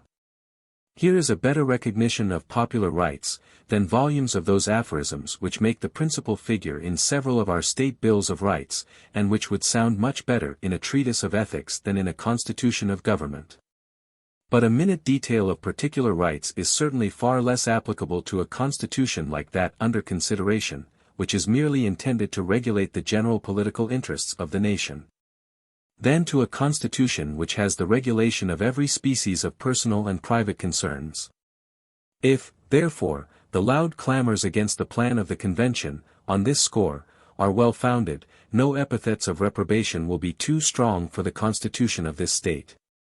But the truth is, that both of them contain all which, in relation to their objects, is reasonably to be desired.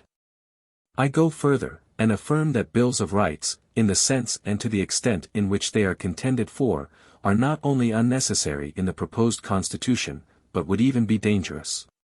They would contain various exceptions to powers not granted, and, on this very account, would afford a colorable pretext to claim more than were granted. For why declare that things shall not be done which there is no power to do? Why, for instance, should it be said that the liberty of the press shall not be restrained, when no power is given by which restrictions may be imposed?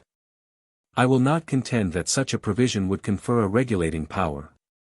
But it is evident that it would furnish, to men disposed to usurp, a plausible pretense for claiming that power. They might urge with a semblance of reason, that the Constitution ought not to be charged with the absurdity of providing against the abuse of an authority which was not given, and that the provision against restraining the liberty of the press afforded a clear implication, that a power to prescribe proper regulations concerning it was intended to be vested in the national government. This may serve as a specimen of the numerous handles which would be given to the doctrine of constructive powers, by the indulgence of an injudicious zeal for bills of rights. On the subject of the liberty of the press, as much as has been said, I cannot forbear adding a remark or two. In the first place, I observe, that there is not a syllable concerning it in the Constitution of this state. In the next, I contend, that whatever has been said about it in that of any other state, amounts to nothing. What signifies a declaration, that the liberty of the press shall be inviolably preserved? What is the liberty of the press? Who can give it any definition which would not leave the utmost latitude for evasion?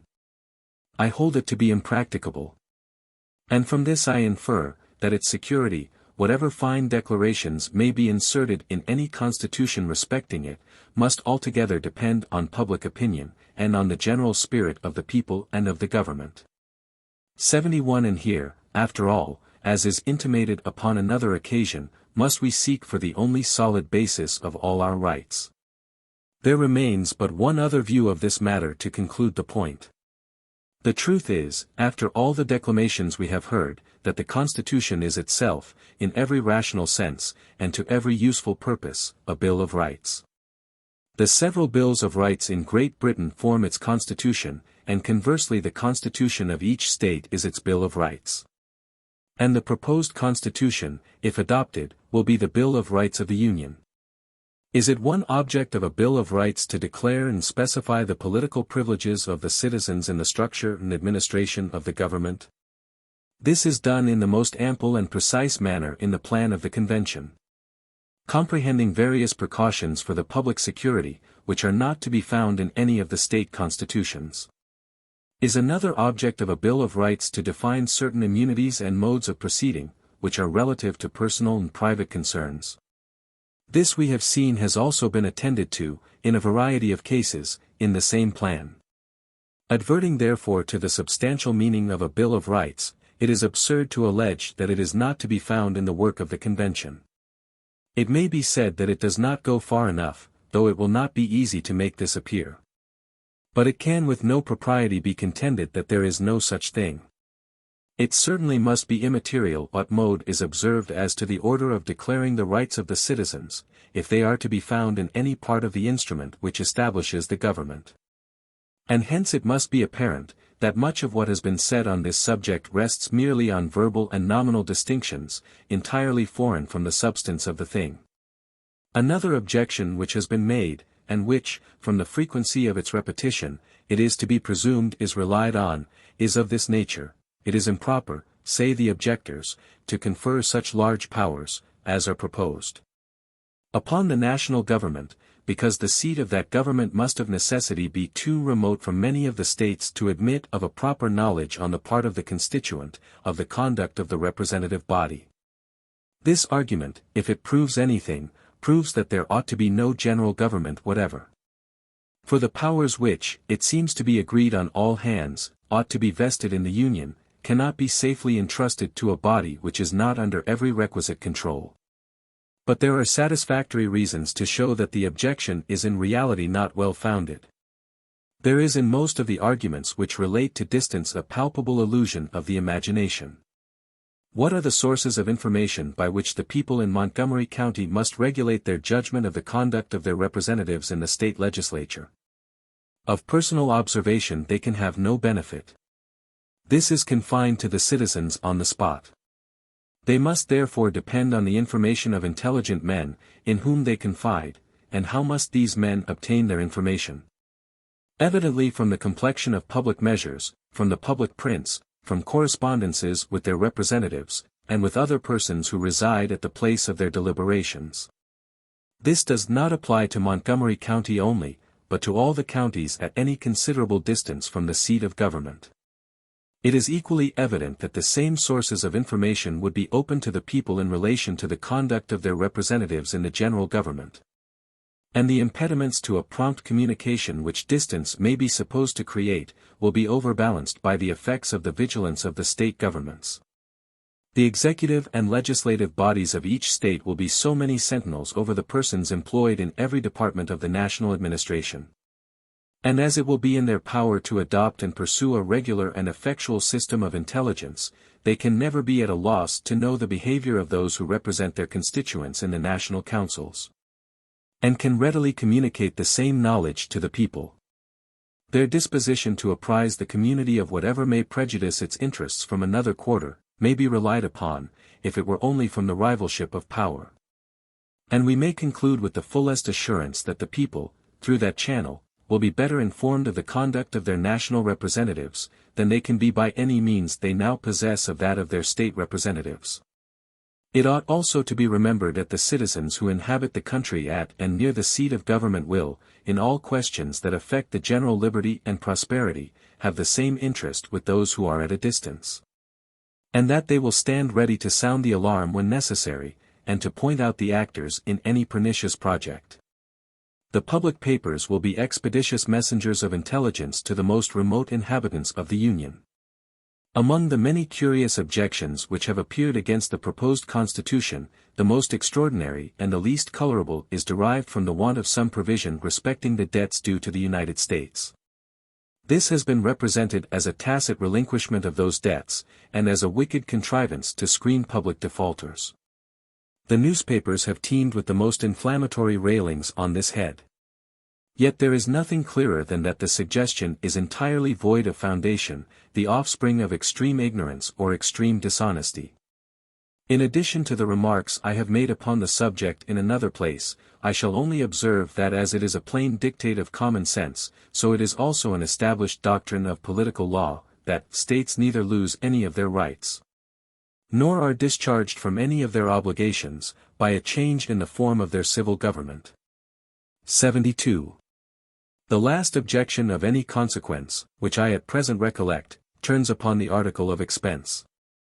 If it were even true, that the adoption of the proposed government would occasion a considerable increase of expense, it would be an objection that ought to have no weight against the plan. The great bulk of the citizens of America are with reason convinced that union is the basis of their political happiness. Men of sense of all parties now, with few exceptions, agree that it cannot be preserved under the present system, nor without radical alterations.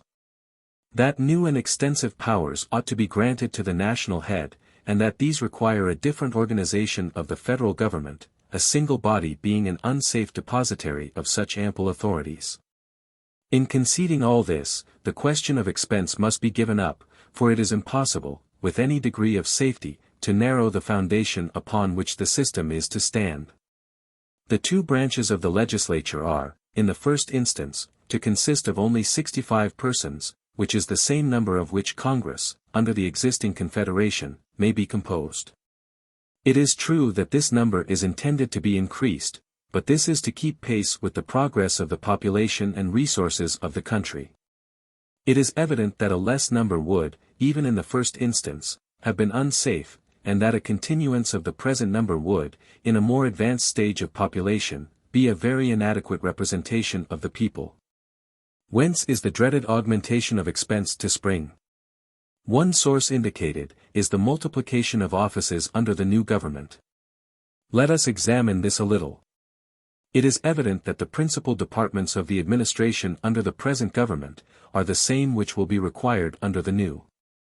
There are now a Secretary of War, a Secretary of Foreign Affairs, a Secretary for Domestic Affairs, a Board of Treasury, consisting of 3 persons, a Treasurer, assistants, clerks, etc.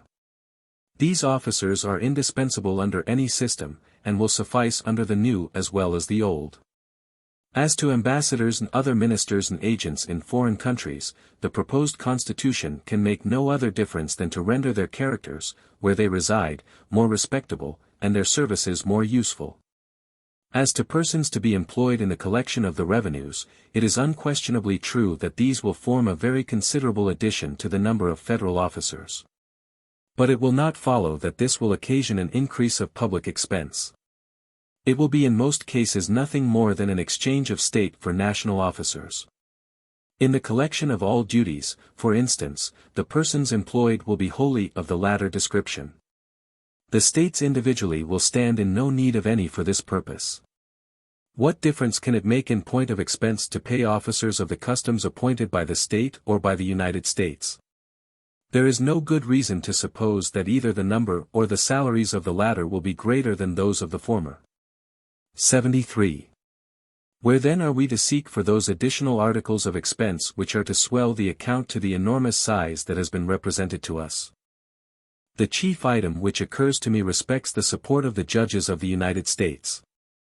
I do not add the President, because there is now a President of Congress, whose expenses may not be far, if anything, short of those which will be incurred on account of the President of the United States. The support of the judges will clearly be an extra expense, but to what extent will depend on the particular plan which may be adopted in regard to this matter. But upon no reasonable plan can it amount to a sum which will be an object of material consequence. Let us now see what there is to counterbalance any extra expense that may attend the establishment of the proposed government. The first thing which presents itself is that a great part of the business which now keeps Congress sitting through the year will be transacted by the President. Even the management of foreign negotiations will naturally devolve upon him, according to general principles concerted with the Senate, and subject to their final concurrence. Hence it is evident that a portion of the year will suffice for the session of both the Senate and the House of Representatives, we may suppose about a fourth for the latter and a third, or perhaps half, for the former. The extra business of treaties and appointments may give this extra occupation to the Senate. From this circumstance we may infer that, until the House of Representatives shall be increased greatly beyond its present number, there will be a considerable saving of expense from the difference between the constant session of the present and the temporary session of the future Congress. But there is another circumstance of great importance in the view of economy. The business of the United States has hitherto occupied the state legislatures, as well as Congress. The latter has made requisitions which the former have had to provide for. Hence it has happened that the sessions of the state legislatures have been protracted greatly beyond what was necessary for the execution of the mere local business of the states. More than half their time has been frequently employed in matters which related to the United States. Now the members who compose the legislatures of the several states amount to 2,000 and upwards, which number has hitherto performed what under the new system will be done in the first instance by 65 persons. And probably at no future period by above a fourth or fifth of that number. The Congress under the proposed government will do all the business of the United States themselves, without the intervention of the state legislatures, who thenceforth will have only to attend to the affairs of their particular states. And will not have to sit in any proportion as long as they have heretofore done. This difference in the time of the sessions of the state legislatures will be clear gain, and will alone form an article of saving, which may be regarded as an equivalent for any additional objects of expense that may be occasioned by the adoption of the new system. The result from these observations is that the sources of additional expense from the establishment of the proposed Constitution are much fewer than may have been imagined, that they are counterbalanced by considerable objects of saving. And that while it is questionable on which side the scale will preponderate, it is certain that a government less expensive would be incompetent to the purposes of the Union. Publius. 85, Concluding Remarks. Hamilton, from Maclean's edition, New York, Wednesday, May 28, 1788. To the People of the State of New York. According to the formal division of the subject of these papers, announced in my first number, there would appear still to remain for discussion 2 points, the analogy of the proposed government to your own state constitution, and the additional security which its adoption will afford to republican government, to liberty, and to property. But these heads have been so fully anticipated and exhausted in the progress of the work, that it would now scarcely be possible to do anything more than repeat, in a more dilated form, what has been heretofore said. Which the advanced stage of the question, and the time already spent upon it, conspire to forbid. It is remarkable, that the resemblance of the plan of the Convention to the act which organizes the government of this state holds, not less with regard to many of the supposed defects, than to the real excellences of the former. Among the pretended defects are the re-eligibility of the executive, the want of a council, the omission of a formal Bill of Rights, the omission of a provision respecting the liberty of the press. These and several others which have been noted in the course of our inquiries are as much chargeable on the existing constitution of this state, as on the one proposed for the Union. And a man must have slender pretensions to consistency, who can rail at the latter for imperfections which he finds no difficulty in excusing in the former.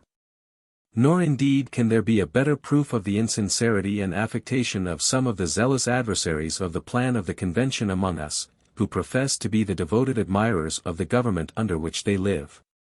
Then the fury with which they have attacked that plan, for matters in regard to which our own Constitution is equally or perhaps more vulnerable. The additional securities to republican government, to liberty and to property, to be derived from the adoption of the plan under consideration, consist chiefly in the restraints which the preservation of the Union will impose on local factions and insurrections, and on the ambition of powerful individuals in single states, who may acquire credit and influence enough, from leaders and favorites, to become the despots of the people. In the diminution of the opportunities to foreign intrigue, which the dissolution of the Confederacy would invite and facilitate. In the prevention of extensive military establishments, which could not fail to grow out of wars between the states in a disunited situation, in the express guarantee of a republican form of government to each. In the absolute and universal exclusion of titles of nobility. And in the precautions against the repetition of those practices on the part of the state governments which have undermined the foundations of property and credit, have planted mutual distrust in the breasts of all classes of citizens, and have occasioned an almost universal prostration of morals. Thus have I, fellow citizens, executed the task I had assigned to myself, with what success, your conduct must determine. I trust at least you will admit that I have not failed in the assurance I gave you respecting the spirit with which my endeavors should be conducted. I have addressed myself purely to your judgments, and have studiously avoided those asperities which are too apt to disgrace political disputants of all parties, and which have been not a little provoked by the language and conduct of the opponents of the Constitution. The charge of a conspiracy against the liberties of the people, which has been indiscriminately brought against the advocates of the plan, has something in it too wanton and too malignant. Not to excite the indignation of every man who feels in his own bosom a refutation of the calumny. The perpetual changes which have been wrung upon the wealthy, the well-born, and the great, have been such as to inspire the disgust of all sensible men. And the unwarrantable concealments and misrepresentations which have been in various ways practiced to keep the truth from the public eye, have been of a nature to demand the reprobation of all honest men.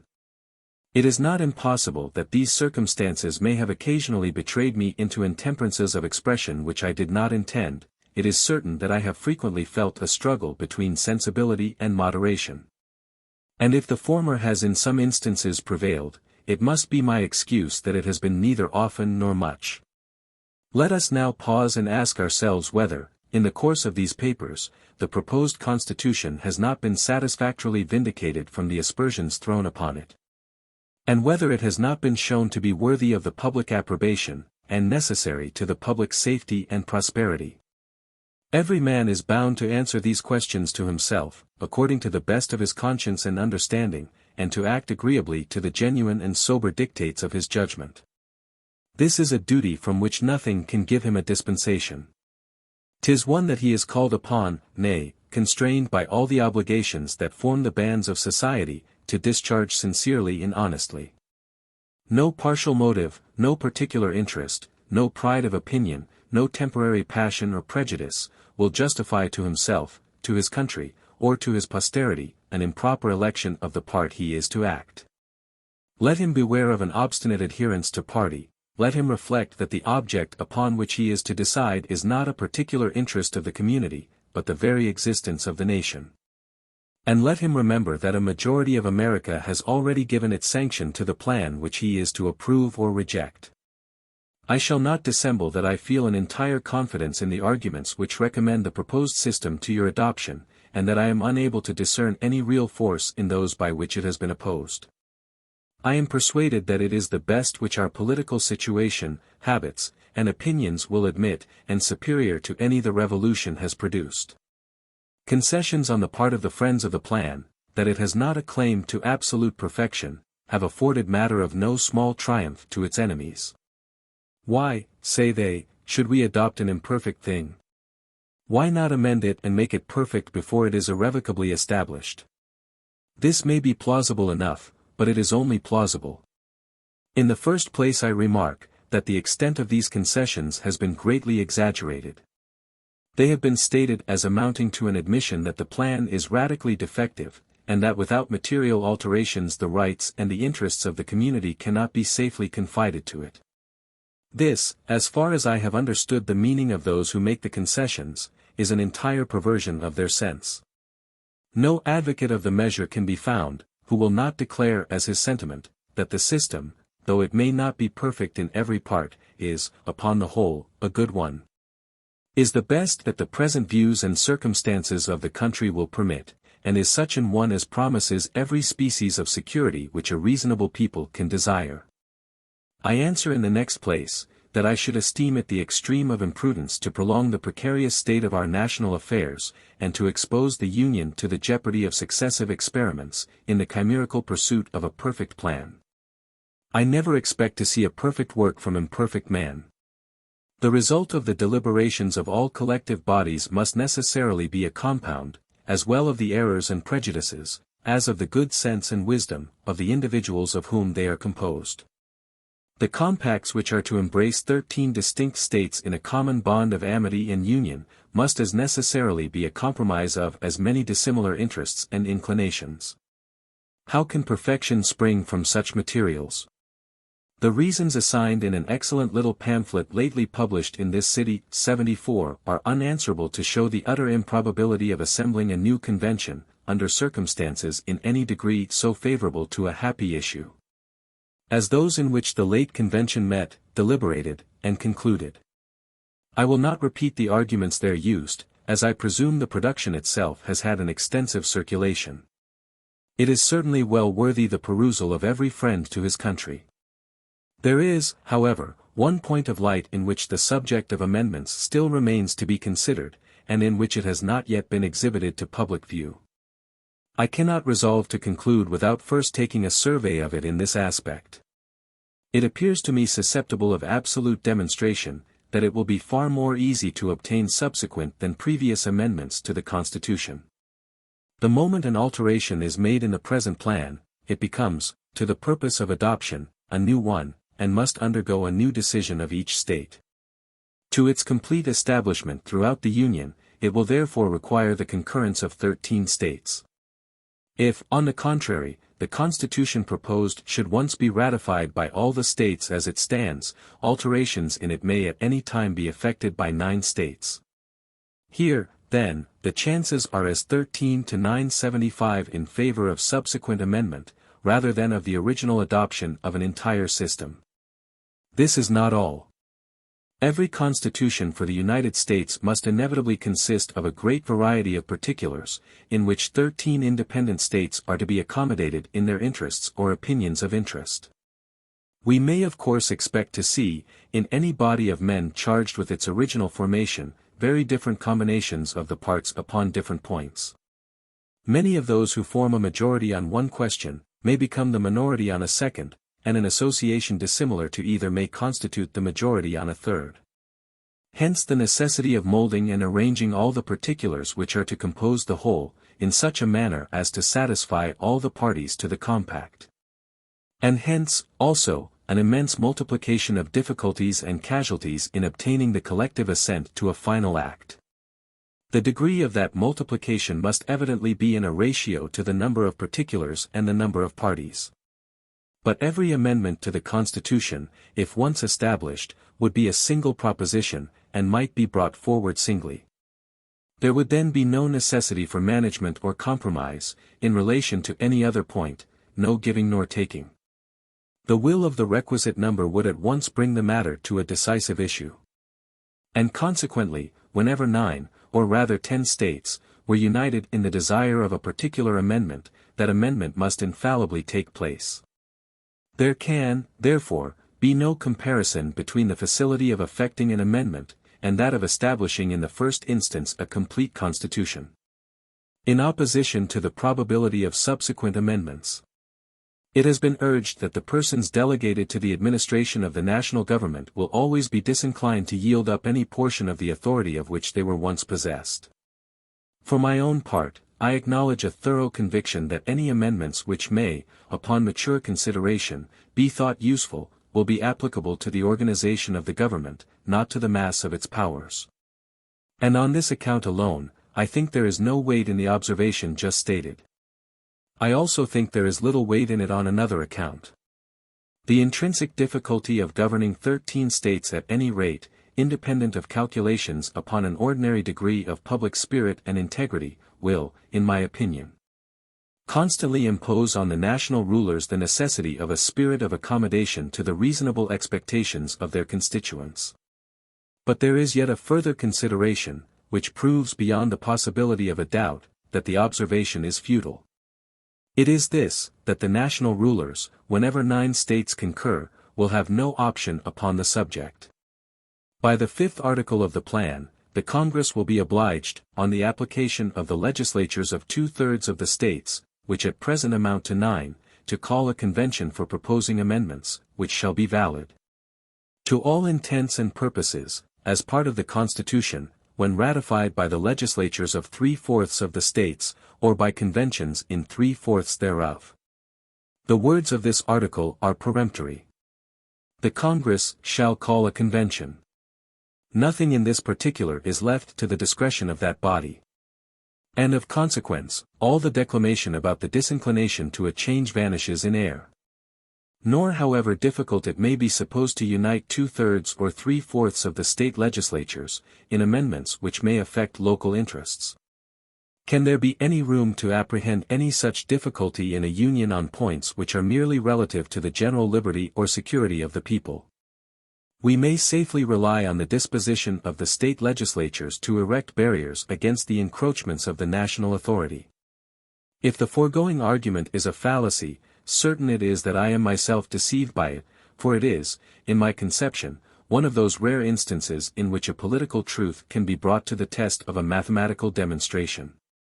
Those who see the matter in the same light with me, however zealous they may be for amendments, must agree in the propriety of a previous adoption, as the most direct road to their own object.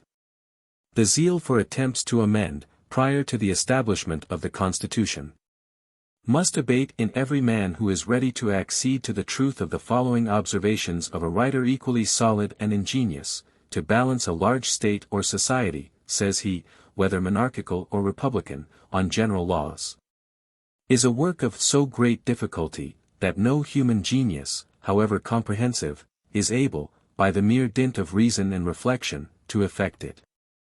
The judgments of many must unite in the work, experience must guide their labor, time must bring it to perfection, and the feeling of inconveniences must correct the mistakes which they inevitably fall into in their first trials and experiments. 76. These judicious reflections contain a lesson of moderation to all the sincere lovers of the Union, and ought to put them upon their guard against hazarding anarchy, civil war, a perpetual alienation of the states from each other, and perhaps the military despotism of a victorious demagogue, in the pursuit of what they are not likely to obtain, but from time and experience. It may be in me a defect of political fortitude, but I acknowledge that I cannot entertain an equal tranquillity with those who affect to treat the dangers of a longer continuance in our present situation as imaginary. A nation, without a national government, is, in my view, an awful spectacle. The establishment of a constitution, in time of profound peace, by the voluntary consent of a whole people, is a prodigy, to the completion of which I look forward with trembling anxiety. I can reconcile it to no rules of prudence to let go the hold we now have, in so arduous an enterprise, upon 7 out of the 13 states, and after having passed over so considerable a part of the ground, to recommence the course. I dread the more the consequences of new attempts, because I know that powerful individuals, in this and in other states, are enemies to a general national government in every possible shape. Publius the End.